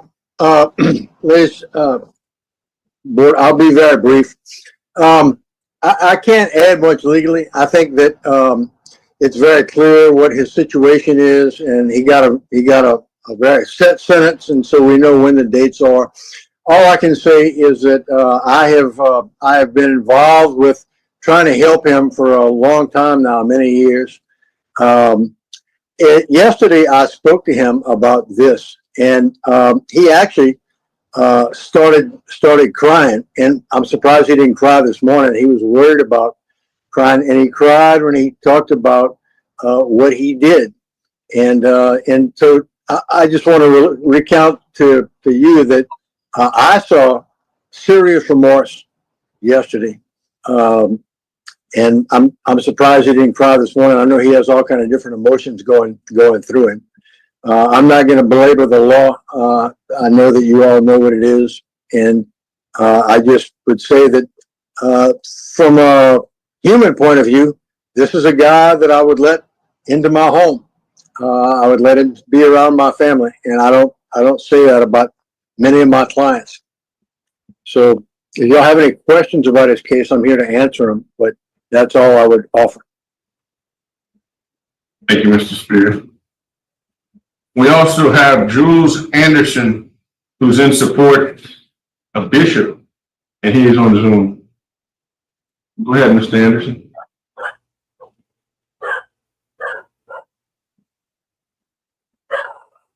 Can't hear you. Oh, yes. Good morning. I want to say that I've known Tyrone family for over 40 years. Been connected with his family through ministry when his mother was living, when Tyrone was younger. I understood clearly in terms that what he went through upon the separation of his father, you know, leaving the family and thing as a child. And then he made some got into a situation in the early stage of his life, and it was very clear that the community and everyone was shocked concerning the situation that revolved around that he was caught up in. But he was able to be responsible for that situation. And then the problem that his mother spoke to me about was that when Tyrone did come home, you know, short period of time he was home after serving time, that he did lose focus and begin to be involved with some situations that wasn't healthy. And I was concerned about his drug use. And so it's very clear that at that time he had lost focus and got involved in that situation. But I've been kind of communicating with his mother's deceased, not father's deceased also, but from time to time with Tyrone, and encouraging him to that he had to focus on developing himself and applying himself to becoming a better person, because he had a long time to do. I would definitely never would have thought I would even be speaking at a parole hearing this morning for him. But my understanding is based upon my communication with him from time to time that he have applied himself and tried to better himself, and looking forward to an opportunity maybe to work with him in the future, to work with us when we dealing with our young people and other young men in the community, to try to apply a different outlook on life so they won't end up in the same situation that Tyrone ended up in. I think that from the root of it, if he was be given opportunity, I think he'd be a positive influence in our community in making some changes and help us with the programs that we're implementing, working with problem teenagers. Thank you. We also have Kingar Taylor. Yes, I'm here. A friend. You can go to the podium and you tell us what you want to tell us. We'll hear your headquarters. Good morning. My name is Kimber Taylor. I'm here on behalf of Tyrone Jackson. I want to say that I have seen him grow into 15. I've been knowing him about 32 years. I met him through my brother. My brother's CC dad in varsity. The times he kept in touch with us, like with the family, you know, with me. And like when I lost my son, he was there for me. I lost my son to gun violence. So he made my outlook on them different. Well, at first I really hated them. I really wanted them to pay, which I still want them to pay for what they did to my son, so they can go to jail and rehabilitate themselves like he did and be a better person when they come out. But I feel Tyrone is a really good person. I've seen him grow. He's way different from what I've been on. He was real anonymous person. Now he's real, like, lovable, like a good person. Like, he's a real good person. He's good in heart. So are you providing housing for him? Yes. Thank you.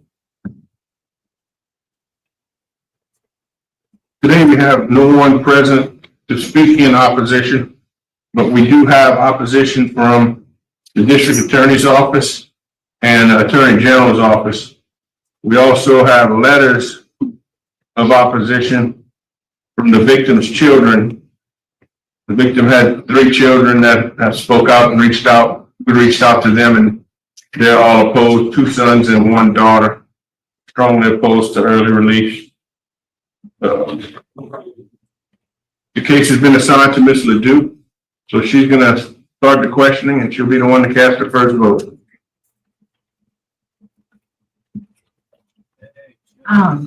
Before I get started, I'd like to ask to go into an executive session. I've got clarification. Okay, I'll second.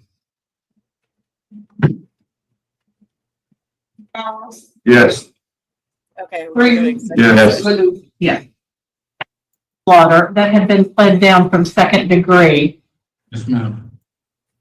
And then you, as many people say, caught this charge.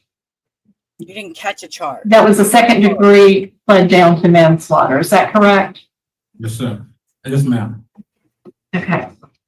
And you're accepting responsibility now, and I appreciate that. I know when you went to the hospital, you took her to the hospital, which you said, I took her to the hospital, didn't accept responsibility. Right. Right. The state of mind I was in, I didn't want to go back to prison, and I just, I can't deny that. And I feel certain that you are doing some good things. Your behavior while you've been incarcerated, your last write-up was a phone. Yes, ma'am. Okay, so here's what I'm thinking. Probation, are you paroled? You were revoked. You come back with another victim dead, and you've done 27 years, but only until 2021 did you stop and start following rules, because you've had disciplinary write-ups all of those years until 2021. And I'm sure then you realized, okay, I've denied in 2017, I need to kind of start doing a little better. But you still, after being denied, you have a phone. I need to be confident you're going to follow the rules of supervision. How can you assure, how can you convince me you would? Ms. Ledoux, I can't deny anything you're saying. My write-ups that I did, I'm not perfect. And I try hard every day. It's a struggle to where I'll be on track, then I'll fall off. You know what I'm saying? But I had an awakening. It's 17 after my mom died. You know what I'm saying?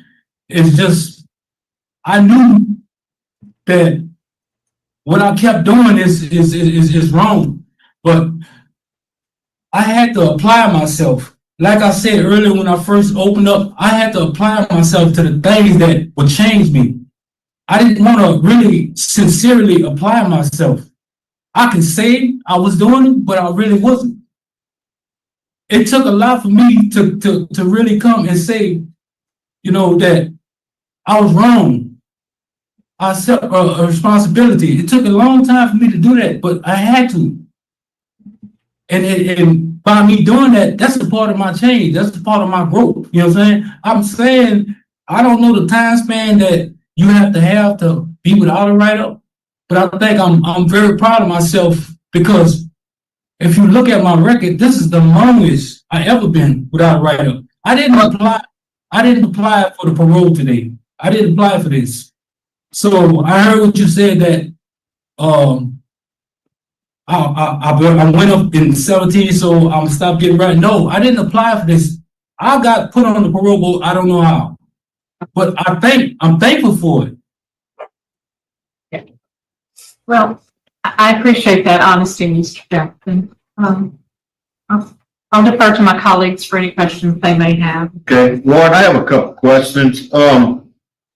Yeah, I listened to what you said, and then I see on his forms that he's medium custody and fair conduct. That's usually an arm to us. So he's, Yes, what we yes, consider D-Mom. They're coming medium back. honor. We have certain levels, so I've been he, listening in the because background. of the amount of time that he has not had a They should be write-up, back. he was able to earn that status, so he's medium honor.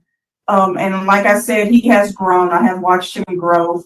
And what he just said, this is the longest he has not had a write-up.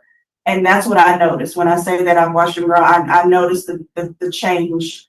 But yes, Tyrone will sit here and tell you, just like I will, that his conduct was rough.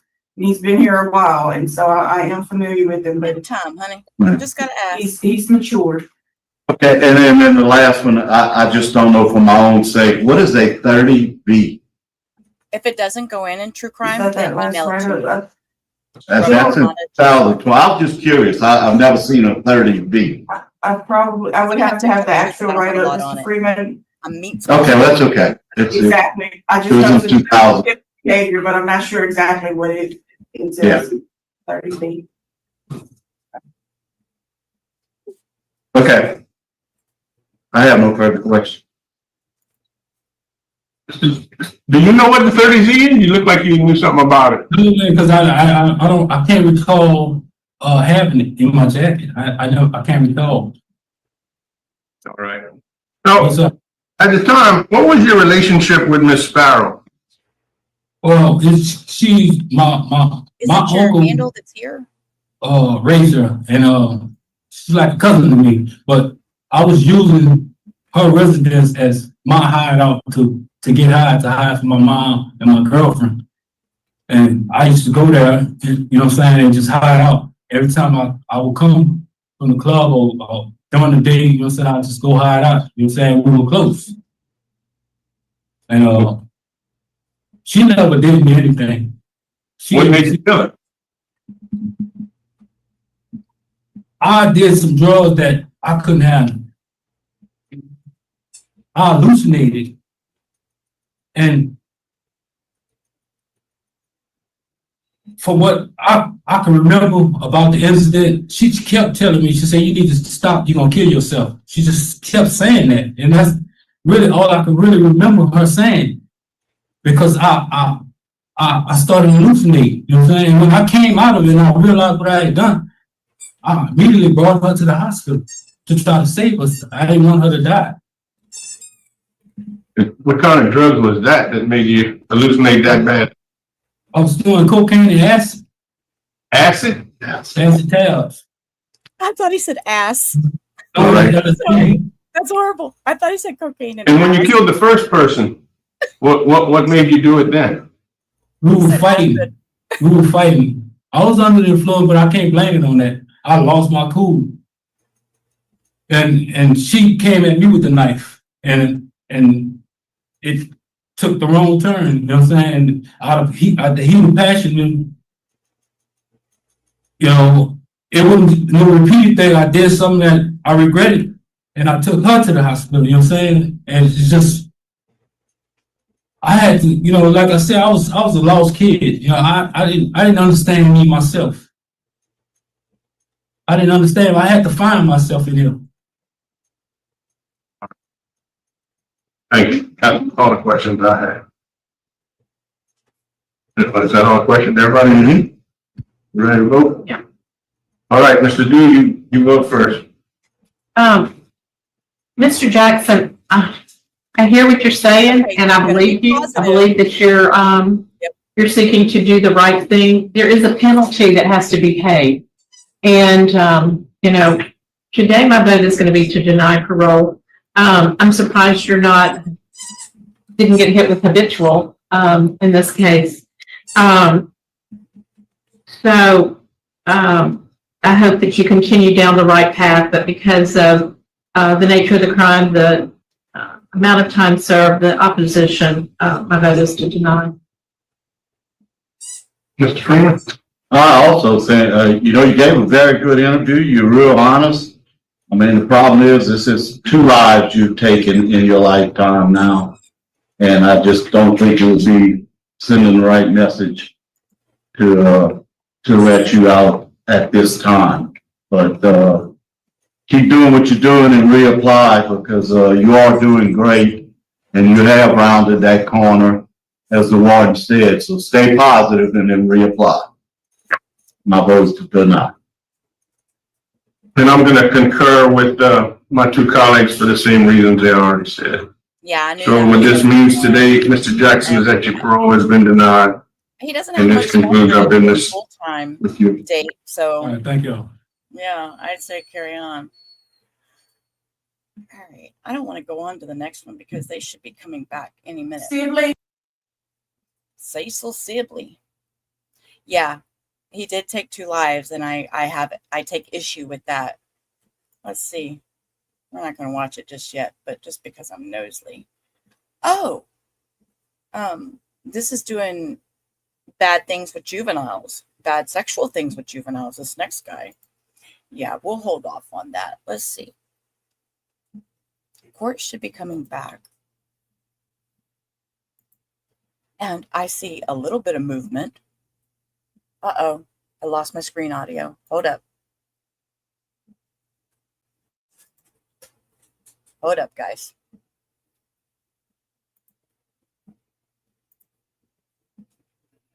Give me just a second.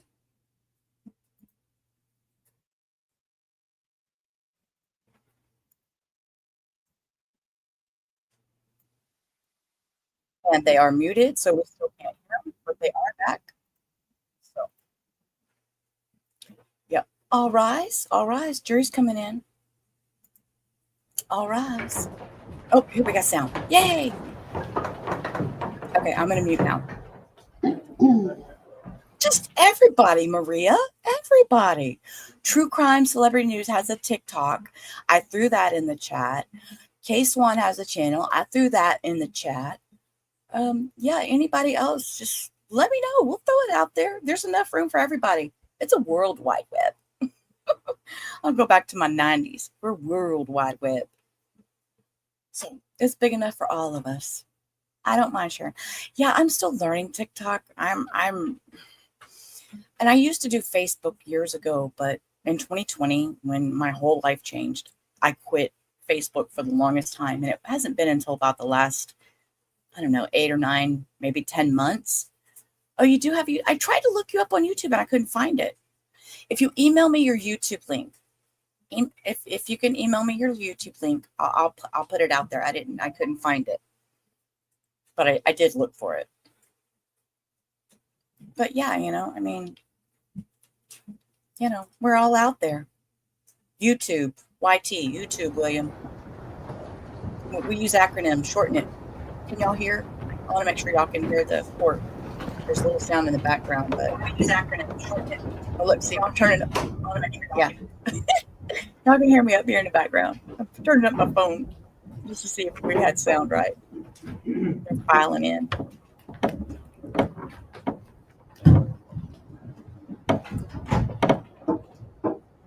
Please be seated. Okay, I'm going to be. Yeah, I mean, we have a very quick sidebar.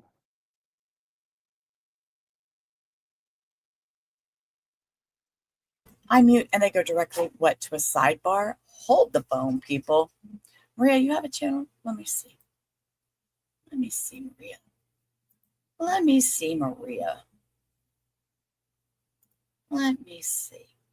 Oh, look, you do have a few videos. Those are 7 years ago, girl. Let's see some shorts. Girl, you need to update. Maria, I'm going to pop your channel down here. But, meet, stop, hush. But from one friend to another, put some videos up, babe. Do some shorts. Stop. Be quiet. Yeah, he's so cute. Yeah, Meat says no. I know, right? He's over here arguing with me. Actually, he's mad at Lola. Stop. Be quiet. Okay, I'm going to have to mute.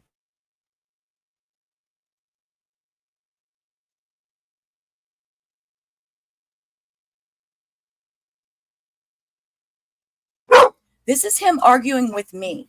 He's mad. Stop, hush. Stop.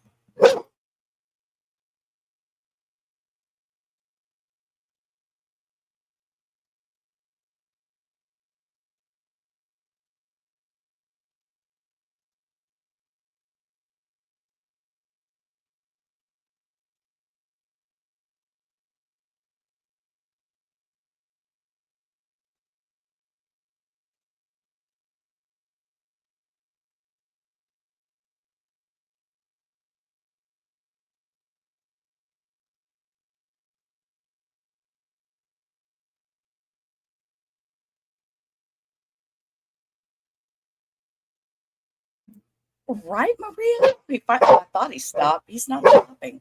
Shut up. Be quiet. Hush. Shh.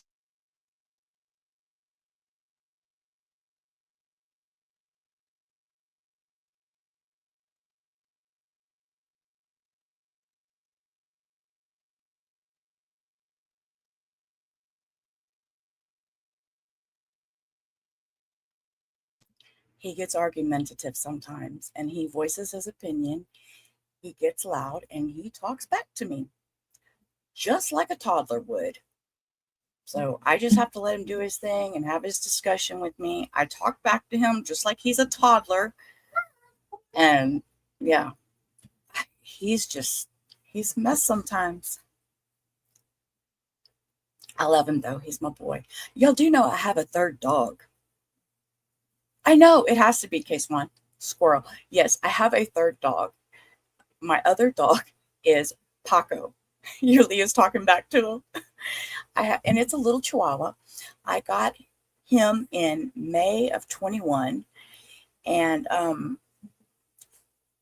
when my mother-in-law moved in with us in August, November of 21, for some reason, the little Chihuahua decided it didn't like me. It didn't want to be around me anymore.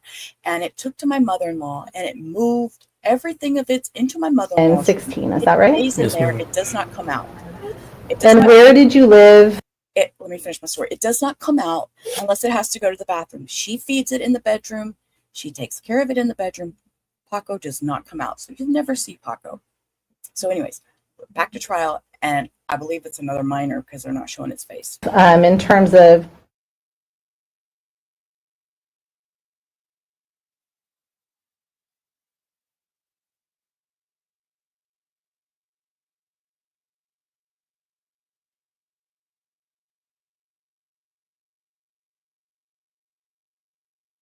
And again, they muted. That's not me.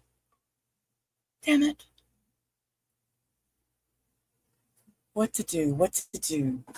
They mute, and then I'm like, okay, I feel like I need to fill their void.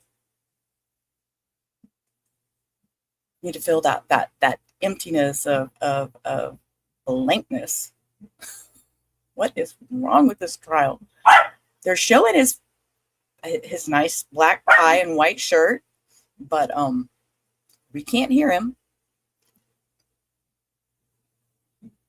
What, Maria? Okay, now we got stuff. and is Timberline High School in Lacey, Washington. Yes, ma'am.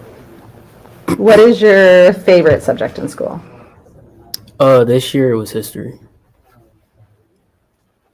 How come? My teacher, Who was that? Mr. Thomas. What did you have Mr. Thomas for? I mean, you said history, sorry, but when during the day did you have Mr. Thomas? I had him first period. First period? Yes, ma'am. What kind of history? World history, U.S. history, something else? I believe it was U.S. history. U.S. history? Yes, ma'am. And what, when you start school, you said you're on summer break. When you start this fall, what year of school are you going to be in? What grade? I'm going to be a senior. Okay. So in fall of 2024, does that mean you would just started your junior year of high school? Yes, ma'am.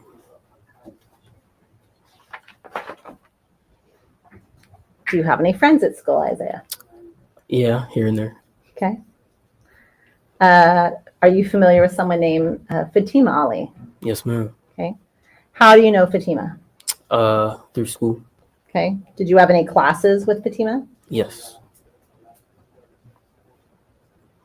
What classes did you have with Fatima? Only had one with her for a short while. It was Mr. Thomas. Mr. Thomas's class. Okay. So for the 2024 school year, the one that you just completed, you had that Mr. Thomas U.S. history class with her. Is that right? Yes, ma'am. Okay. Is she in the same grade as you, behind you, or ahead of you, or something else? She was a senior. She was a year ahead? Yes, ma'am.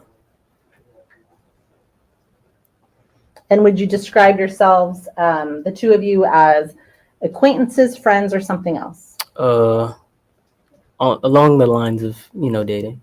Okay. And when did you meet Fatima originally? How long have you known Fatima? For almost 2 years. I met her during my freshman year when she was a sophomore.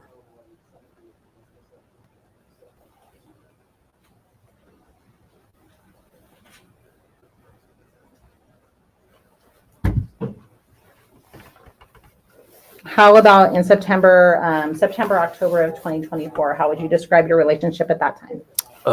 Together. We were together. You were together? Yes. And by together, do you mean dating? Yes. Okay. Did you tell your parents when you started dating or talking to Fatima, or at some point? Yes.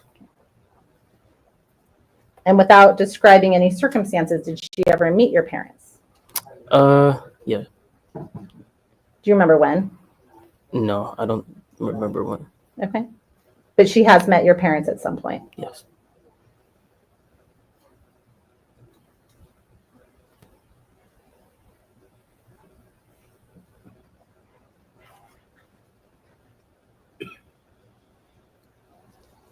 Without describing any specific circumstances, have you ever seen or met her parents? Yes. Who have you met before? I've met her mom and dad. You've met her mom what? And dad. And dad? Yes. Okay. When, just in terms of timeline wise, when, if you recall, did you meet her mom? At school. I don't remember the day, but it was at school.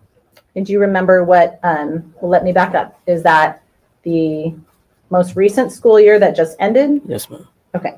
And what season would that be? Fall, winter, spring, or summer of that year? Fall. Fall? Yes.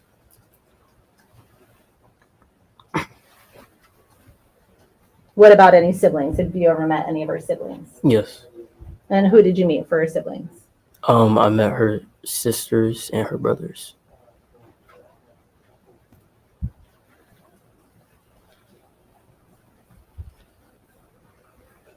And at the start of last year for school, in September of 2024, was Fatima still going to school with you? Yes. At some point, did that change? Yes. Do you recall when that changed? When abouts that changed? Fall, more towards October. Okay. Of 2024? Yes, ma'am. Did she talk to you about why that changed? Yes. At that time of it? Yes. Or later? At the time. Okay.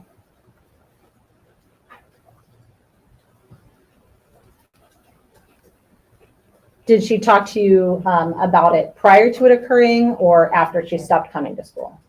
Prior. And then I'm going to ask you some questions about October 18th of 2024. Yes, okay? ma'am. On the morning of Friday, October 18th, 2024, did you go to school? Yes, ma'am. And what time does school start? 7 o'clock. I'm sorry? Oh, 7:30, I'm sorry. 7:30? Yes, ma'am. What time does it end? 2 o'clock. And previously you said you have Mr. Thomas for U.S. history. Does that start at 7:30? Yes, ma'am. And was that first semester in the fall of October 2024? Yes, ma'am. Did anything unusual happen during class on that day? Yes, ma'am. Without repeating anything that anyone said to you, What happened in class on that day? Mr. Thomas had seen Fatima because she came through the doorway. Mr. Thomas said, you said Mr. Thomas had seen Fatima because she came through the doorway. Mm-hmm. And what happened next? He had told me that she was outside. And did you step outside? Yes. Okay.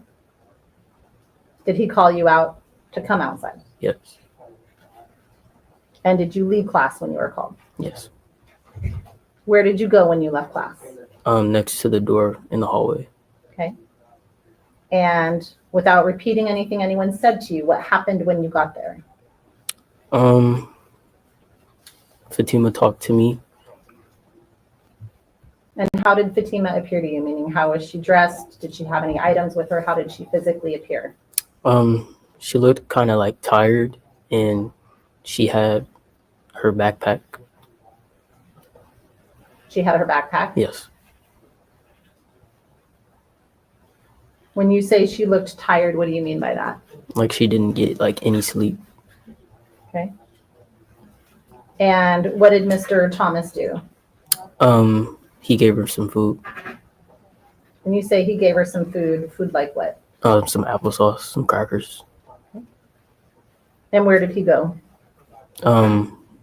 Back into the classroom. Okay. And what happened next?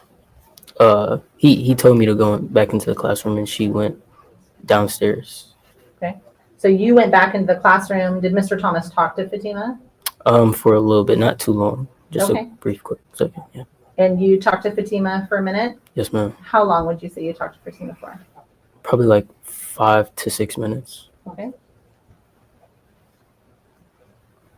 Did she explain to you, again, without repeating anything she said, did she explain to you why she was there? Yes. Okay. And did she explain to you what was going on? Yes. And then you said you went back to class and you saw Fatima head which direction? Down the hall towards like the stairs going downstairs. What's downstairs in the school? The counseling center, the office. Do you know who the counselors are at your school? Some Who are of they? them. I don't know them by like heart, but I know there's Miss Robinson. There's that's what I know. Miss I don't Robinson is I don't what? remember the others. I'm sorry. That's okay. How many counselors do you know? Only mine and Miss Robinson and Miss Johnson, I believe. Okay. So are there 3 counselors? Yes. So there's Miss Johnson, Miss Robinson, and then you said mine. Is there a 3rd counselor and you just don't remember her name or his name? Yes, I don't remember. Okay, that's okay.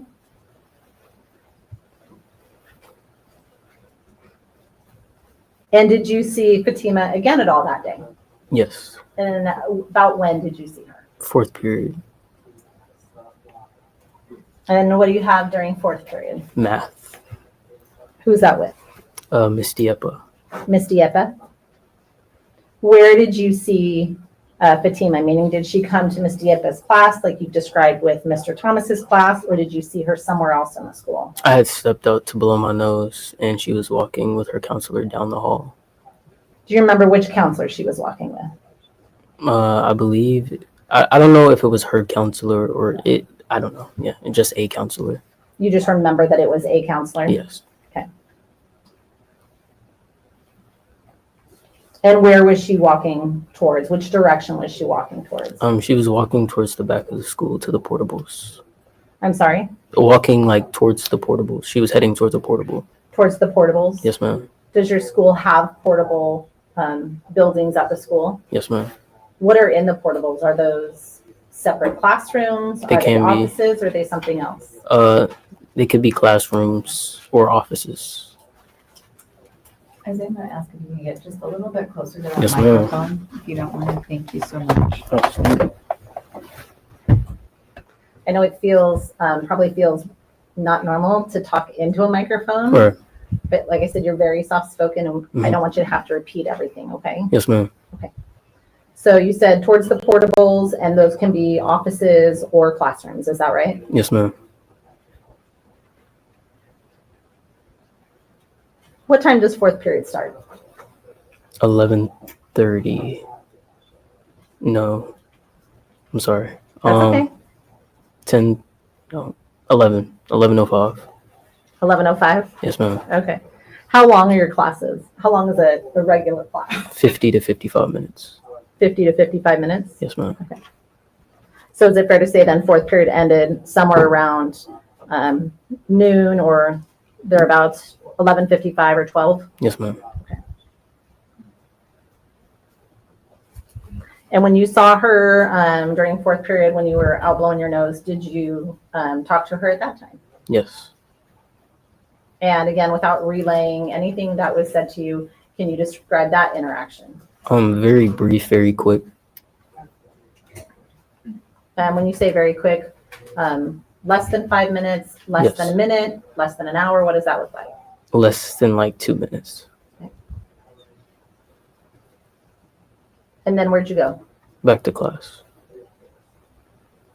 And how did she seem when you saw her at that time? Happier. Okay. And did you see her again at any other point during the day? Yes, at the end of the day. Okay.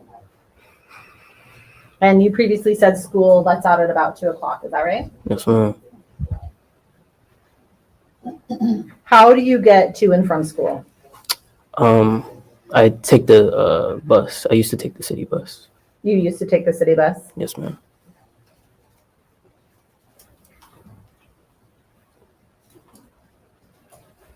So when you saw her at the end of that day, where did you see her?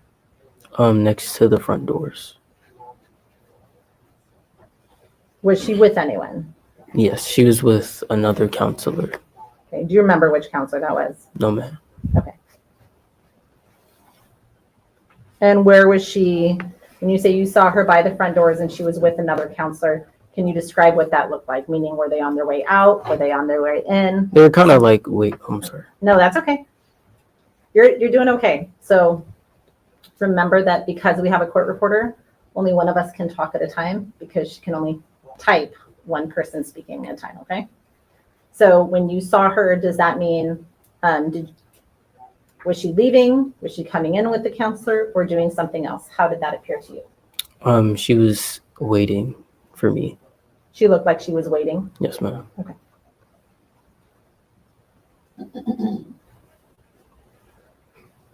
Were you actively looking for her at that time, or had you just run into her, or something else? A little bit of both. I was trying to find her and I didn't know where she was. Did you have a way of communicating with her throughout the day, like phone or something? No, ma'am. Okay.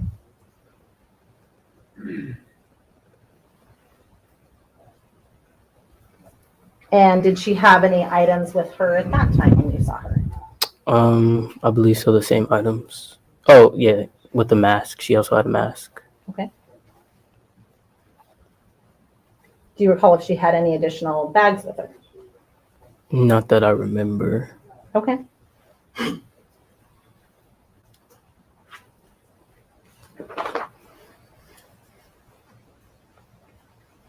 So what happens then when you see her at those front doors with the counselor? What happens next?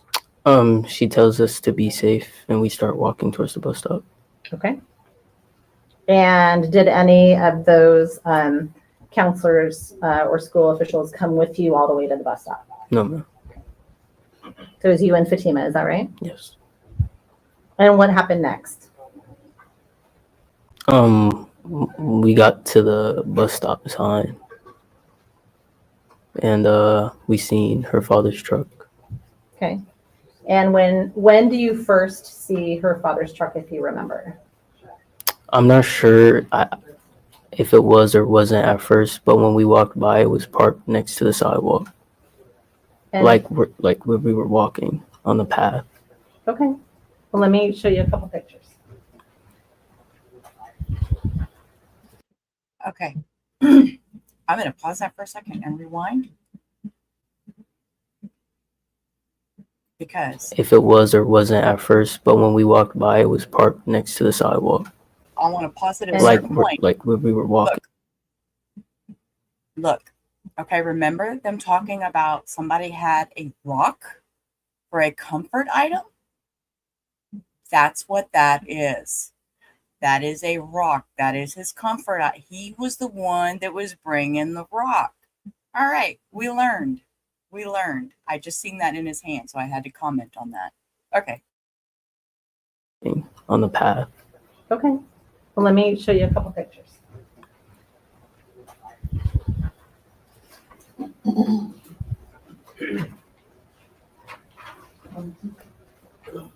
Hey, further, please, John. You may.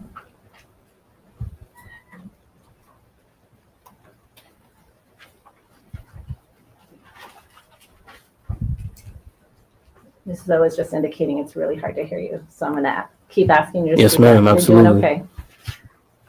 I'm going to show you what's been previously admitted as States Exhibits 1 and 2. I'm going to ask you to look at those silently to yourself and then look up at me when you're done, okay?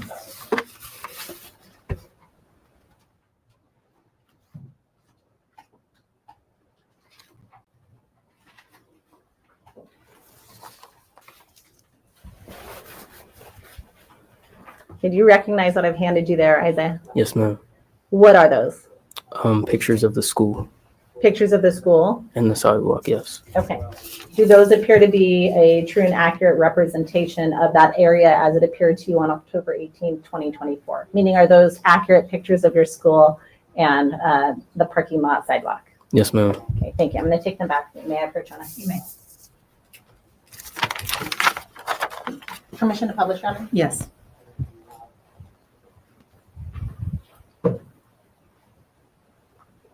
So Isaiah, I'm going to ask you, I'm going to ask you to look at this and describe, as you're looking at this as a rectangle, okay? Yes, ma'am. When you are talking about this rectangle and you're identifying a location on the rectangle, try and identify where within that rectangle you're pointing. Does that make sense? So if we're talking about like a crop of trees in the top right-hand corner, and you're trying to point something out about that, Yes, ma'am. indicate that you're looking at the top right-hand corner of the photograph and then describe the item. Does that make sense? Yes, ma'am. Okay. So what are we looking at in States Exhibit 1? The Timberline High School. Okay. And where is Timberline High School? I know that this sounds obvious, but where in that photograph is Timberline High School identified? Mullen Road. I'm sorry? Mullen Road. Okay. So Mullen Road is the road that's going essentially left to right diagonally across that photo from just above mid-center on the left-hand side to the center at the bottom of the photo. Is that correct? Yes, ma'am. And is Timberline High School then the building that is essentially identified through the middle of that photograph towards the top? Yes, ma'am. Okay. Is there a parking lot associated with that? Yes, ma'am. What parking lot is that? Timberline High School parking lot. Who parks in that parking lot that is identified at the center of the photograph towards the bottom? Can you rephrase? Sure. Is that a student parking lot? Yes. Is that a parent parking lot or something else? It's a student parking lot. Okay. I'm going to show you what's been.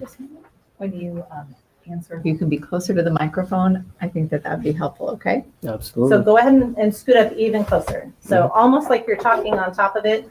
Right. And you can move the microphone around also. Yes, ma'am. Oh, there we go. Did you hear the difference? Yes. Okay. Okay. I'm going to show you what's been admitted as States Exhibit 2. And looking at States Exhibit 2, do you recognize what's in this photograph, Isaiah? I'm going to zoom out just a little bit. Give it a second to. There it goes.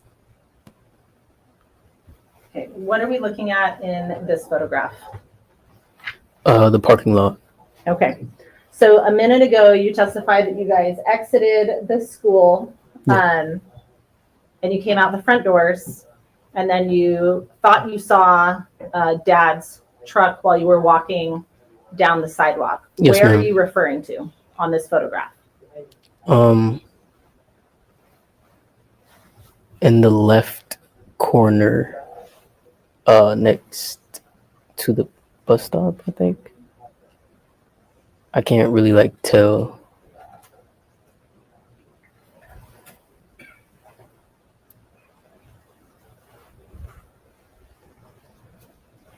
There we go. Okay.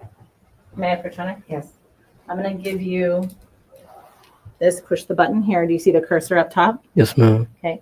Go ahead and point with the cursor. It takes a second for it to pick it up, and it's a little touchy. So what sidewalk, when you indicate you left the school and you started heading towards the bus stop, what path did you take? I was taking this path right here and I saw the truck right here. Okay. So on terms of this photograph, you're just to the left of center. There is a road and some crosswalks essentially that cut almost directly down vertically on that photograph. Is that correct? Yes, ma'am. Okay. And you've indicated of the essentially 3 crosswalk dash lines or sections on that, it was next to the second set of dash lines, right about in the middle of that page, just to the left. Is that correct? Yes, ma'am. Okay. And so you thought you saw it there. I'm going to go ahead. You can put that down. Thank you. So you thought you saw Dad's truck there. What does Dad's truck look like? I heard it was silver and gray. So did you believe it was silver and gray at the time? Or silver or gray at the time? Yes, ma'am. Okay. And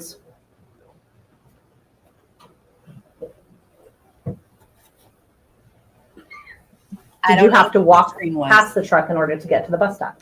Yes, ma'am. Did you consider going back to the school when you saw the truck? I was unsure until it pulled up. Okay. So when you say you were unsure, were you unsure that it was for sure the truck versus unsure about going back to the school or something else? I was unsure if it was like a student's truck, like it could be a student's car. Okay. So you thought you saw the truck, but you weren't sure for certain that was Dad's truck. Right. Okay. So did you keep going to the bus stop? Yes, ma'am. So I'm going to have you, now that you're not looking at the picture, kind of reposition that microphone again so it's a little bit closer to you, okay? Yes, ma'am. Thank you. And where is that bus stop in relation to the school? Next, like in front of the school on the side. And were there other students who used that bus stop? Yes, ma'am.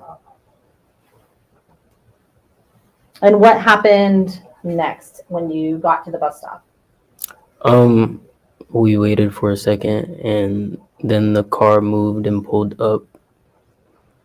And then I asked Noah, my friend, if there was if somebody was coming out of the car, and he said yes.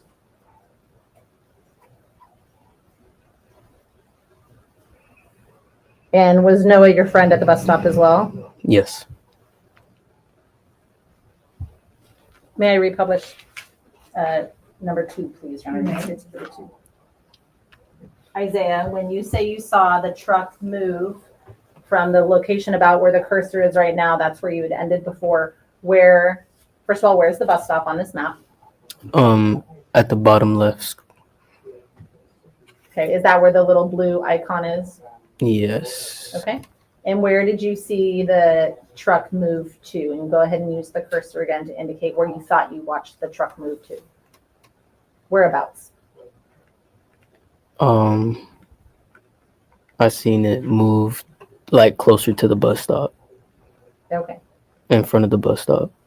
And so are you talking, I'm going to use my finger, are you talking in this set of stalls down here? Yes, ma'am. Or over here?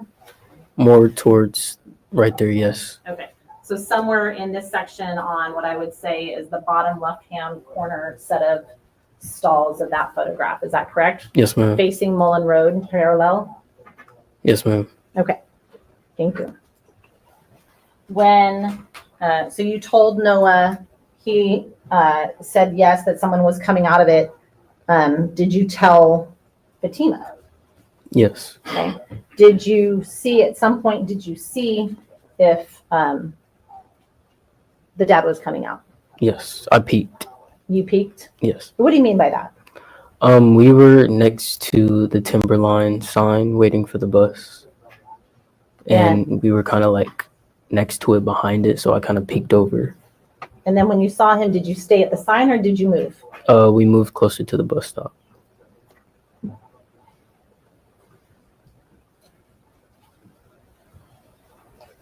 And when you say you moved closer to the bus stop, what does that mean to you? We moved a little bit waiting for the bus, like to see if it was here, but we didn't move like a whole bunch. Okay. Is there a bus stop sign, like a route sign that sticks up at that stop? Yes, ma'am. Did you move closer to that sign or farther away from that sign? Closer to the sign. And did you tell Fatima that you had seen her dad? Yes. And what was her response? Without repeating anything she said, what was her response? I don't remember her response. Okay. And at some point, did the both of you see Fatima's dad? Yes. Okay. And what was her response when she saw Fatima's dad, or when she saw her dad? She started like shaking and getting like scared. And when you say scared, what does scared look like to you? Like shaking, like she was shaking. Okay. And at this point, you've known Fatima for 2 years, a year and a half, Yes, ma'am. somewhere around there. So what happens next? Does dad approach you? Not me, but he approaches Fatima and they have a conversation in their language. They had a conversation in another language. Yes, ma'am. Okay. And how would you describe the volume of that conversation? I would say it was like kind of like soft at first, but like as she kept backing away, like you could hear him like getting more upset. How did she look during this conversation? She looked like frightened. She didn't know what to do. She just kept stepping back. Was he backing up from her, following her, staying stationary, or something else? Following her. And what are you doing while this conversation is going on between Fatima and her dad? I'm kind of like on the side of them while they're like talking, like, you know, like in between me basically, but like I'm on the side. So like they're having their conversation and I'm just like right here. Next to her? Yes. Okay. Are you comforting her in any way? Yes, I'm rubbing her back Why were you doing that? because I knew how she felt. Had she talked to you about how she felt? Yes.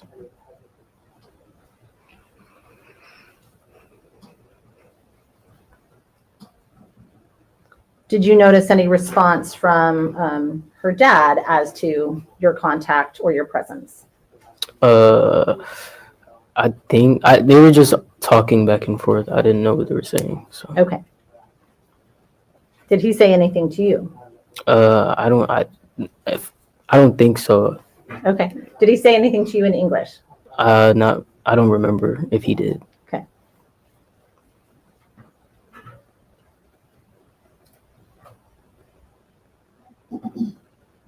What happens next? We're walking closer to the bus stop and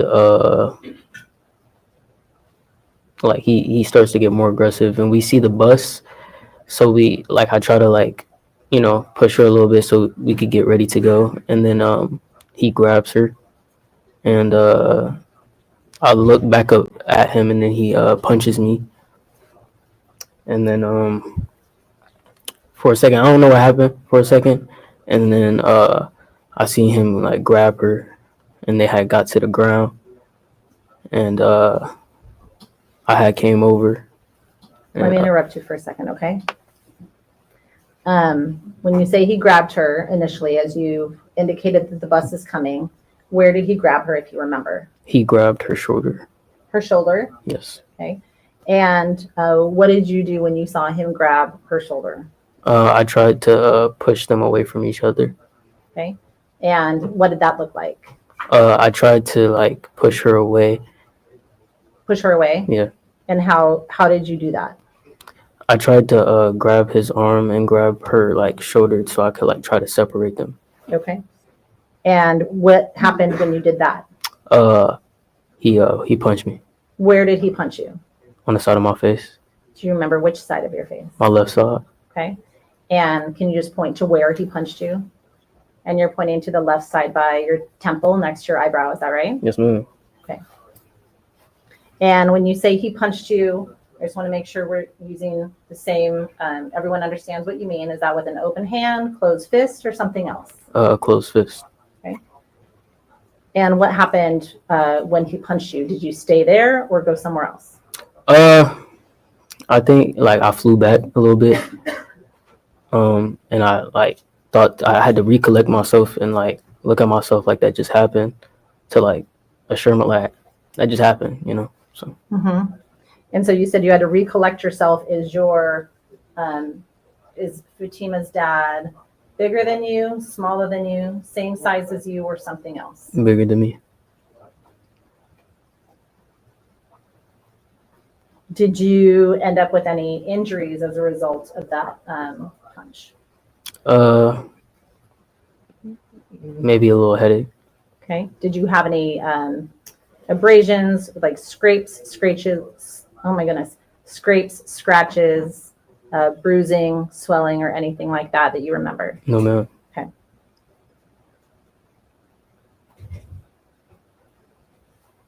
Why, Isaiah, he's her parent and he's bigger than you. Why didn't you just let him take her home?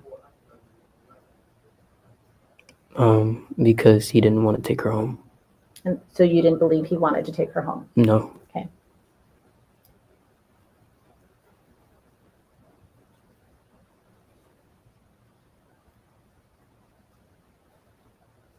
What is Fatima doing during this? Not much of anything. She's just like scared. And like she's just scared, like backing up more, not wanting to be next to him.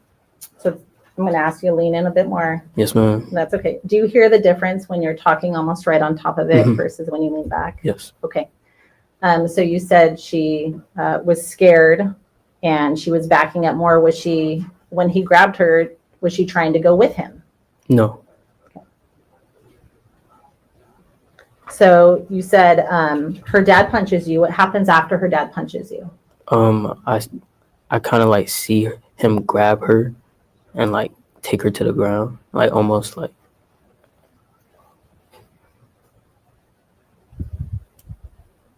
Okay, what does that look like when you say you see him grab her and take her to the ground? Does he make it all the way to the ground, or is he on his way to the ground? If you remember. He's on his way to the ground. Okay. And what do you mean by he grabs her? What does that look like? He kind of like spun her around in a way because she didn't want to go with him, and he like grabbed her and put her in a headlock. Put her in a headlock? Yes, ma'am. What does a headlock mean to you? When you say a headlock, what does that look like? Like just strangling her, just having her like having his hands around her throat. Okay. His And forearms. you're saying hands. I just want to make sure the record is clear. You're demonstrating with your arms around, but you're saying hands. Do you mean her hands, or do you mean her arm? Or excuse me, do you mean his hands or his arms were around her neck? His arms. Okay.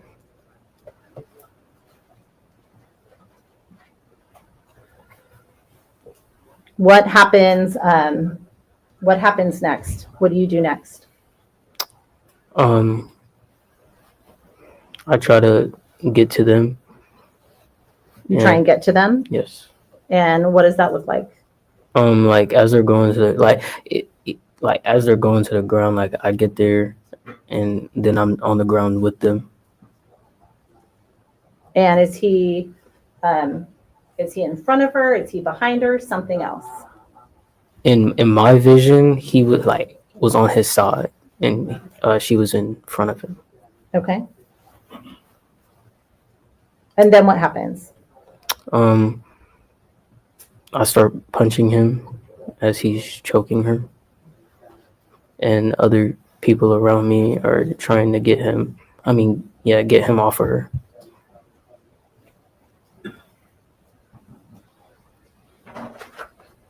What, if anything, is he saying to you or anyone else during this? If you remember, if anything. I don't remember. Do you remember him saying anything? No, ma'am. And you're shaking your head. Is that no? I said no, ma'am. I'm sorry. Okay, that's okay. What, if anything, is Fatima saying to you or anyone else during this? And nothing. Nothing? She can't speak. And when you say she can't speak, what do you mean by that? Like she's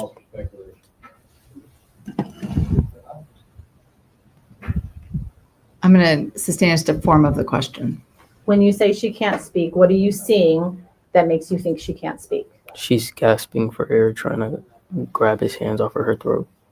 You said she's gasping for air and trying to grab his hands off of her throat? Yes, ma'am.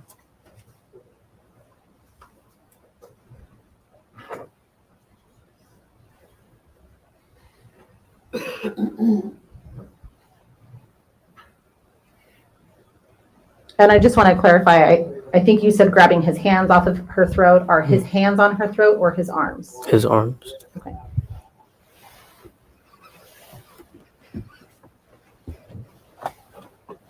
How would you describe his, Fatima's dad's demeanor during this? Meaning, what did he look like to you? Did he look like it was relaxed, happy, sad, mad, something else? How did he appear to you? He looked angry. He looked angry. And you said you ended up on the ground with them. Is that correct? Yes, ma'am. And you indicated you were punching him. Is that correct? Yes, ma'am. Where are you punching him? In the top of his head and on the side of his face. Okay. Why are you doing that? To get him unconscious, to get him off of her. Was that successful? Did that work? Yes, ma'am. He let her go because of your punching? Yes, ma'am. Because of your punching or because of other people? Because of my punching. What's your objection, Mr. Katie? Ask and answer. Overruled. Did Fatima's dad hold on to Fatima while you were punching him? Yes, ma'am. Okay. And what's he doing while you're punching him? Still choking her. You're gonna have to speak up. I'm sorry. Still choking her. He's still choking her.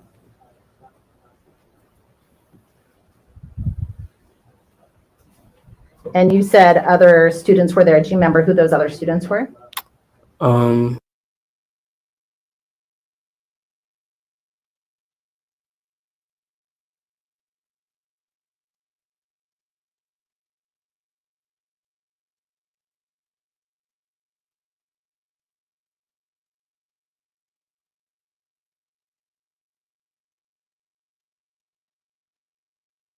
Okay. Do you remember if any adults showed up? Yes. The bus driver had showed up. Okay, you remember the bus driver. Yes, ma'am. What is he doing? He's looking at the situation and trying to see what's going on, but he looked. I don't know. Wait, I'm sorry. That's okay. You said you don't know what he was doing? Yeah, you don't he just know what? looked kind of in a way. Like he looked at what was going on, but he had to get back to the bus. So. Okay.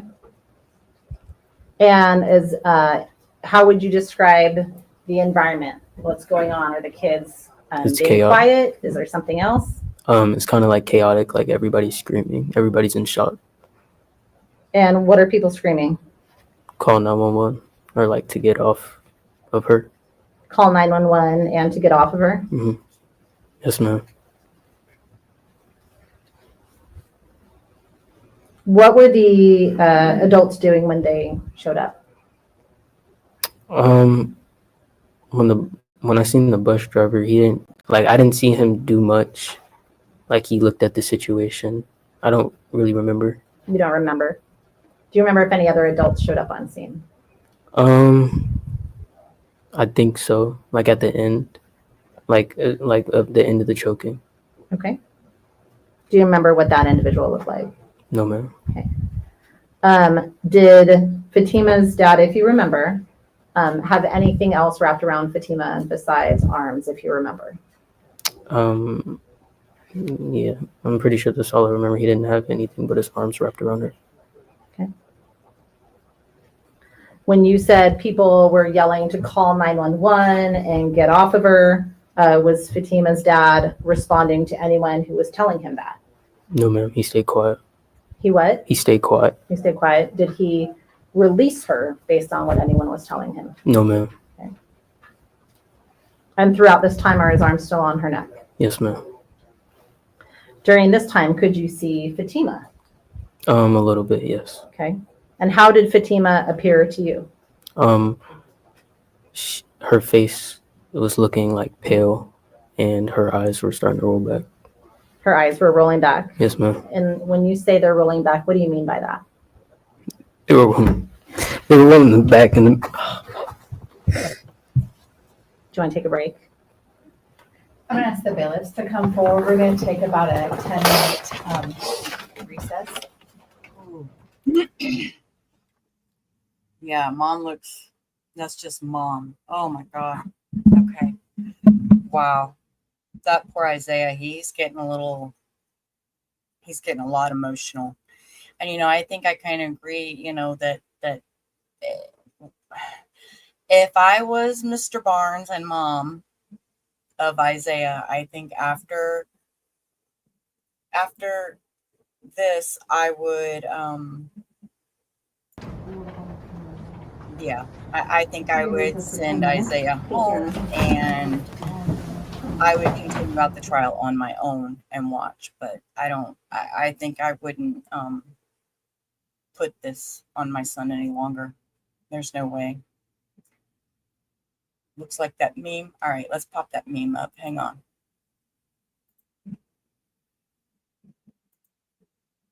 All right, hold up. We're gonna play with video for a minute.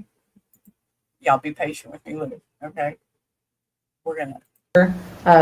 Okay. We see mom. All right, you ready for a flip screen? Okay, y'all ready?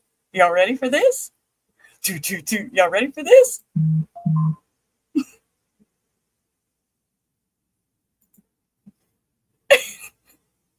Okay. See?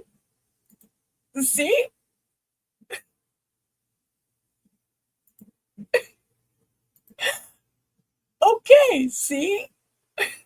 I'm telling y'all. Okay. I'm sorry. Okay. See, we have to have comedy. We have to have laughter to get through some of this shit. I'm sorry, guys. I'm sorry. Y'all, laughter's the best medicine for me.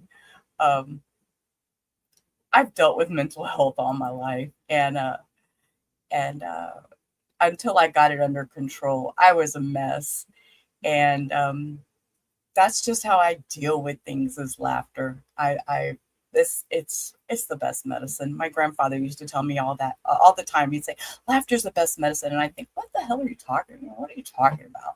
Laughter's the best medicine. Never made sense to me as a kid. And now as an older adult, I'm like, okay, now I get exactly what he was saying. It makes so much more sense. Here, let's watch the water for a minute. Yeah, that was good.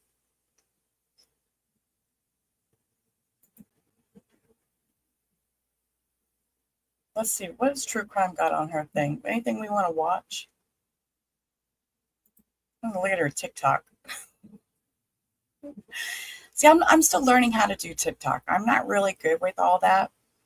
It's you like that meme, mateys? I mean, I have to say it looks a lot like her. It really does. That was great. Flip back and forth. I mean, that's what I'm saying. Rubber. And Lola's out there barking. I have no clue what this dumb dog's barking at. She just gets on this little bit. Hey, that's okay. Meat will be in here a little bit, and he'll be barking too. Look, here's a little picture I have of both of them together. Let's see if it'll pop up on screen. There you go. Now they're in the water.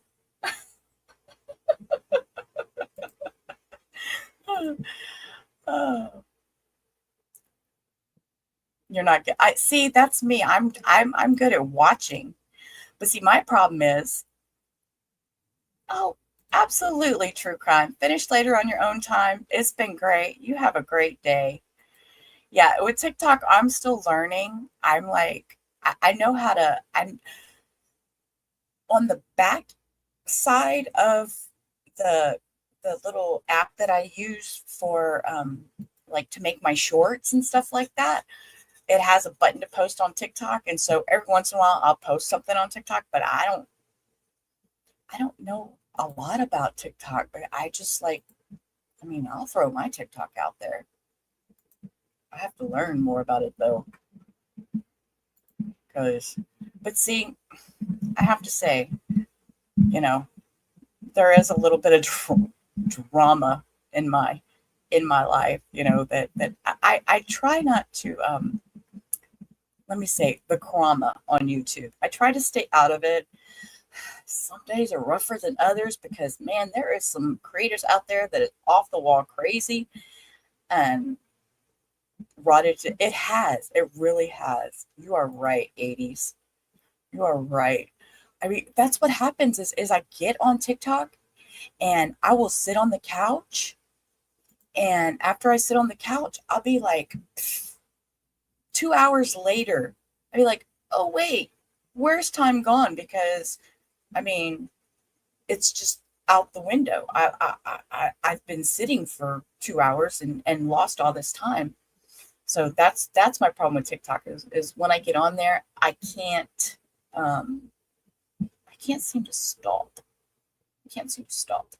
So yes, and you know, I see these like challenges and stuff that they do on TikTok, and I'm like, these people are nuts. Hector asked me the other day, they've been doing this stupid TikTok thing. Let me see if I can find it real quick. Hang on.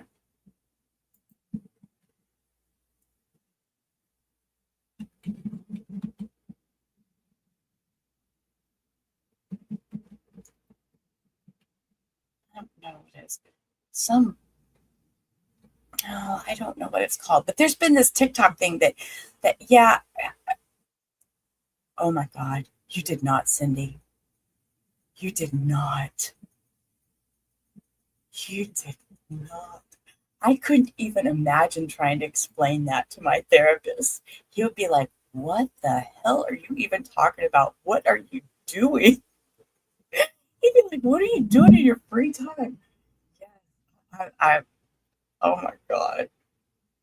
See? Oh. Well, look who popped back in. Hello, Miss Hannah. We're just on a break, baby, because Mr. Isaiah, poor little boy, he's having an emotional meltdown, as he should with the circumstances. Oh, look, I just noticed my rings. You know, I've lost some weight, and so my engagement wedding set doesn't fit properly, so I had to move it over a finger and put another ring on top of it to keep it from falling off. So yeah, I didn't notice that. I noticed that in the picture. Yeah, court's still on break.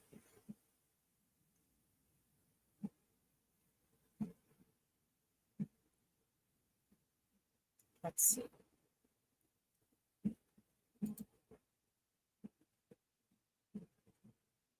I was trying to find, there's this stupid trend on TikTok that people are doing about pulling you through the living room. Here you go. Wait, here you go. This is one of them. We'll watch this just for a minute.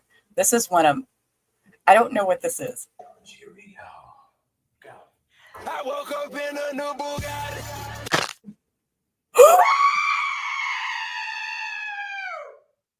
Granny and I are trying this challenge. Here we go.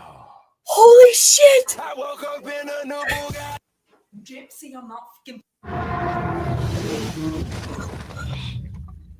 Okay, I'm sorry, guys. That was not what I expected. See what happens when you open up TikTok. I was not expecting that. I feel bad even showing that now. But it's this little trend thing. And it's going, I woke up in a new Bugatti. And they pull the person through the room.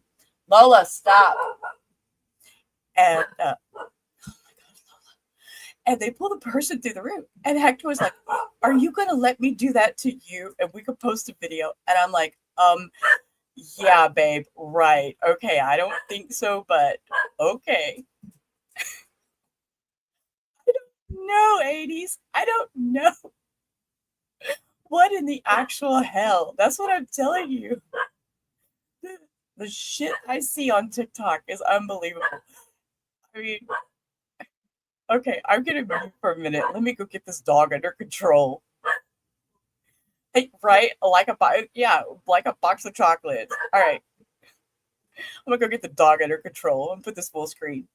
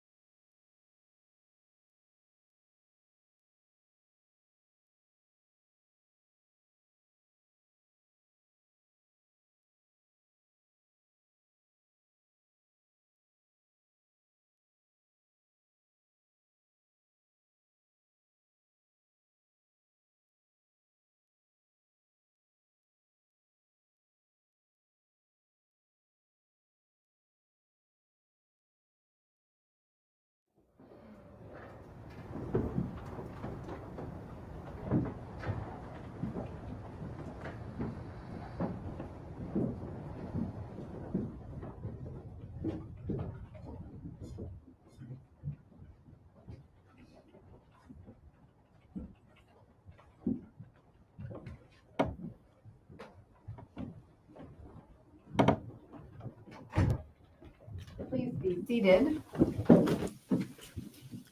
Ms. Stone, you may continue.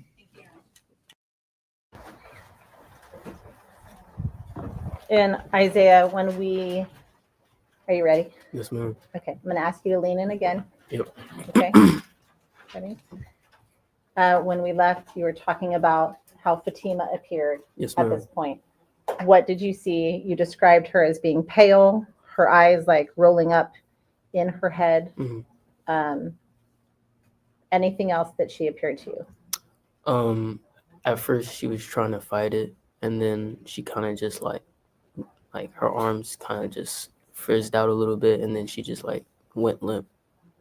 So to make sure, because again, I want to make sure that everyone heard you. You said at first she was trying to fight it, and then did you use the word frizzed out? Is that how you described it? Yeah, like it was like her arms were like moving around for a second.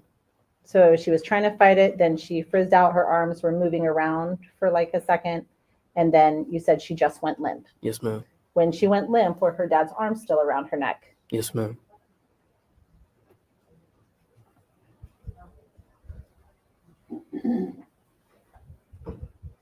And what is everyone else doing at this point while she is limp? Freaking out. They're freaking out? Yes, ma'am. Do you remember if any of the adults are there at that point? No, ma'am. No, you don't remember? Okay. Just need a verbal response to the No, last ma'am. one. Thank you.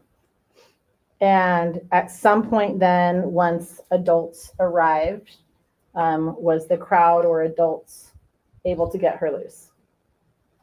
Yes, ma'am. And what happened when they were trying to release her? What happened next, as you remember? I just kept punching him, and then I saw his eyes go closed and his grip released, and whoever came in pulled like the rest of his arms off of her, and she was able to get free. Okay. And what happens when, so you said the adults there, she's released, and what happens when she's released? Once I seen her get up, she was very concussed. She didn't know what was going on. I tried to like get her so I could lead her so we could like to the school so we could get somewhere safe.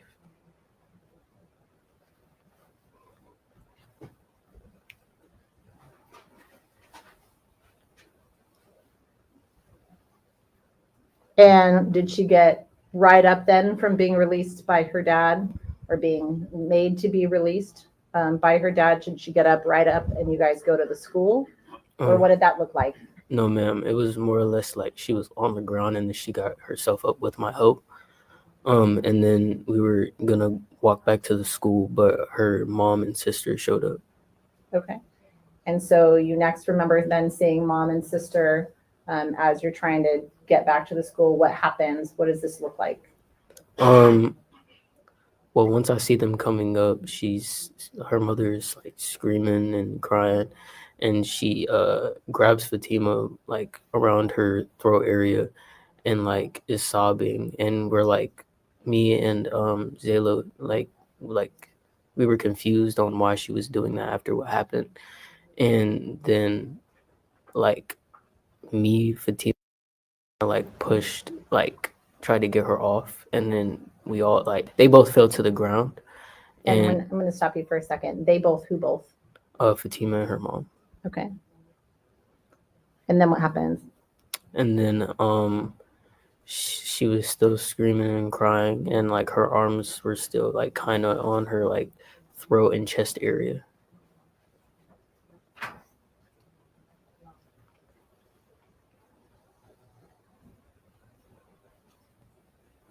And do you remember if you saw Fatima's mom? Well, first of all, you've met Fatima's mom before, is that correct? Yes, ma'am. And you said, I believe, her mom and sister, who is her sister?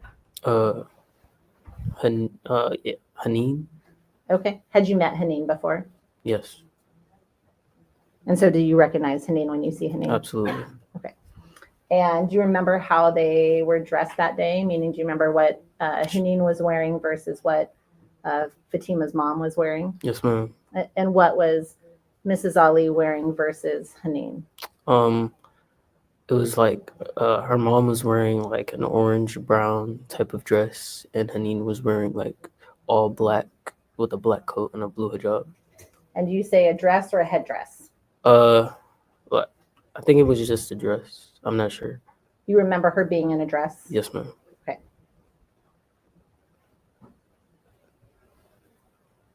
And then was Haneen in a dress or in pants then? I believe it was pants. Believe pants? Yes, ma'am.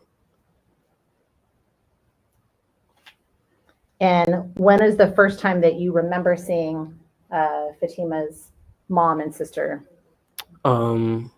When Fatima got free, they rushed over. Okay. And that's the first time you remember seeing them? Yes, ma'am.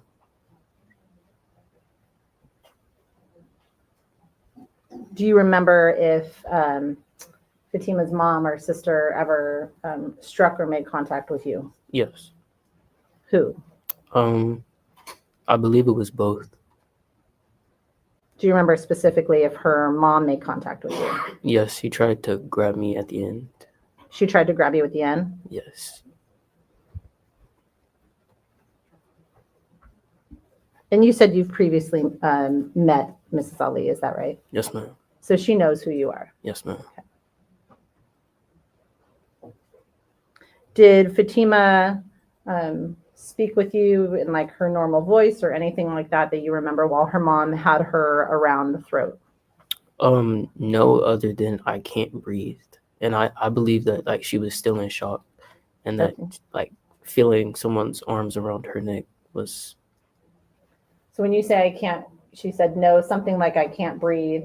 Was it in her normal voice, a different voice, or is that an assumption or something you heard, or what does that sound like? It was more like she scratched it out of her throat, like it was like a cough almost, like it was like she couldn't really make it out. And was that when she was standing up when you previously described, or down on the ground with her mom? Down on the ground with her mom.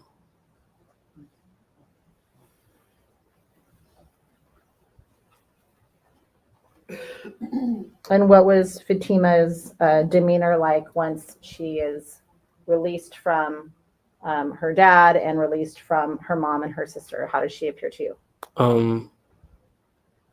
Well, once we got free of them, like she just took off running to the school. Like I had to look back, and then she was already like trying to get away. And how did she appear? Very like She was heartbroken for sure. Scared. She Okay. wanted to get away. And what happens next? You start running for the school, and then what happens? Her mom was low key like chasing behind us. Did you say her mom was like low key chasing behind you? I apologize. Yes, That's ma'am. okay. What does that mean to you? She was close to us for a second, and then we started to run faster And so you ran faster, and where did you go? to the school. And who was running in front? Fatima. So were you following Fatima to the school? More or less running alongside her, yes. And where did she go? We went straight to the office. Why did you go to the office? Because we knew we could get help and be safe.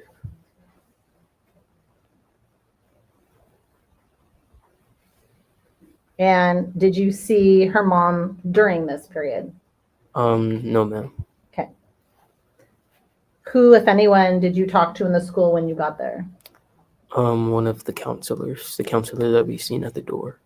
The counselor you'd seen at the door? Yes, ma'am. And where did you go? Did you stay there in the office or did you go somewhere else? We went somewhere else. Where else did you go? We went to the a room in the office. I'm sorry. A room in the office? Yes, ma'am. Okay. And what happened next? We were both in shock. The teachers were trying to figure out what was going on, and they were just checking us out, helping us get like water or like an ice pack. And did police come? Yes. And when did the police come? Maybe like 5 to 6, 7 minutes afterwards. So pretty close in time? Yes, ma'am. Okay. Did you give a statement to police? I'm not Meaning, sure. did you talk to police? Yes. Did you talk to them then, later, with parents or without parents? Without parents. Okay. And did you get checked out by medical staff? I think so, yes. Okay. Did your parents come to the school? Yes. Okay. And then at some point, did you go to the hospital? Yes, ma'am. Did you call your parents? I called my mom, yes. She was calling me before when it was going down.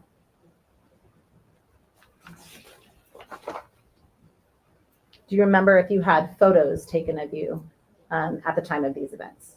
I believe so. Okay. Do you remember having photos taken? More or less Fatima, not me. Okay. You remember Fatima having photos, but you don't remember if you did. Right.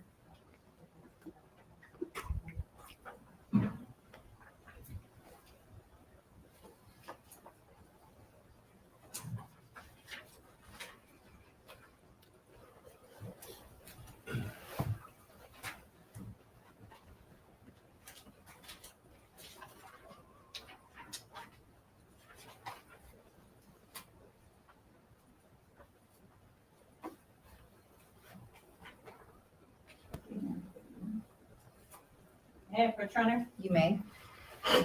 Isaiah, I'm going to show you what's been admitted as States Exhibits 39 through 51. I'm going to ask you to look at those silently to yourself for a moment, and then look up at me when you're done, okay? Yes, ma'am.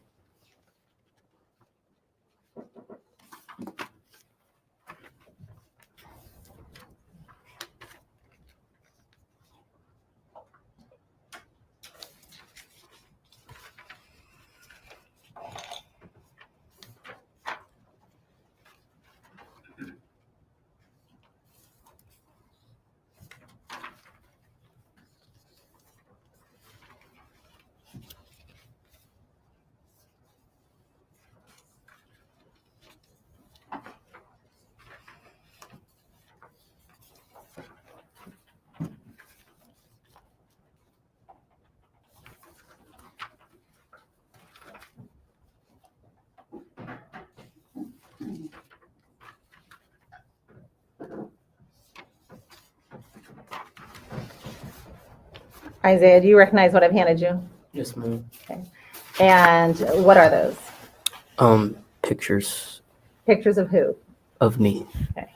And when you look at those pictures, are those pictures from October 18th of 2024? Yes, ma'am. How do you know that they're of that day? Because I was wearing the same outfit. Okay. Do you remember having those photographs taken now as you look at them, or do you still not remember those photos? Yes, I remember. Okay.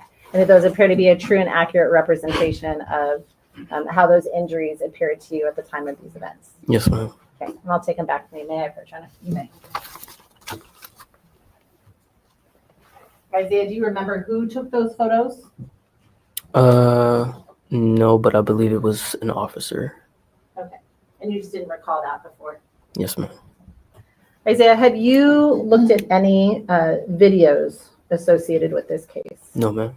Do you remember seeing any of the school videos floating around, meaning any videos that any of your peers or students, other students would have taken? Yes, ma'am. Okay. Whose did you see?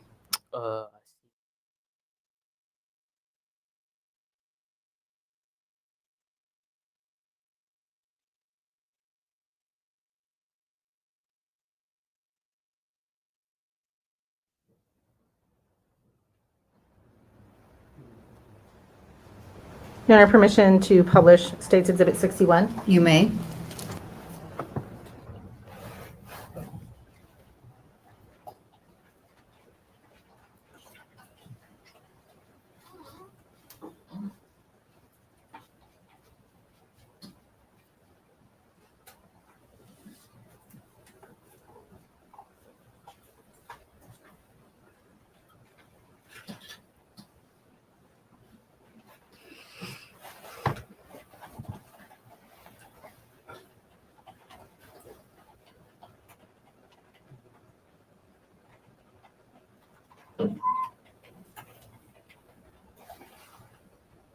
Okay, starting with State's Exhibit 61, what's already been admitted.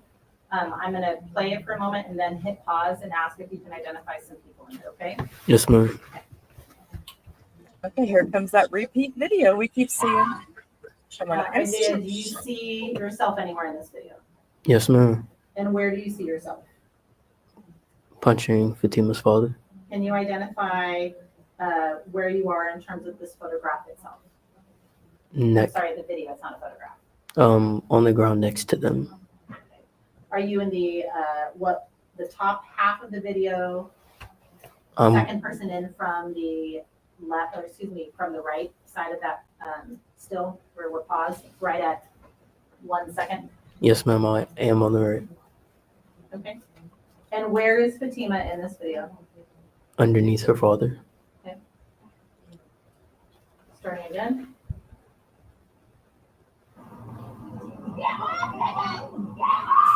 I hit pause. Who is that dragging? Do you know? We're paused now at 5 seconds in. His name. When he drug him. No, ma'am. Okay.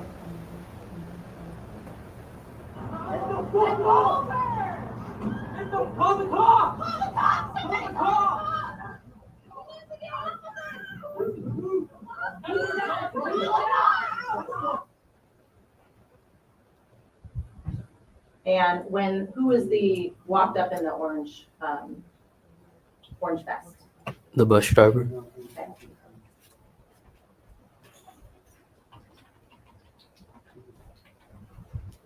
Have you, Your Honor, permission to play State's Exhibit 34? You may.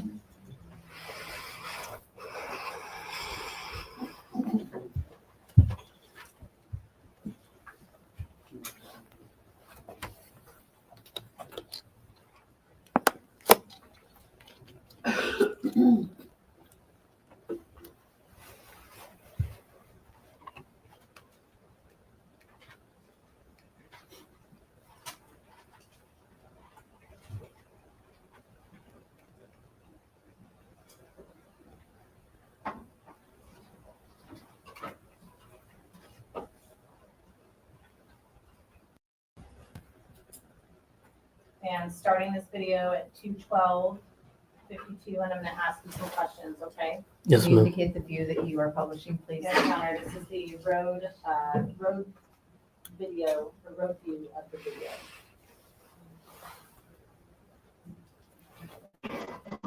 Timberline High School.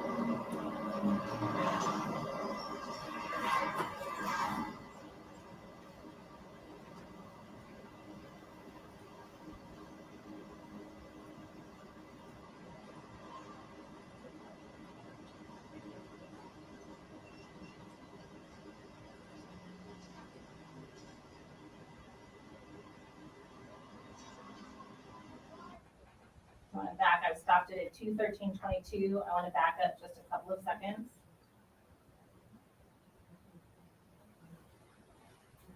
At 2, I'm going to hit play again and then hit pause.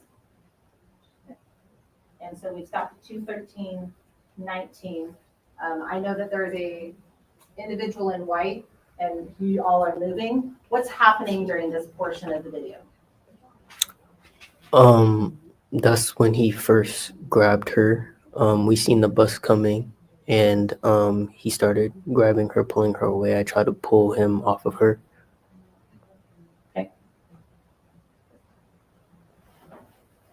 Restarting it at 2:13:19.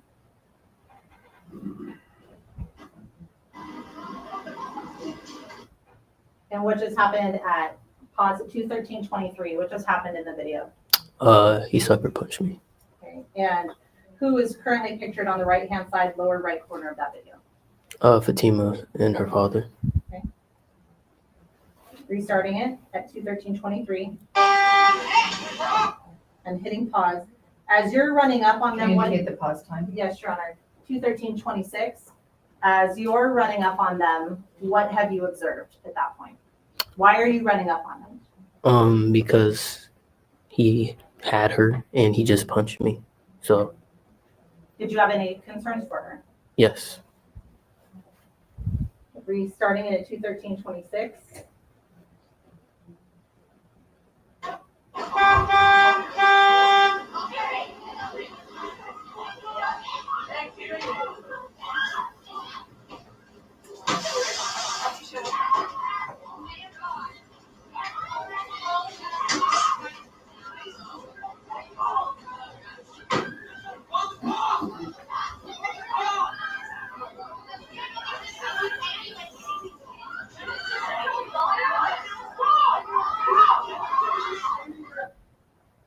And I paused it at 2:13:58. I'm gonna back up about 10 seconds. Do you see the individual that's just come across into the frame and is heading towards the incident? Yes, ma'am. Do you remember seeing him? He's standing on the sidewalk in this photograph at 2:13:58. Do you remember seeing him at the time? No, ma'am. I believe I was still punching him. Okay. I'm gonna back the video up just a moment. I'm gonna ask you to watch the right-hand side of the screen here by the tree, the very far right of that frame, and see if you recognize anyone entering the frame in the next 10 seconds. And what time did you move it back to? 2:13:55.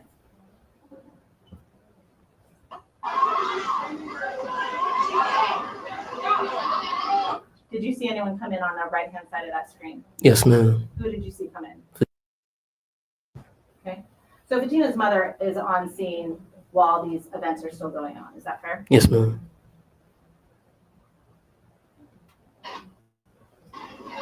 And I've restarted it at that same time.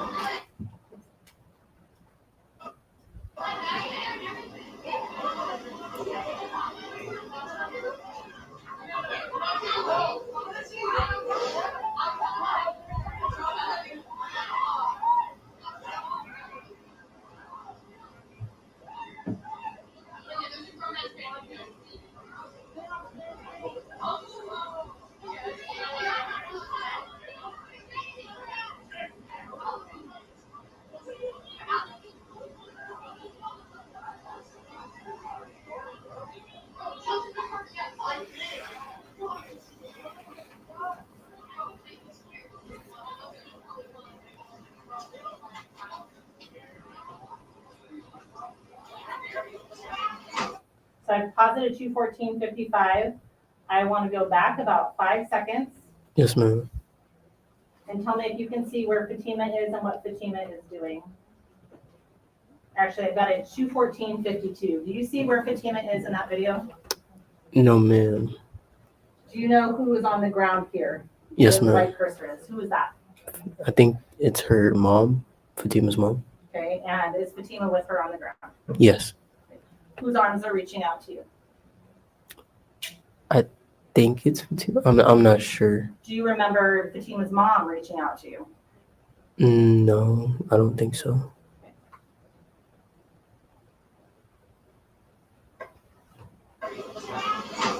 Restarted at that same time, 21455.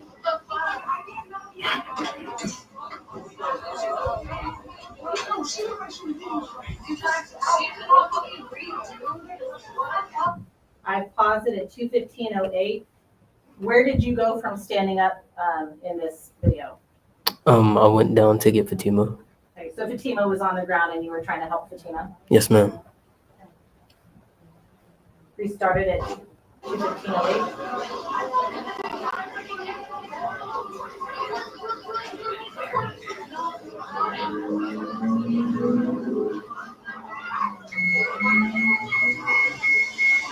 I paused it at 2:15:23. What is happening on the right side of this video, just past the trees and essentially behind where Dad is laying down on the ground? What's going on in this time period of the video? Fatima's mom and sister tried to get at her. Is that when you were describing the tussle happening before you ran off to the school? Yes, ma'am. Okay. Restarting it at 2:15:23.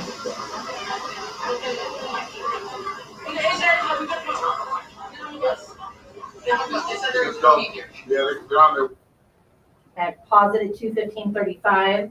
Right behind the trees, do you see the woman in the red skirt? Yes, ma'am. Is there a group of people with that woman in the red skirt? Yes, ma'am. Do you remember who moved behind the trees when the woman with the red skirt was there? No, ma'am. Do you remember the woman in the red skirt? No, ma'am. When you had the tussle with Fatima's mom and Fatima's sister, do you remember moving behind the trees? No, ma'am. Okay. We're at 2:15:35, restarting.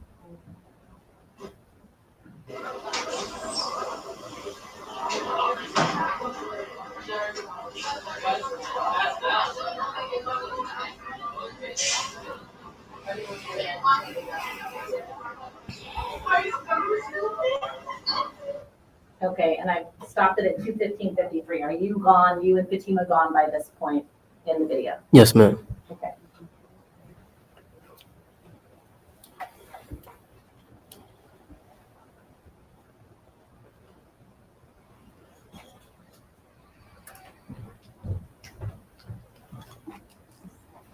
Isaiah, I have no further questions for you at this time. Okay. Yes, ma'am. Thank you. Mr. Kading, cross-examination. Thank you, Your Honor.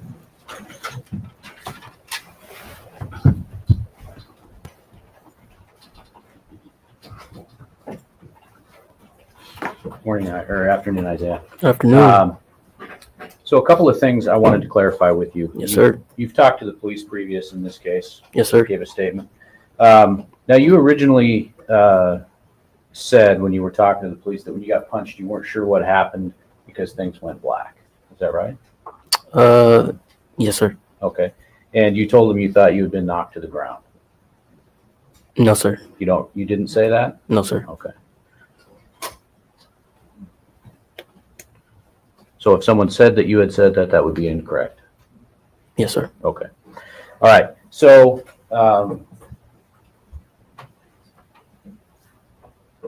you also said you weren't quite sure, and your testimony today was you didn't quite know how Fatima and her dad went to the ground, right? Yes, sir. Okay. Now, this was shortly after you had just been punched in the face, right? Yes, sir. Okay. Now, at that point when you got punched, were you angry at that point?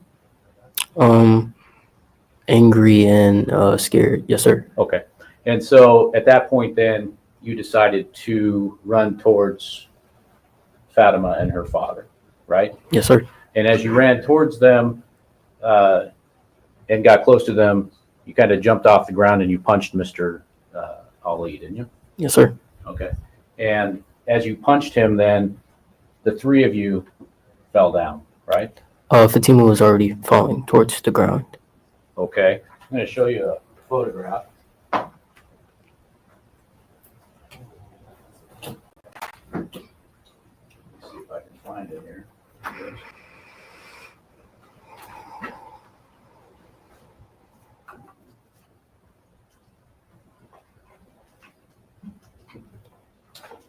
Your Honor, if I may approach. You may. I'm going to show you what's been marked as exhibit number 502. Take a look at that. It's kind of a still photo of one of the shots we just watched from the bus video. Okay. Do you recognize yourself there in the Nike backpack? Yes, sir. Okay. And you see that you have your right arm raised as if to punch? Yes, sir. Right. And then right in front of you is Mr. Ali and Fatima, and they are both actually on their feet at that point, aren't they? Yeah, it looks like they finished slip and fall on the ground. Yes, sir. Okay. So in the one or 2 seconds around that photo, though, they're still on their feet, right? Mm-hmm. Yes, sir. And it's only after you come at them and punch Mr. Ali that they fall to the ground. Okay. Right? Yes, sir. Okay. Thank you. May I approach you, Honor? You may. Now let's talk a minute, a little bit earlier than that. When you were at the bus stop and you saw her father's car, you were walking out with Fatima, right? Yes, sir. And Noah was with you? No, sir. He was at the bus stop already. He was already there? Yes, sir. Okay. Do you remember speaking to me in May? Yes, sir. Okay. And we talked about what was going on there? Yes, sir. Okay. And you told me at that point, you said that you told Noah to quote, be prepared, right? More or less Fatima. I said that to Fatima. Okay. So you're saying Noah wasn't even around when you said that? No, I was saying that I told Fatima that, not Noah. Okay. Be prepared. So in your mind, you were getting prepared for what? For something, I don't know. Okay. And then Fatima's father came up, started talking to the two of you? To her, yes. Okay. Talking to her, right? You didn't know what was being said? No, sir. And when the conversation started, things were pretty calm? He was just talking to her? Yes, sir. Okay. And then apparently she kept saying no, right? You weren't sure what they're saying because they're speaking Arabic, right? Yes, sir. But you were getting the impression that she was not agreeing with what he was saying. Yes, sir. Okay. And then at that point is when you decided to, what'd you say, put yourself kind of in between them? Not in between, but on the side, yes. On the side. How far away were you from them? I was pretty close. Okay. Can you give me a definition of pretty close? Like next to their arms. Okay. So within a few inches. Yes, sir. Okay. So you're there, and then Mr. Ali grabs Fatima by the Yes, sir. shoulder, you said, right? Yes, sir. And then at that point, did you decide that you were going to stop that from happening and push his arm away? Yes, sir. He was dragging her. He grabbed her, started dragging her, and then I tried to move my arm away. Okay, so he had her by the shoulder, Mhm. and then he was pulling her, and then you decided to push him. Yes, I put my hand on his hand and my hand on her shoulder to try to pull him apart. Okay, and now that's what we saw in the video, right? Absolutely, yes, sir. Okay, and then after you get into the view of the video there, then Fatima kind of falls off to the side. He turns around and gives you a punch in the head, right? Yes, sir. Okay, and then after that, he's trying to take her away some more, right? Yes, sir. Okay. You want that to happen. Yes, sir. So you went and you punched him. Yes, sir, because he Knocked punched him to me. the ground. Yes, right? sir. And then while he was on the ground, you continued to punch him in rapid succession, right? Yes, sir. And maybe hit him 30 or 40 times? Yes, sir. Okay. And maybe kicked him in the head 3 or 4 times? Yes, sir. Okay. Meanwhile, Caleb is hitting him as well? Absolutely, yes, and sir. then it was Caleb that dragged him across the ground? Yes, sir. Okay. Your other friend Zayla was there as well? Yes, sir. She was punching him? Yes, sir. All of this is happening at once? Absolutely, yes, sir. Yelling and screaming? Yes, sir. So essentially a pretty chaotic situation? Absolutely. Okay. Now, you said you continued to punch him And I believe you didn't testify to this, but what you had said before was you punched him until his head went soft, right? Yes, sir. Okay, and when you say that, what does that mean to you? In the middle of his head, like when I kept punching, it just went soft. It just went soft. Yes, okay. sir. All right. And his head went soft and he let go. Yes, sir. Okay. And that was when all these other people started showing up. Yes, sir. Okay. And so from that point on, did you see him move anymore? No, man. Oh, no, sir. No, sir. Okay. And then you were there just a few seconds. Haneen came in at that point, right after he had already let go of Fatima, right? Yes, sir. Okay. So Haneen comes in and she starts yelling, "What are you doing? What are you doing?" Right? Yes, sir. Okay. So she hadn't been there up to that point. No, sir. So the only thing she knew that was going on was that her father was laying there on the ground, right? Absolutely, yes, sir. And at that point, Fatima was no longer right there, right? No, sir. She had moved behind. Yes, sir. And she was sitting behind with her mother, Yes, right? sir. Her mother had got there a few seconds before Haneen, right? Absolutely. Okay. So they're sitting on the ground back there. The man from the truck is sitting there on Mr. Ali's, on the ground next to Mr. Ali, holding him down. The bus driver was there for a short period of time, then he left, right? Yes, sir. And all the other people were gathered around. Yes, right? sir. Okay. And so at that point, you start having an interaction with Haneen, right? She's screaming, and then you start talking to her. As a matter of one point, you pushed her hand, right? Yes, sir. Okay. And you were going to hit her again, but somebody stopped you, right? Yes, sir. Okay. So you were mad at Haneen. Yeah. She grabbed my chain and broke my chain. She scratched my neck. Okay. And did you ever tell anyone that? Yes, my parents. Okay. You didn't tell the police or anything that though? I don't think so, but there's Okay. pictures. All right. So she's there screaming. Her dad's laying on the ground. Her mom and her sister are back there behind him, and you're confronting her, pushing at her, and trying to hit her, right? No, sir. Not trying to hit her. You didn't bring your hand up? No, more or less to like get her away from me, yes. Okay.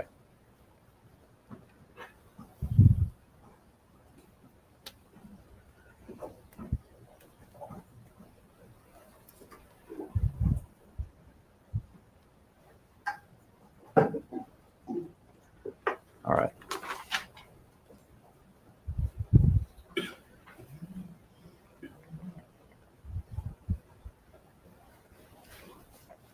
Now, at some point, was there a time when you pushed Fatima and her mother to the ground? Yes, sir. Okay. And that was when they were behind Mr. Ali and this was happening behind them? Yes, when her mom was trying to take her, yes. Okay.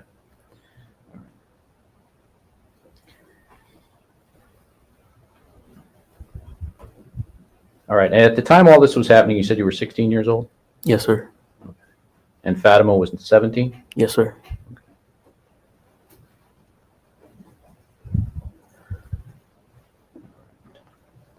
Now, you had previously talked to your parents about dating Fatima, right? Yes, sir. And you knew she wasn't supposed to be dating anybody, Yes, sir. but that didn't concern you too much, the two of you dated? Yes, sir. Okay. Secretly, Yes, right? sir. Okay. For how long? For a little while. Okay. This happened on October 18th. How much is a little while? Can you repeat the question? How long were you dating? A full year at that point, a year and a couple months. No, 9 months. I'm sorry. 9 months? Yeah, 8 to 7 to 9 months, around that range. Okay. So you had started dating sometime in February. Yes, sir.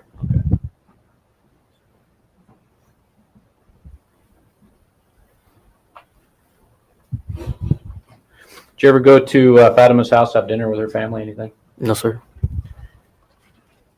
Did her family ever come to your house for dinner? No, sir. Did you ever have any interaction between the two families? No, sir. Okay. You met her sister Haneen on a couple occasions, correct? Yes, sir. Okay. There was one time she gave you a ride somewhere, Yes, sir. and another time she saw you at a school dance or something. Is that right? Yes, sir. Okay. Other than that, did you have any contact with Haneen? Sometimes they would go to the park and I would be there. Okay. So you would just happen to be there? Yes, Or was sir. that something that was set up for you and Me and Fatima? Fatima, yeah. We would go to the park and they would be there. Okay, so you'd set it up to be there at the same time? Yes, sir.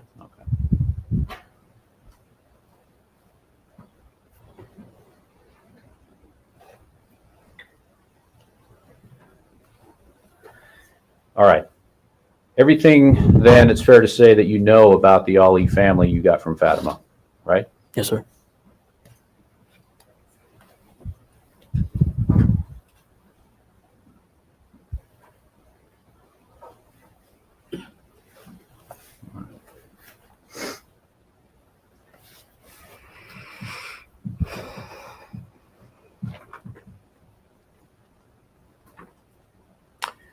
Now, I didn't hear what you said when the prosecutor asked you if you'd ever talked to Mr. Ali prior.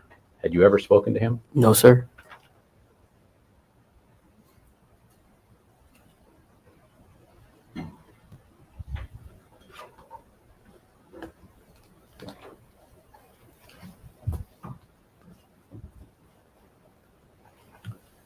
Okay.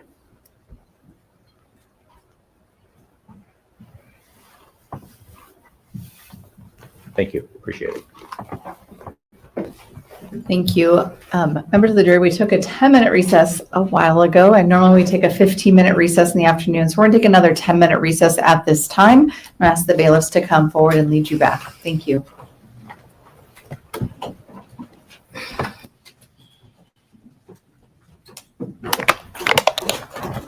I say if you'll just stay there for a moment. Yeah. Is that what they said, Hannah? Another interpreter needs a break? I don't know. Yeah. Who's the guy said? I'm not sure. I'm not sure. Yeah, it's so hard. You know what we're going to start doing? I'm going to tell y'all. Please be seated. Yeah, I don't know if it's the interpreter that they keep changing out or what.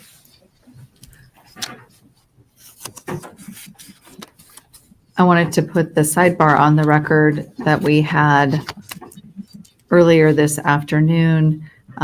We had a sidebar to discuss some logistical issues related to Isaiah's testimony, comfort item, and some things like that. And the parties were in agreement. Anything to add to that sidebar, Ms. Stone? No, you're right. Thank you.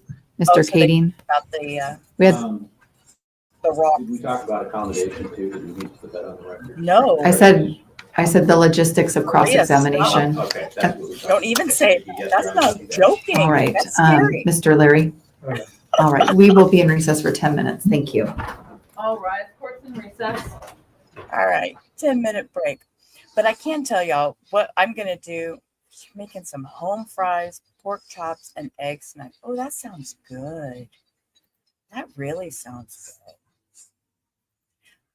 So I think what I'm going to do is for the rest of this trial, I mean, because of the time, we're going to start at noon Central, which will put us an hour later. And I think that'll give us the opportunity to just zoom through a lot of these breaks and stuff. So I'm thinking, yeah, I am too, Maria. So I'm thinking that we're gonna start at noon Central instead of 11. I'm gonna knock it up one more hour. That way, you know, we can zoom through some of this stuff. You know, make it a little more convenient for everybody. I'd already talked, you know, to y'all about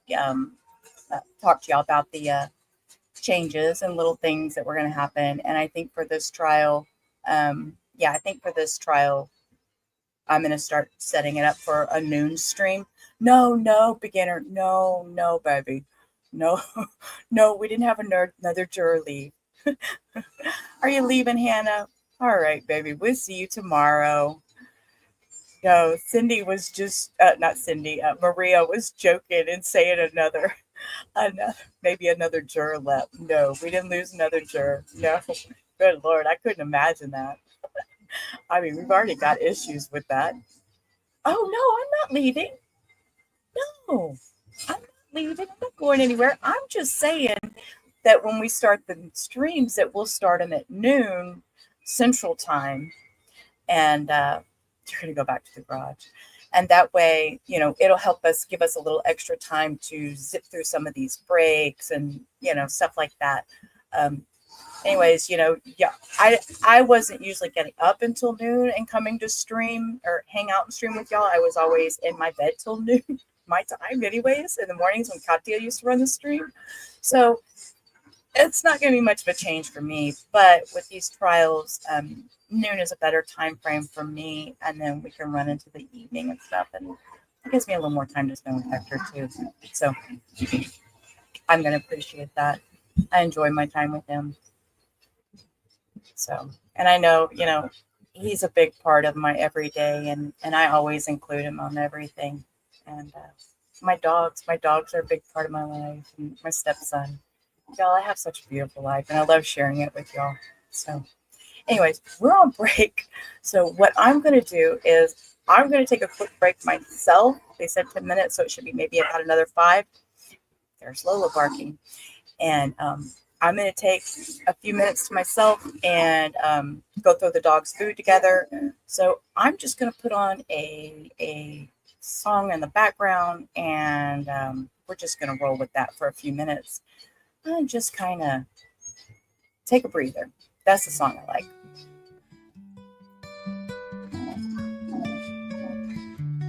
Breathe deep, the air is wide. Stretch your arms, let the world collide. Step outside where the grass is free. Feel the earth beneath your feet. Watch the clouds as they roll and glide. Let the sun kiss your weary side. Take a moment, let it all unwind. Find the peace that's yours to find.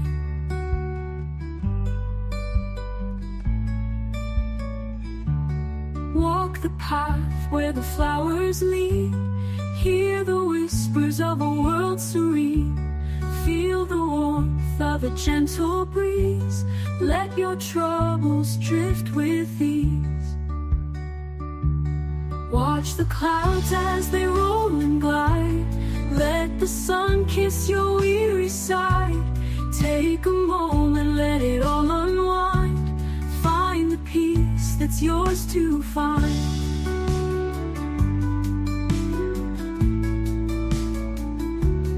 Walk the path where the flowers lead. Hear the whispers of a world serene. Feel the warmth of a gentle breeze. Let your troubles drift with ease. Watch the clouds as they roll and glide. Let the sun kiss your weary side. Take a moment, let it all unwind. Find the peace that's yours to find.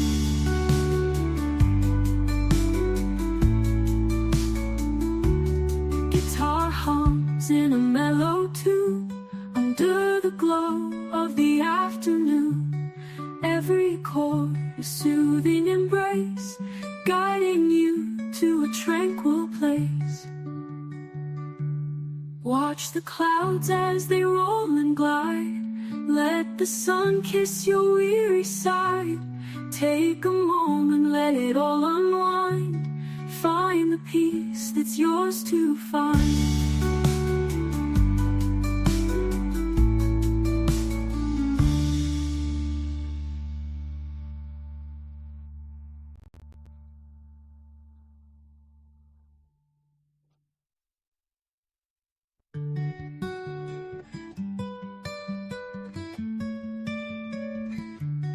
Breathe deep, the air is wide.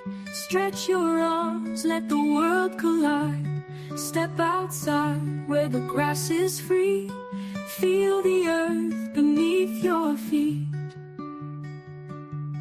Watch the clouds as they roll and glide. Let the sun kiss your weary side. Take a moment, let it all unwind. Find the peace that's yours to find.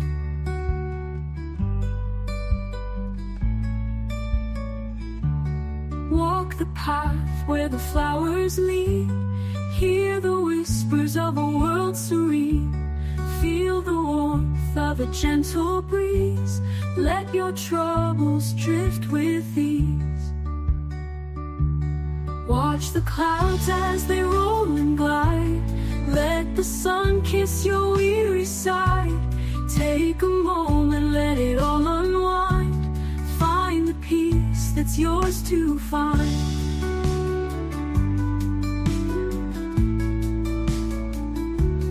Walk the path where the flowers lead. Hear the whispers of a world serene. Feel the warmth of a gentle breeze. Let your troubles drift with ease. Watch the clouds as they roll and glide. Let the sun kiss your weary side. Take a moment, let it all unwind. Find the peace that's yours to find.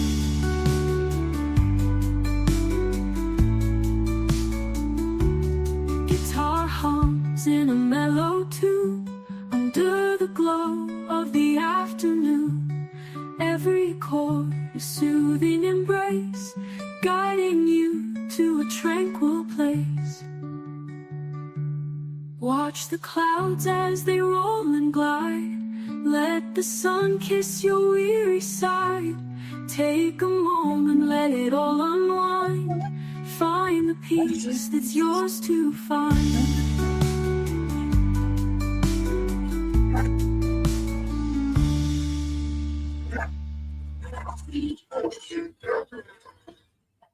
And y'all hear my killer clowns in the background. It's okay, Ty. Oh, I thought you were trying to turn it down. It's okay, honey. You can play. It doesn't bother us.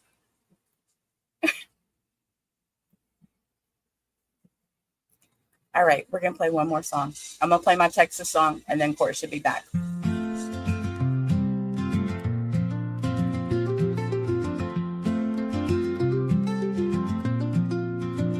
The river rose without a sound, took the peace we once had found. Under the stars on a July night, now hearts are heavy in the fading light. The flags still wave, but the air feels torn. The 4th of July at night to morn. Memories drowned, love swept away. Texas skies weeping shades of gray. Hold on, though the water's wild. For every tear, there's still a smile. The sun will rise, though it seems untrue. In the heart of loss, love shines through. The flood has left a hollow way, 1,000 dreams have dared to take. But in the wreckage, hands still reach for hope's soft whisper, love will teach. The flags above, they're watching still. Through the pain, through the chill, we'll find a way, we'll build anew. Texas strong, hearts will break through. Hold on, though the water's wild. For every tear, there's still a smile. The sun will rise, though it seems untrue. In the heart of loss, love shines through. Hold on, Lord. Hold on, though the water's wild. For every tear, there's still a smile. The sun will rise, though it seems untrue. In the heart of loss, love shines through.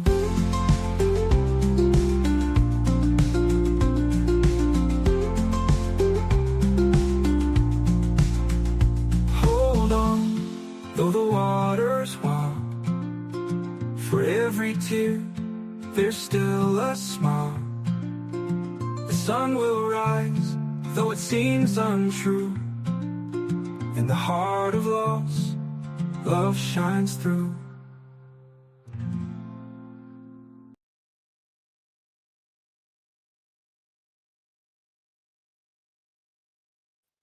I'll have to pull that up, Maria. Yeah, I do too. Hey, Hannah. Excuse me. Oh, that was rude of me. Right in that microphone. Clearing my throat. Yeah, these two parents, yeah, innocent to proven guilty, but exactly, there's enough evidence so far. I mean, it's visible through these videos that obviously, I mean, it's just disgusting. It's just totally disgusting. Let me look that up, Maria. Hang on.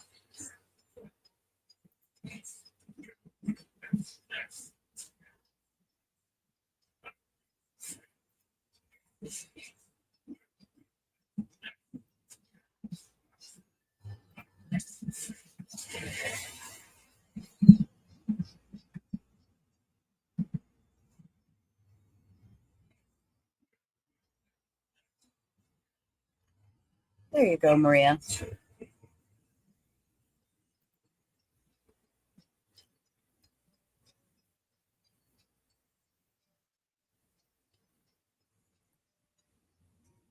Here, I'll share. I'll share a few while I'm sitting here. We'll wait for Court to come back. But yeah, see, he draws. And then he makes it, and then he'll color them after. He draws them out. He draws them out, and then he colors them.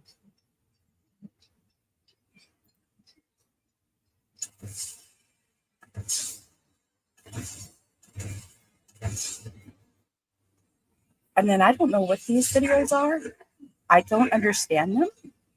I don't know how he designs them. I have no clue. So he's better than I am. I have no clue. I don't know how he does this. I don't know. I have no idea. Thank you for subscribing. Y'all are so kind. You're so kind. Yeah, I have no clue. Whatever makes you happy. You know what I'm saying?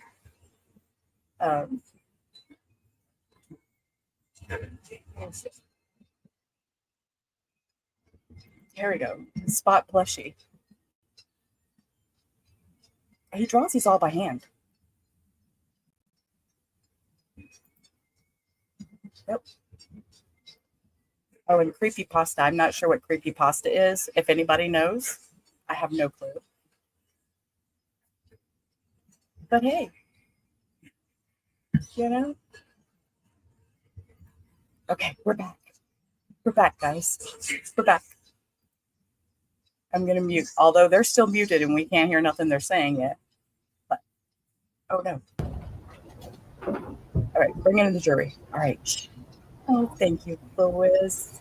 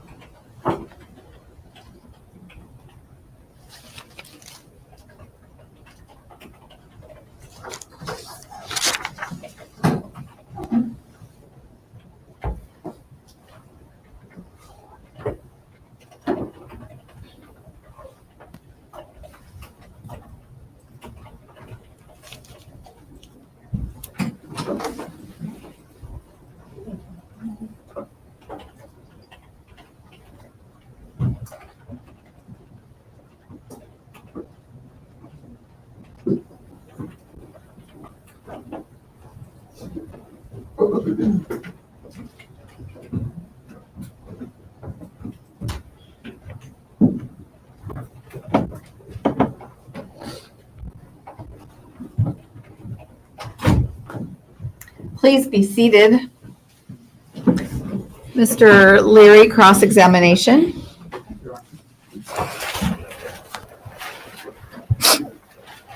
Good afternoon. Good afternoon. Are you okay if I call you Isaiah? Yes, sir. All right.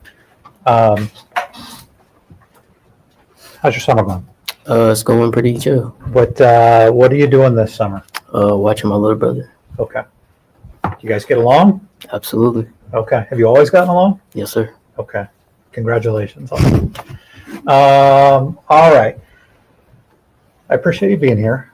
Yes, sir. And if you do need to take a break, let me know. Okay. So we want to talk about October 18th last year. Yes, sir. Okay, so it's a day you probably remember a lot better than, say, October 17th or October 16th. Fair? Yes, sir. Okay. So when you were in class in first period, Yes, sir. and Fatima comes to class, did you know where she had been that morning? No, sir. So you were surprised to see her? Yes, sir. Throughout the day, you did have an opportunity to have conversations with her. Is that correct? Yes, sir. And it was your understanding that she had run away. Fair? Yes. Okay. So when you were headed to the bus that afternoon, it was your understanding that she didn't want to go home, correct? Yes, sir. And you, from your standpoint, we're going to help her not go home. Fair? Yes, sir. And so kind of your intention was when you see Dad, you were going to support her, right? Absolutely. And that meant potentially making sure that she didn't have to go home. Fair? Yes, sir. Okay. And that's why you were standing by her initially with Dad, correct? Yes, sir. And you were there to support her, correct? Yes, sir. And her decision to run away, right?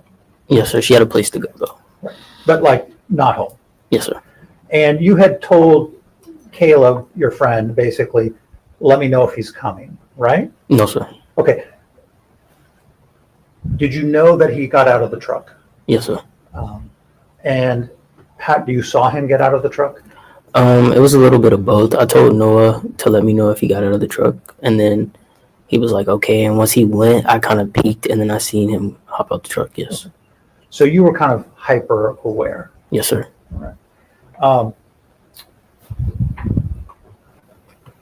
How many times had you seen, or how many times had his dad, how many times had Mr. Ali seen you prior to October 18th? He shouldn't have seen me. Ever? No, sir. Okay. So may have known your name, but really had no idea who you were. Absolutely. Okay. And you didn't necessarily introduce yourself to him when he walked up. Fair? No, sir. Okay. So his focus appeared to be on his daughter, correct? Yes, sir. Having a conversation with her, correct? Yes, sir. Appeared calm at first. Yes, sir. And then as Fatima didn't want to go, things then kind of went downhill from there, correct? Yes, sir. And so then as you physically intervene, he doesn't necessarily know who you are. Fair? Yes, sir. And so doesn't know you from, doesn't know Caleb, didn't appear to recognize anybody at the bus stop except his daughter. Fair? Yes, sir. All right. So then we have the physical confrontation, right? Yes, sir. And, you know, we've seen the video, struggle, you getting punched initially, correct? Yes, sir. Fair to say that upsets you, right? Absolutely. Reasonably so. And then you then go over to him by the tree in the dirt area, is that correct? Yes, sir. And then you punch him back, correct? Yes, sir. And then I think you testified to Mr. Kading that the punches were between 30 and 40 punches to him, correct? Yes, sir. Not successful at first, right? Yes, sir. But ultimately felt like it was successful in the end to get him to release her, correct? Absolutely. Okay.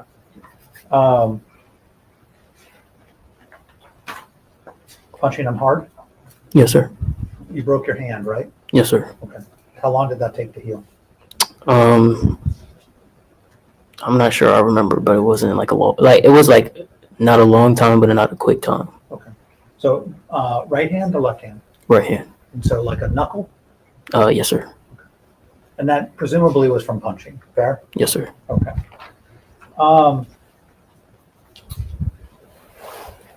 So I would like to show you Exhibit 34 with the court's permission. You may. Thank you.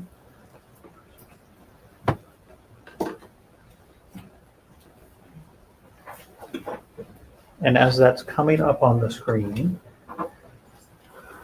so the jury knows that this is from the transit video, and there's like 8 different cameras all throughout the the bus, but this is the one that kind of provides the best picture, and it is labeled front, okay? Now, I have it queued up to 2:13:57. You see the little green time stamp on that? Can you read that? Yes, sir. Okay. And so at this point, we see the individual running across the street. Do you recognize that person? No, sir. Okay. You described two adults, correct? Yes, sir. At least two male adults, fair? Yes, sir. With one of them being the bus driver, correct? Yes, sir. And do you see the bus driver there? Yes, sir. And describe what he's wearing. He's wearing an orange vest. Okay. And then we see this other individual, and I think it'll become clear who he is as he runs in, okay? But at this point, you don't recognize or what his role is? No, sir. Okay. And it's really kind of hard to see a little bit, but what I would love for you to do is focus on kind of above the vest, the orange vest, and we're talking about, the screen just went black, so we'll wait till it comes back up, okay? Yes, sir.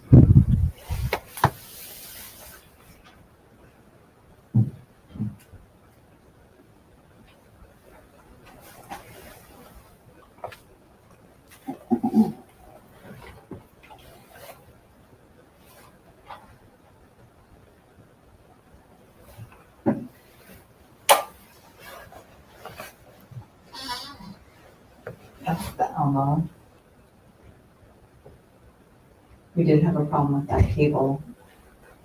That was yesterday. Okay, I may need to go back to the desk, but. I'm gonna go back to the desk. Okay, all right, we're gonna adjust. Yes, Hang sir. tight.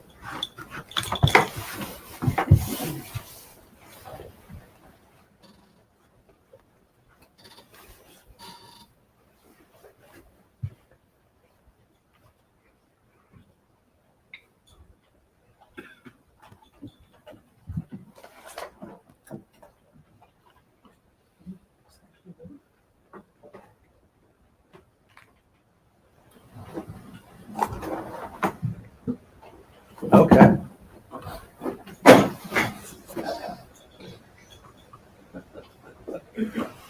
All right, here we go. A little technical difficulty, just unplugged. Give this another shot.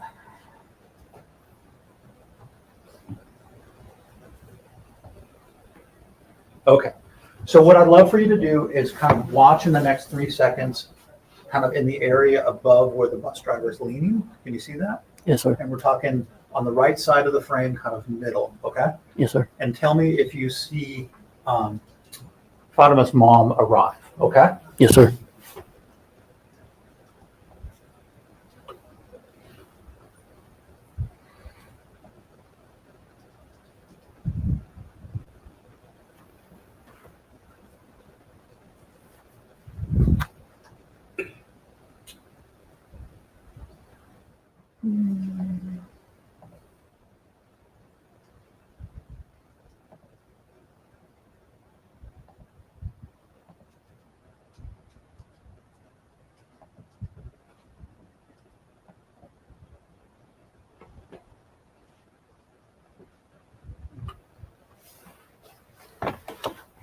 We'll tell you that we did practice this on break.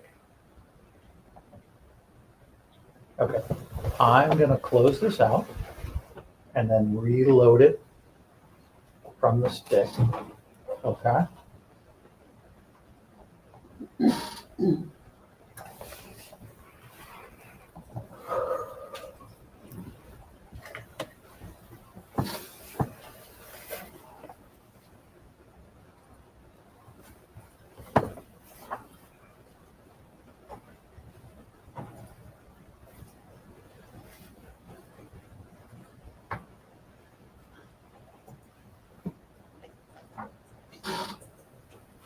I think they're having issues, technical issues. 80s.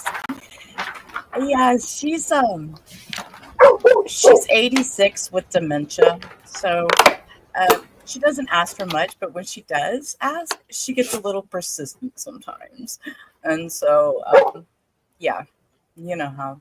Well, I don't know that you know how, but yeah, it gets a little rough Versions, and I'm going to sometimes. close it out to get to just the one.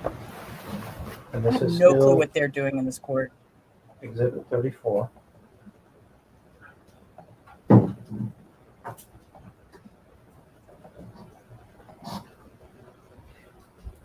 And I'm going to Whoever move told it you to be to quiet in a car? Oh, that was like yesterday. Hector felt so bad after I told him. I was 2:13:55. like, Okay, you so we know, went back a little bit 55. further. So it's about the next 5 seconds. You see the individual getting out of the truck on the Yes, sir. left-hand side? All right. And we have the bus driver leaning down. Yes, sir. Okay.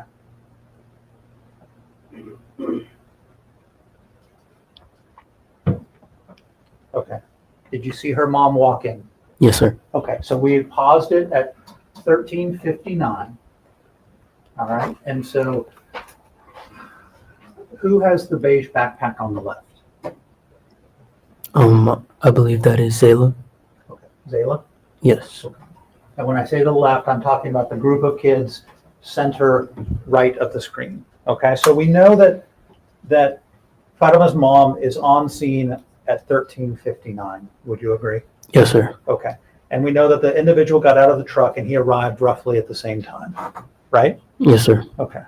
And at this point, have you been successful in terms of punching Mr. Ali to get him to release? I believe so, yes. Okay.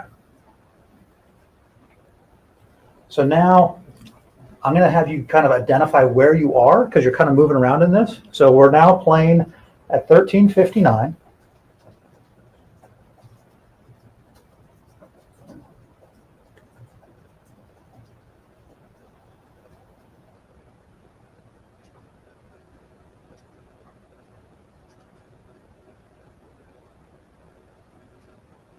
Okay.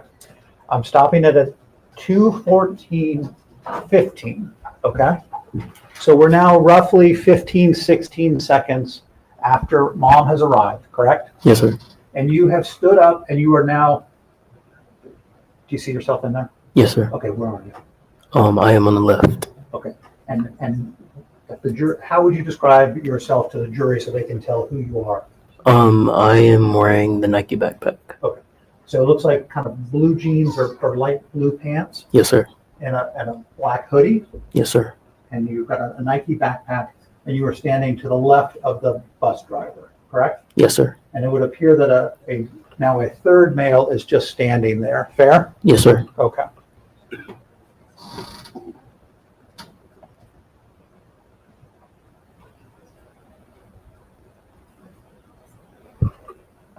Okay, so now stopping at 2:14:22. So now this is roughly 22 to 23 seconds after mom's arrived, and now you are standing by what appears to be kind of like a small maple tree to the far left of the group. Fair? Yes, sir. Okay. And again, we're still talking about the kids, the group of people center right of the photo. Yes, sir. And what is your attention on at this point? I think I was in shock. I was very unsure what was going on. At first, once they got to the ground, I was like, okay, that's her daughter, But once her hands started to get closer and Fatima said she couldn't breathe, that's when I stepped in and tried to pull her away. Okay. And so, and all of that happened kind of before mom got, right? So you were punching. Success. She's released. So that's roughly at about 2:14, right? Yes, sir. I have to assume adrenaline is just pulsing through your veins. Is that fair? Absolutely. Okay. And so you kind of get up and you've now walked around and then now 22 seconds after kind of a mark where we think that Fatima has been released. Fair? Yes, sir. Okay. So you're kind of standing around like, what's going on? What is going on? Right. Okay. This has been a relatively short period of time. Fair? Yes, sir. Okay.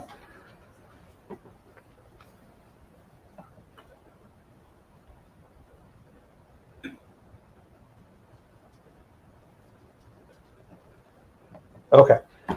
Now, you're still standing and, forgive me, I forgot her name with the beige backpack.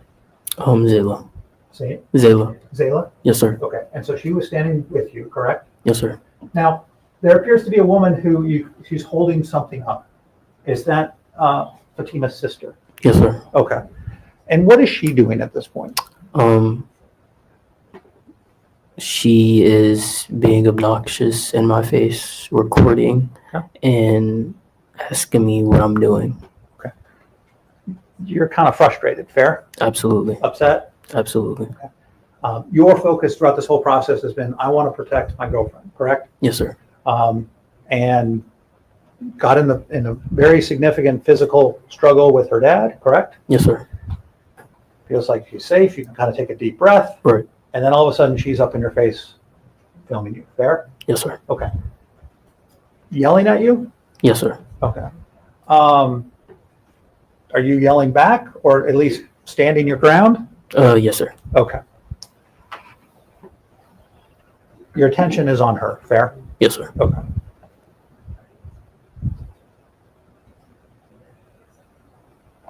Okay.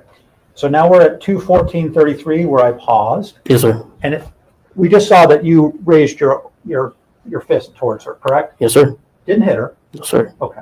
But you were not happy with her. No, correct? because she grabbed me. Like. Yep. And so like there is now a confrontation between you and sister. Fair? Yes, sir. Okay. And Zayla is now holding you back with sister, correct? Yes, sir. Okay. So we're now roughly 34 seconds after mom's arrival, correct? Yes, sir. And up until this point, your focus really hasn't been on mom at all. Fair? Yes, sir. Because I'm distracted. Taking a deep breath. Right. What is going on? I'm kind of walking over, right? Yes, sir. You then all of a sudden are thrust into a confrontation with her sister, right? Yes, sir. And it's not a confrontation that you started, right? No, sir. She walked up on you. Yes, sir. Okay. And why the raised fist? Because she got a hold of my forearm and I raised it back and like was thinking like, why did she do that? Like, why is she trying to get a hold of me? Okay. Okay. And what message did you want to send her with the raised fist? There was no message. It was more or less like a pullback, like a pullback of instinct, like don't touch me. Okay.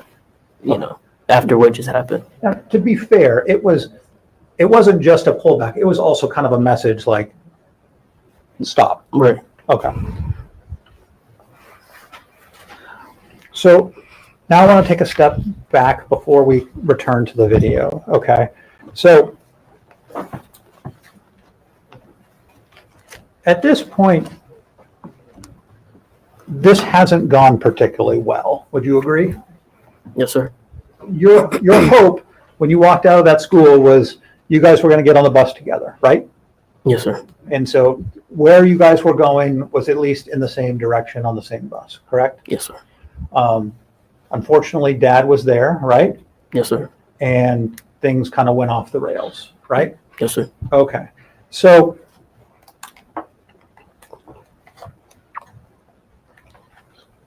we have talked about kind of, you don't know what anyone's intentions are, right? Right. You know what you're thinking, fair? Absolutely. You don't know what Dad is thinking, right? Right. You don't know what Fatima's thinking, right? Right. You don't know what her sister Haneen is thinking. Absolutely not. And you don't know what her mom is thinking, right? Right. Correct?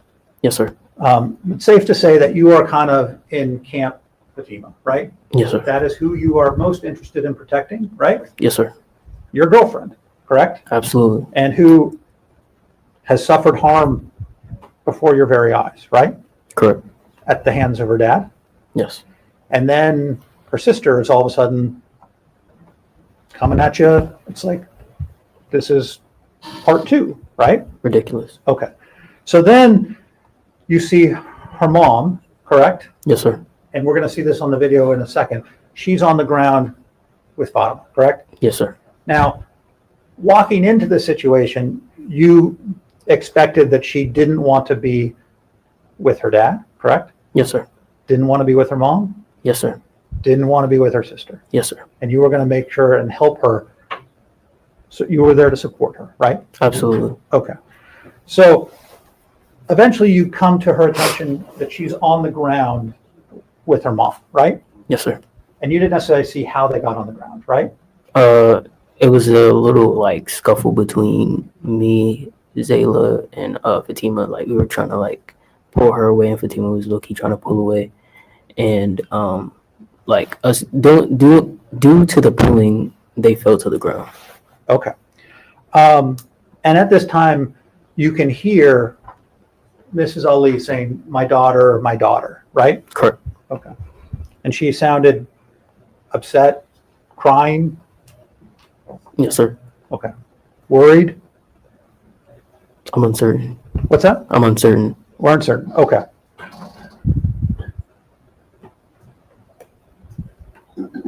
Okay, so we can fire back up. Thank you. If I may continue to publish on it. Thank you. So this is, we're going back to Exhibit 34. I last paused it at 2:14:33. Okay, so this is just after you raised the arm up at Haneen, and then Zayla is attempting to intervene to keep you guys separate, right? Correct. Okay.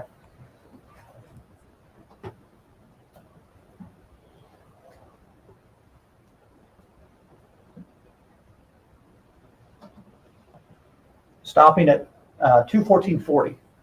So over this now time, Zayla has kind of pulled you back further towards the maple tree, correct? Yes, sir. And so for the record, and do you know why we talk about the record?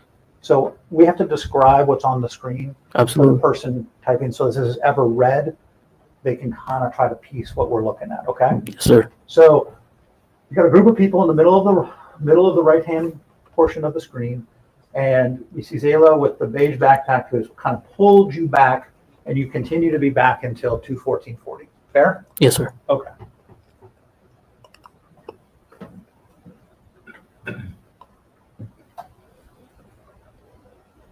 And you continue to stand there, correct? And Yes, now sir. the bus driver has left, and we have, at 2:14:48, we have a really clear view of you and Zayla, and there's a woman in a white top. Do you know who that is? Yes, sir. Who's that? Her name is just. You know the woman in the classmate in the green pants?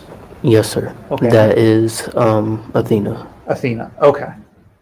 So you guys are kind of separated from the group is somewhat dispersing a little bit at this point, fair? Yes, sir. Okay.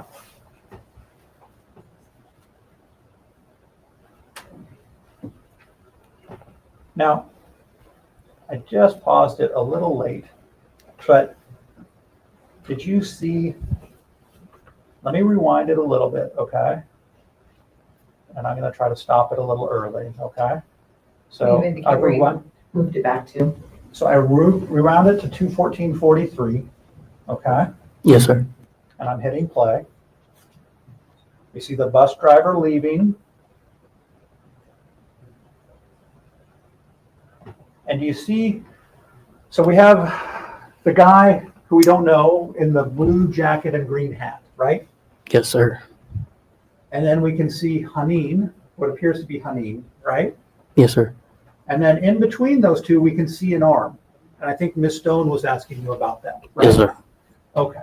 And so we can then see your attention and Zayla's attention is now looking kind of down in the direction of Mr. Ali and potentially Fatima. Fair? Yes, sir. And it would appear that Fatima's already on the ground at this point, right? Yes, sir. Okay.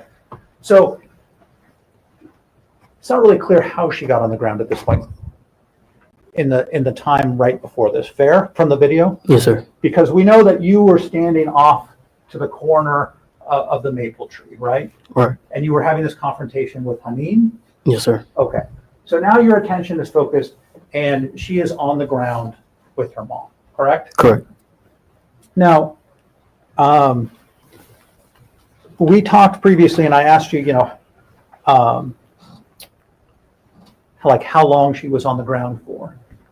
And you had said astutely, well, which time?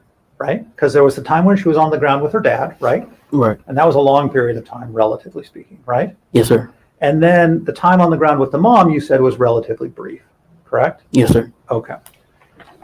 So she's now on the ground.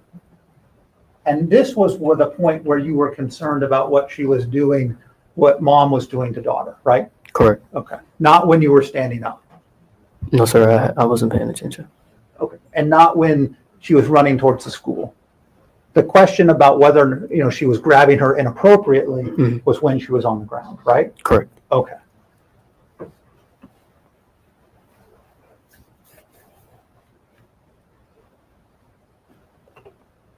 So I'm now stopping at 2:14:57, and it would appear that you're arguing again with Haneen, correct? Yes, sir. Okay, so Haneen is still continuing to kind of get in your face a little bit? Yes, sir. Okay, agitate? Absolutely. Okay. Make me seem like I'm the villain. I'm sorry? Make me seem like I'm the villain because she was recording. So. Okay, so I'm old. Yes, sir.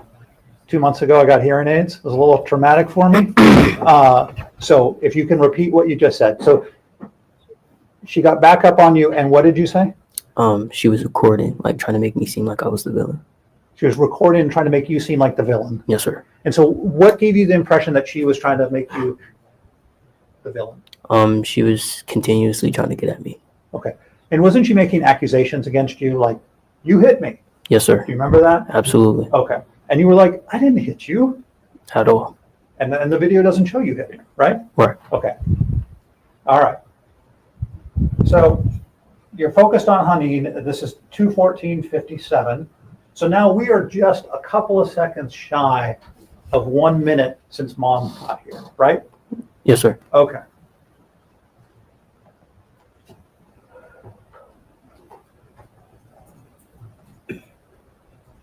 So now I'm stopping at 2:15:03, and it appears that you go down to pull Fatima up. Is that correct? Yes, sir. From mom's arms. Yes, sir. Okay. Starting again.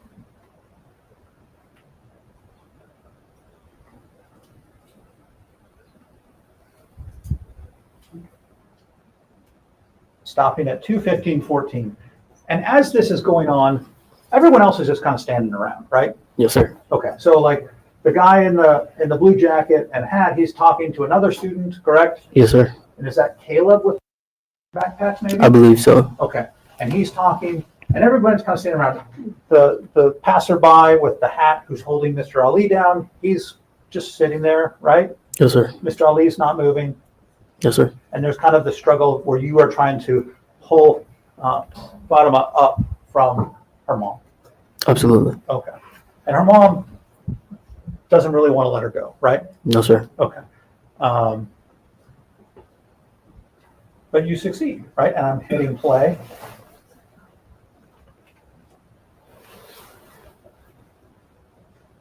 All right. So now at 2:15:21, I could see the backpack maybe at 2:20. I'm sorry, at 15:20, where the backpack gets up, and you have now started your way towards the school, correct? Yes, sir. Okay. And then you're off to the school, correct? Yes, sir. You guys run. Yes, sir. Mrs. Ali is following you, correct? Yes, so is Haneen. And so is Haneen. Yes, sir. But mom isn't running, correct? Not quite yet. Okay. And really doesn't ever really get to us, no, sir. Yeah, you guys, with every passing moment, you guys are putting more ground on her, correct? Yes, sir. And she was never, once she left this spot, she wasn't catching you guys, correct? No, sir. And you never saw her again? No, sir. Okay.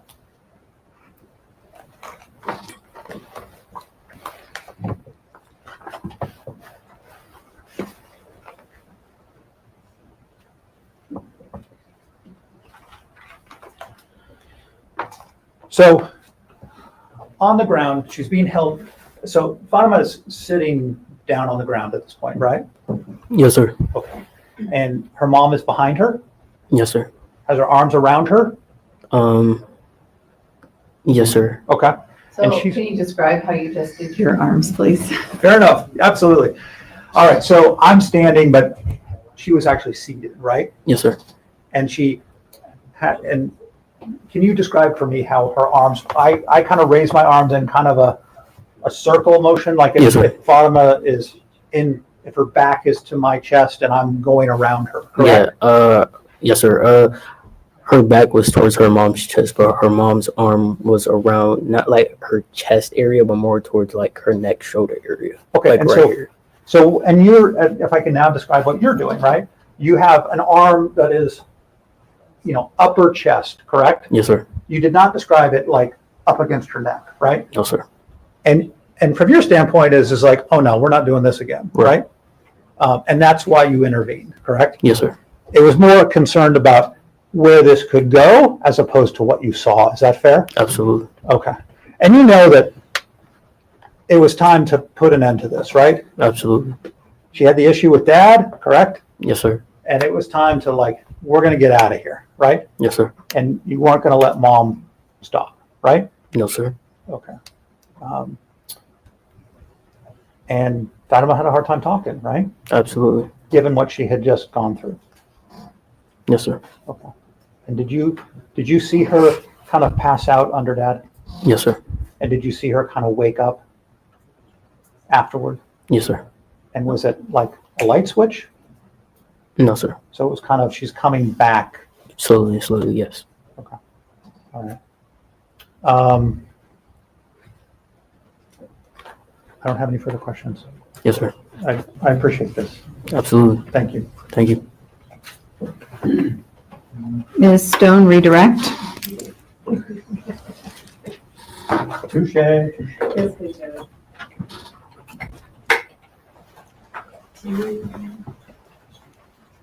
Did you keep that exhibit? 601. Here. That's it? Do you want the sticky note? That's what I should.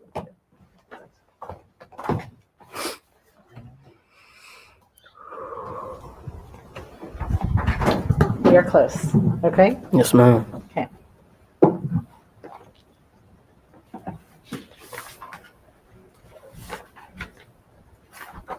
Mr. Kading had asked you some questions about whether you caused Fatima and her dad to fall, or if they only fell after you punched him. What is your recollection of the status of Fatima and her dad when you made contact with them?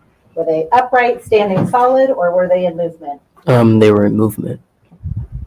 So they may have been on their feet and they may have been on the ground following the punch, but those two things, are they necessarily related? No, ma'am. Okay. And at the time that you punched Mr. Ali and they fell, did he already have his daughter in a headlock? Yes, ma'am. He was getting there, yes. And Mr. Leary asked you about the injury to your hand. So let me ask you a question. Yes, when ma'am. you were punching Mr. Ali, you know you broke your hand. Is that correct? Yes, ma'am. You knew after the fact. Yes. Okay. So did his head go soft or did your hand go soft? It was probably my hand that went soft. Okay. And I want to make sure that I understand, because throughout the period of time, from the time that you see Mr. Ali put his daughter in a headlock to the time that man from the truck arrives and does whatever he does to Mr. Ali, does Mr. Ali release his daughter at any point during that stage? Meaning, is he still choking his daughter throughout that period of time? Yes, ma'am. Okay. So when you say you believe you were successful, do you believe you were successful in getting her released prior to that, or as a result of the punches, or were you successful in punching him and then also he released his daughter? Does that question make sense? Yes. Can I say the second option, or do I? Tell me what you. He released when when I was done punching him, like I knocked him out, and then that's like he just closed his eyes and. At the same time that man got there? Yes, ma'am. Okay. So So there wasn't something else that happened in between there that we have missed. Is that correct? No, ma'am. Okay. Just to be clear, you weren't, Fatima wasn't supposed to be dating you. You knew that. Is that correct? Yes, ma'am. And Fatima knew that. Yes, ma'am. So when Mr. Kading asked if you had dinner at their house, would you have been welcome to have dinner at their house based on what you knew? No, ma'am. Sustained. Were you ever invited over to their house? No, ma'am. Had you been to their house? No, ma'am. Had you been in front of their house? Yes, ma'am. Had you been asked to leave? Yes, ma'am. Okay. So if you weren't allowed to be in front of the house, is it fair to say you wouldn't have allowed to been inside of the house? Yes, ma'am. Thank you. And you'd known Fatima for quite a while at this point, is that fair? Yes, ma'am. So she had confided in you during the course of this time, is that correct? Absolutely. So when Mr. Kading asked you that everything you knew about the Ali family was based on Fatima, is that over the course of a lengthy period of time? Yes, ma'am. Okay. And without giving any details, during your experience with Fatima, had you seen information consistent with those statements? Absolutely. Thank you. Had you had your own interaction with Mrs. Ali consistent with the information? Absolutely. Thank you.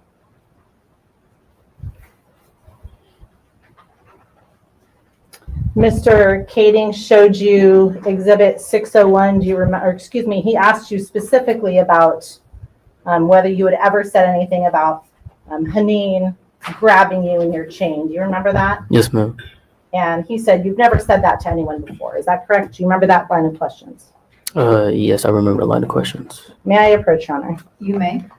May I approach? I'm going to show what's been marked as Defense Exhibit 601. I'm going to ask you to look at page 57 Yes, ma'am. and lines 12 through 21, please. Review that silently and then look up at me when you're done.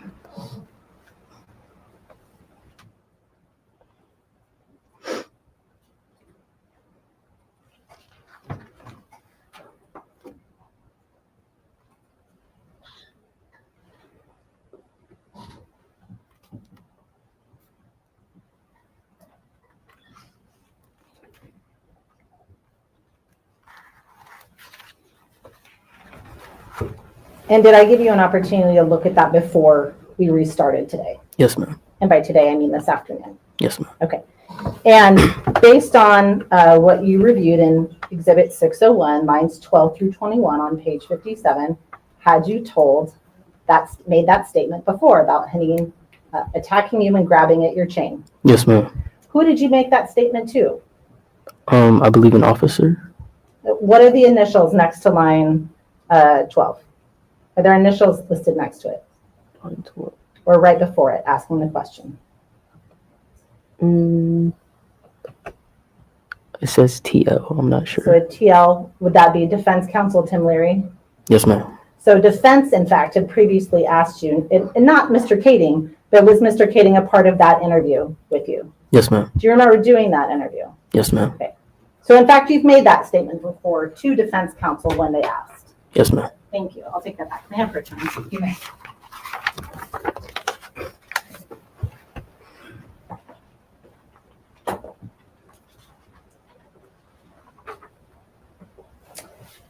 When we talked about, well, let me back up.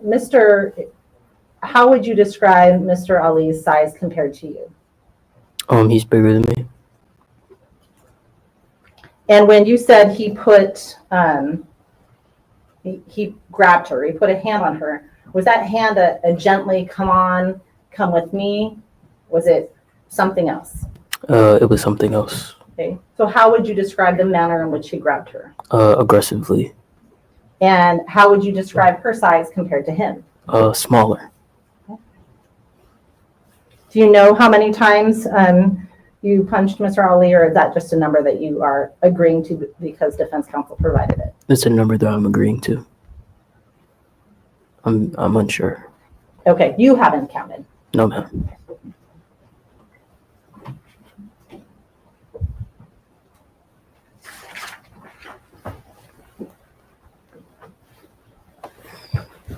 So let me make sure I understand. During the course of this, you have been struck by Mr. Ali during Yes, the ma'am. event. You've watched him choke his daughter. Is Yes, that ma'am. accurate? You have had mom touching you. Yes, ma'am. And you have a no contact order with mom at that time. Absolutely. And now you have the sister Haneen, who has scratched you, broke your chain, Yes, ma'am. and she's in your face, Yes, correct? ma'am.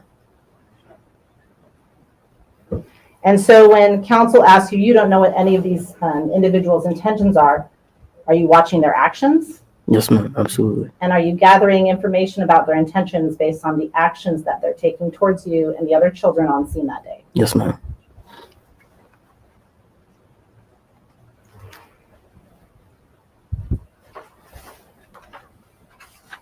Last question.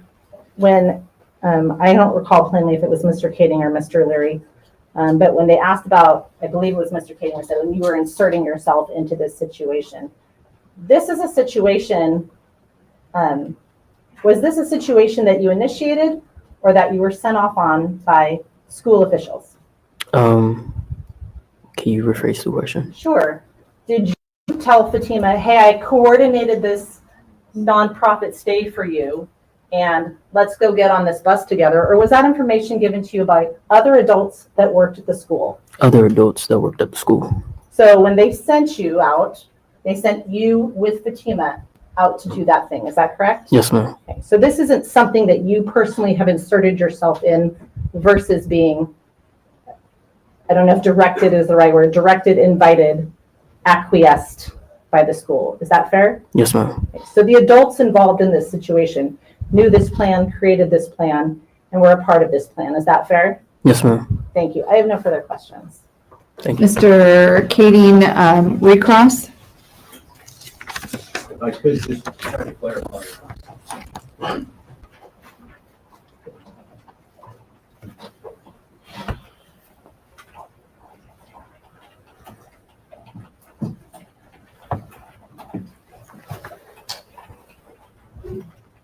Your Honor, if I may approach the witness with Exhibit 601. You may. Page 57. Thank you. I'm looking at that exhibit on that page. Did you ever say on that page that your chain was broken? Yes, sir. You did. Can you tell me on which line you said that? Line 12. What does it say? I'm not sure this is the correct wording. Okay, hang on. Let me take a look and see what you're looking at.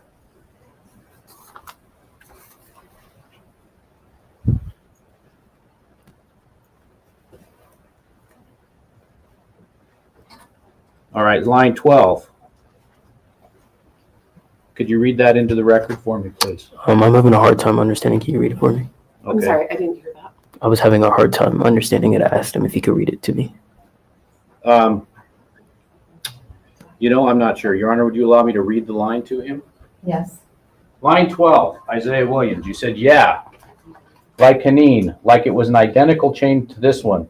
She came ripping up very fast, and she was trying to, she grabbed me, scratched my face a little bit, started to grab me, and I pushed, stepped on, football step on her on and off, and her mom's trying to get me, I'm just trying to football step on her, and Fatima just starts to take off running.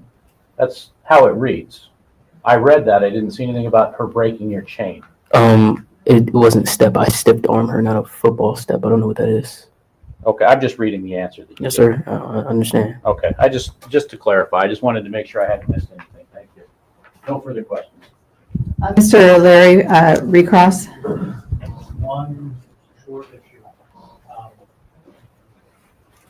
So when Mrs. Ali approached the scene, Yes, sir. she went to her daughter, is that correct? I believe so, yes. Okay. She didn't go to you, correct? No, sir. Didn't try to talk to you, No, correct? sir.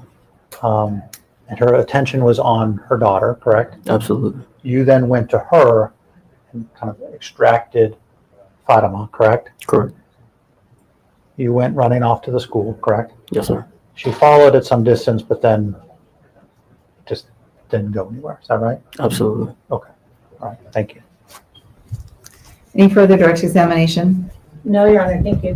May this witness be excused? Yes, please, Your Honor. Just a moment. Any objection? No, Your Honor. Mr. Larry? Isaiah, you are excused. You may step down. You're free to stay in the courtroom or Yes, leave ma'am. however you so desire. Yes, ma'am. Thank you. At this time, I'm going to ask the bailiffs to come forward in just a moment, lead you back to the jury room, and then you're going to be excused for the day. We are going to resume at 9 o'clock tomorrow morning. Please, truly thank you for your time and attention. And remember all of the instructions that I have given you. Ensure that you continue to be vigilant and ensure that you do not receive any information about this case other than in this courtroom. Thank you.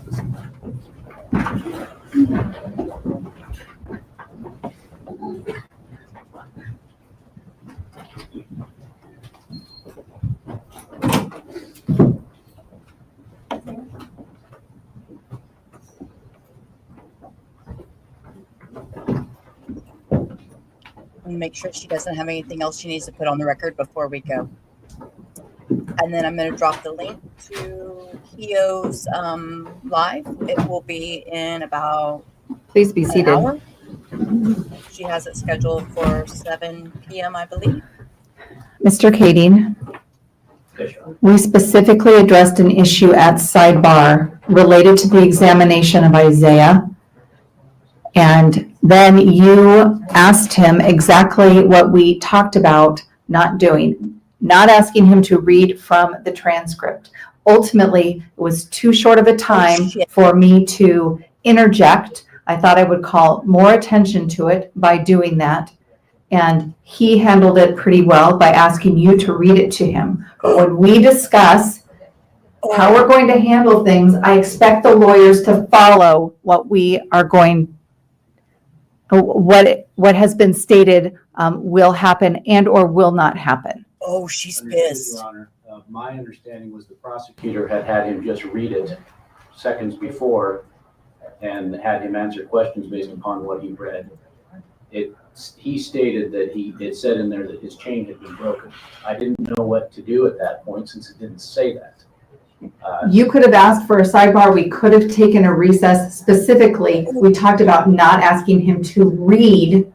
You asked him to read in front of the jury the transcript. I'm just indicating that I would like those parameters followed. I apologize, Your Honor. I thought he had read it just seconds before. I didn't know it was going to be an issue, and I apologize. See, this is why we don't. Any issues from the state's perspective, Ms. Stone, before we recess?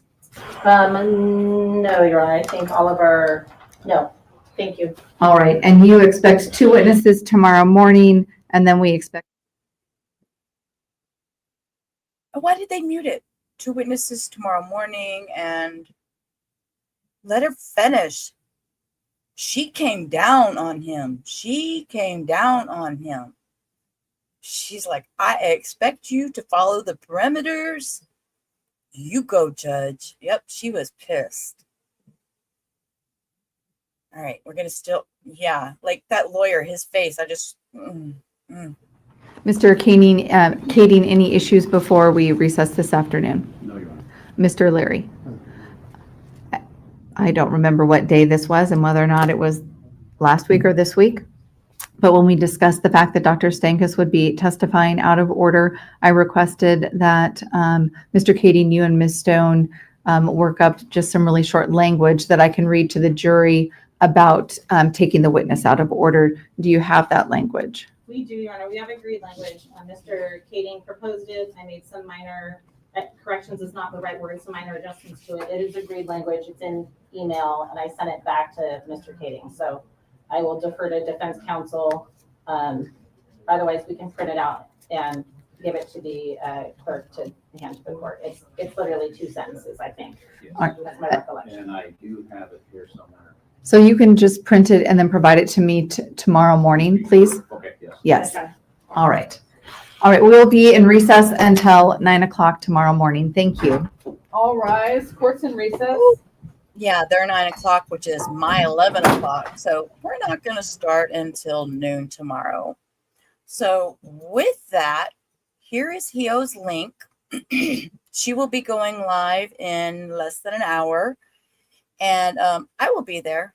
I'm always there. So with that, if you're confused, what are you confused about?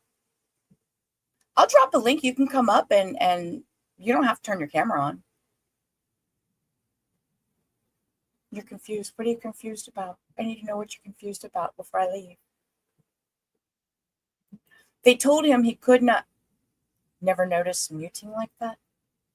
Yeah, like I don't know why they mute out certain spots. It just makes no sense. Makes no sense whatsoever to me.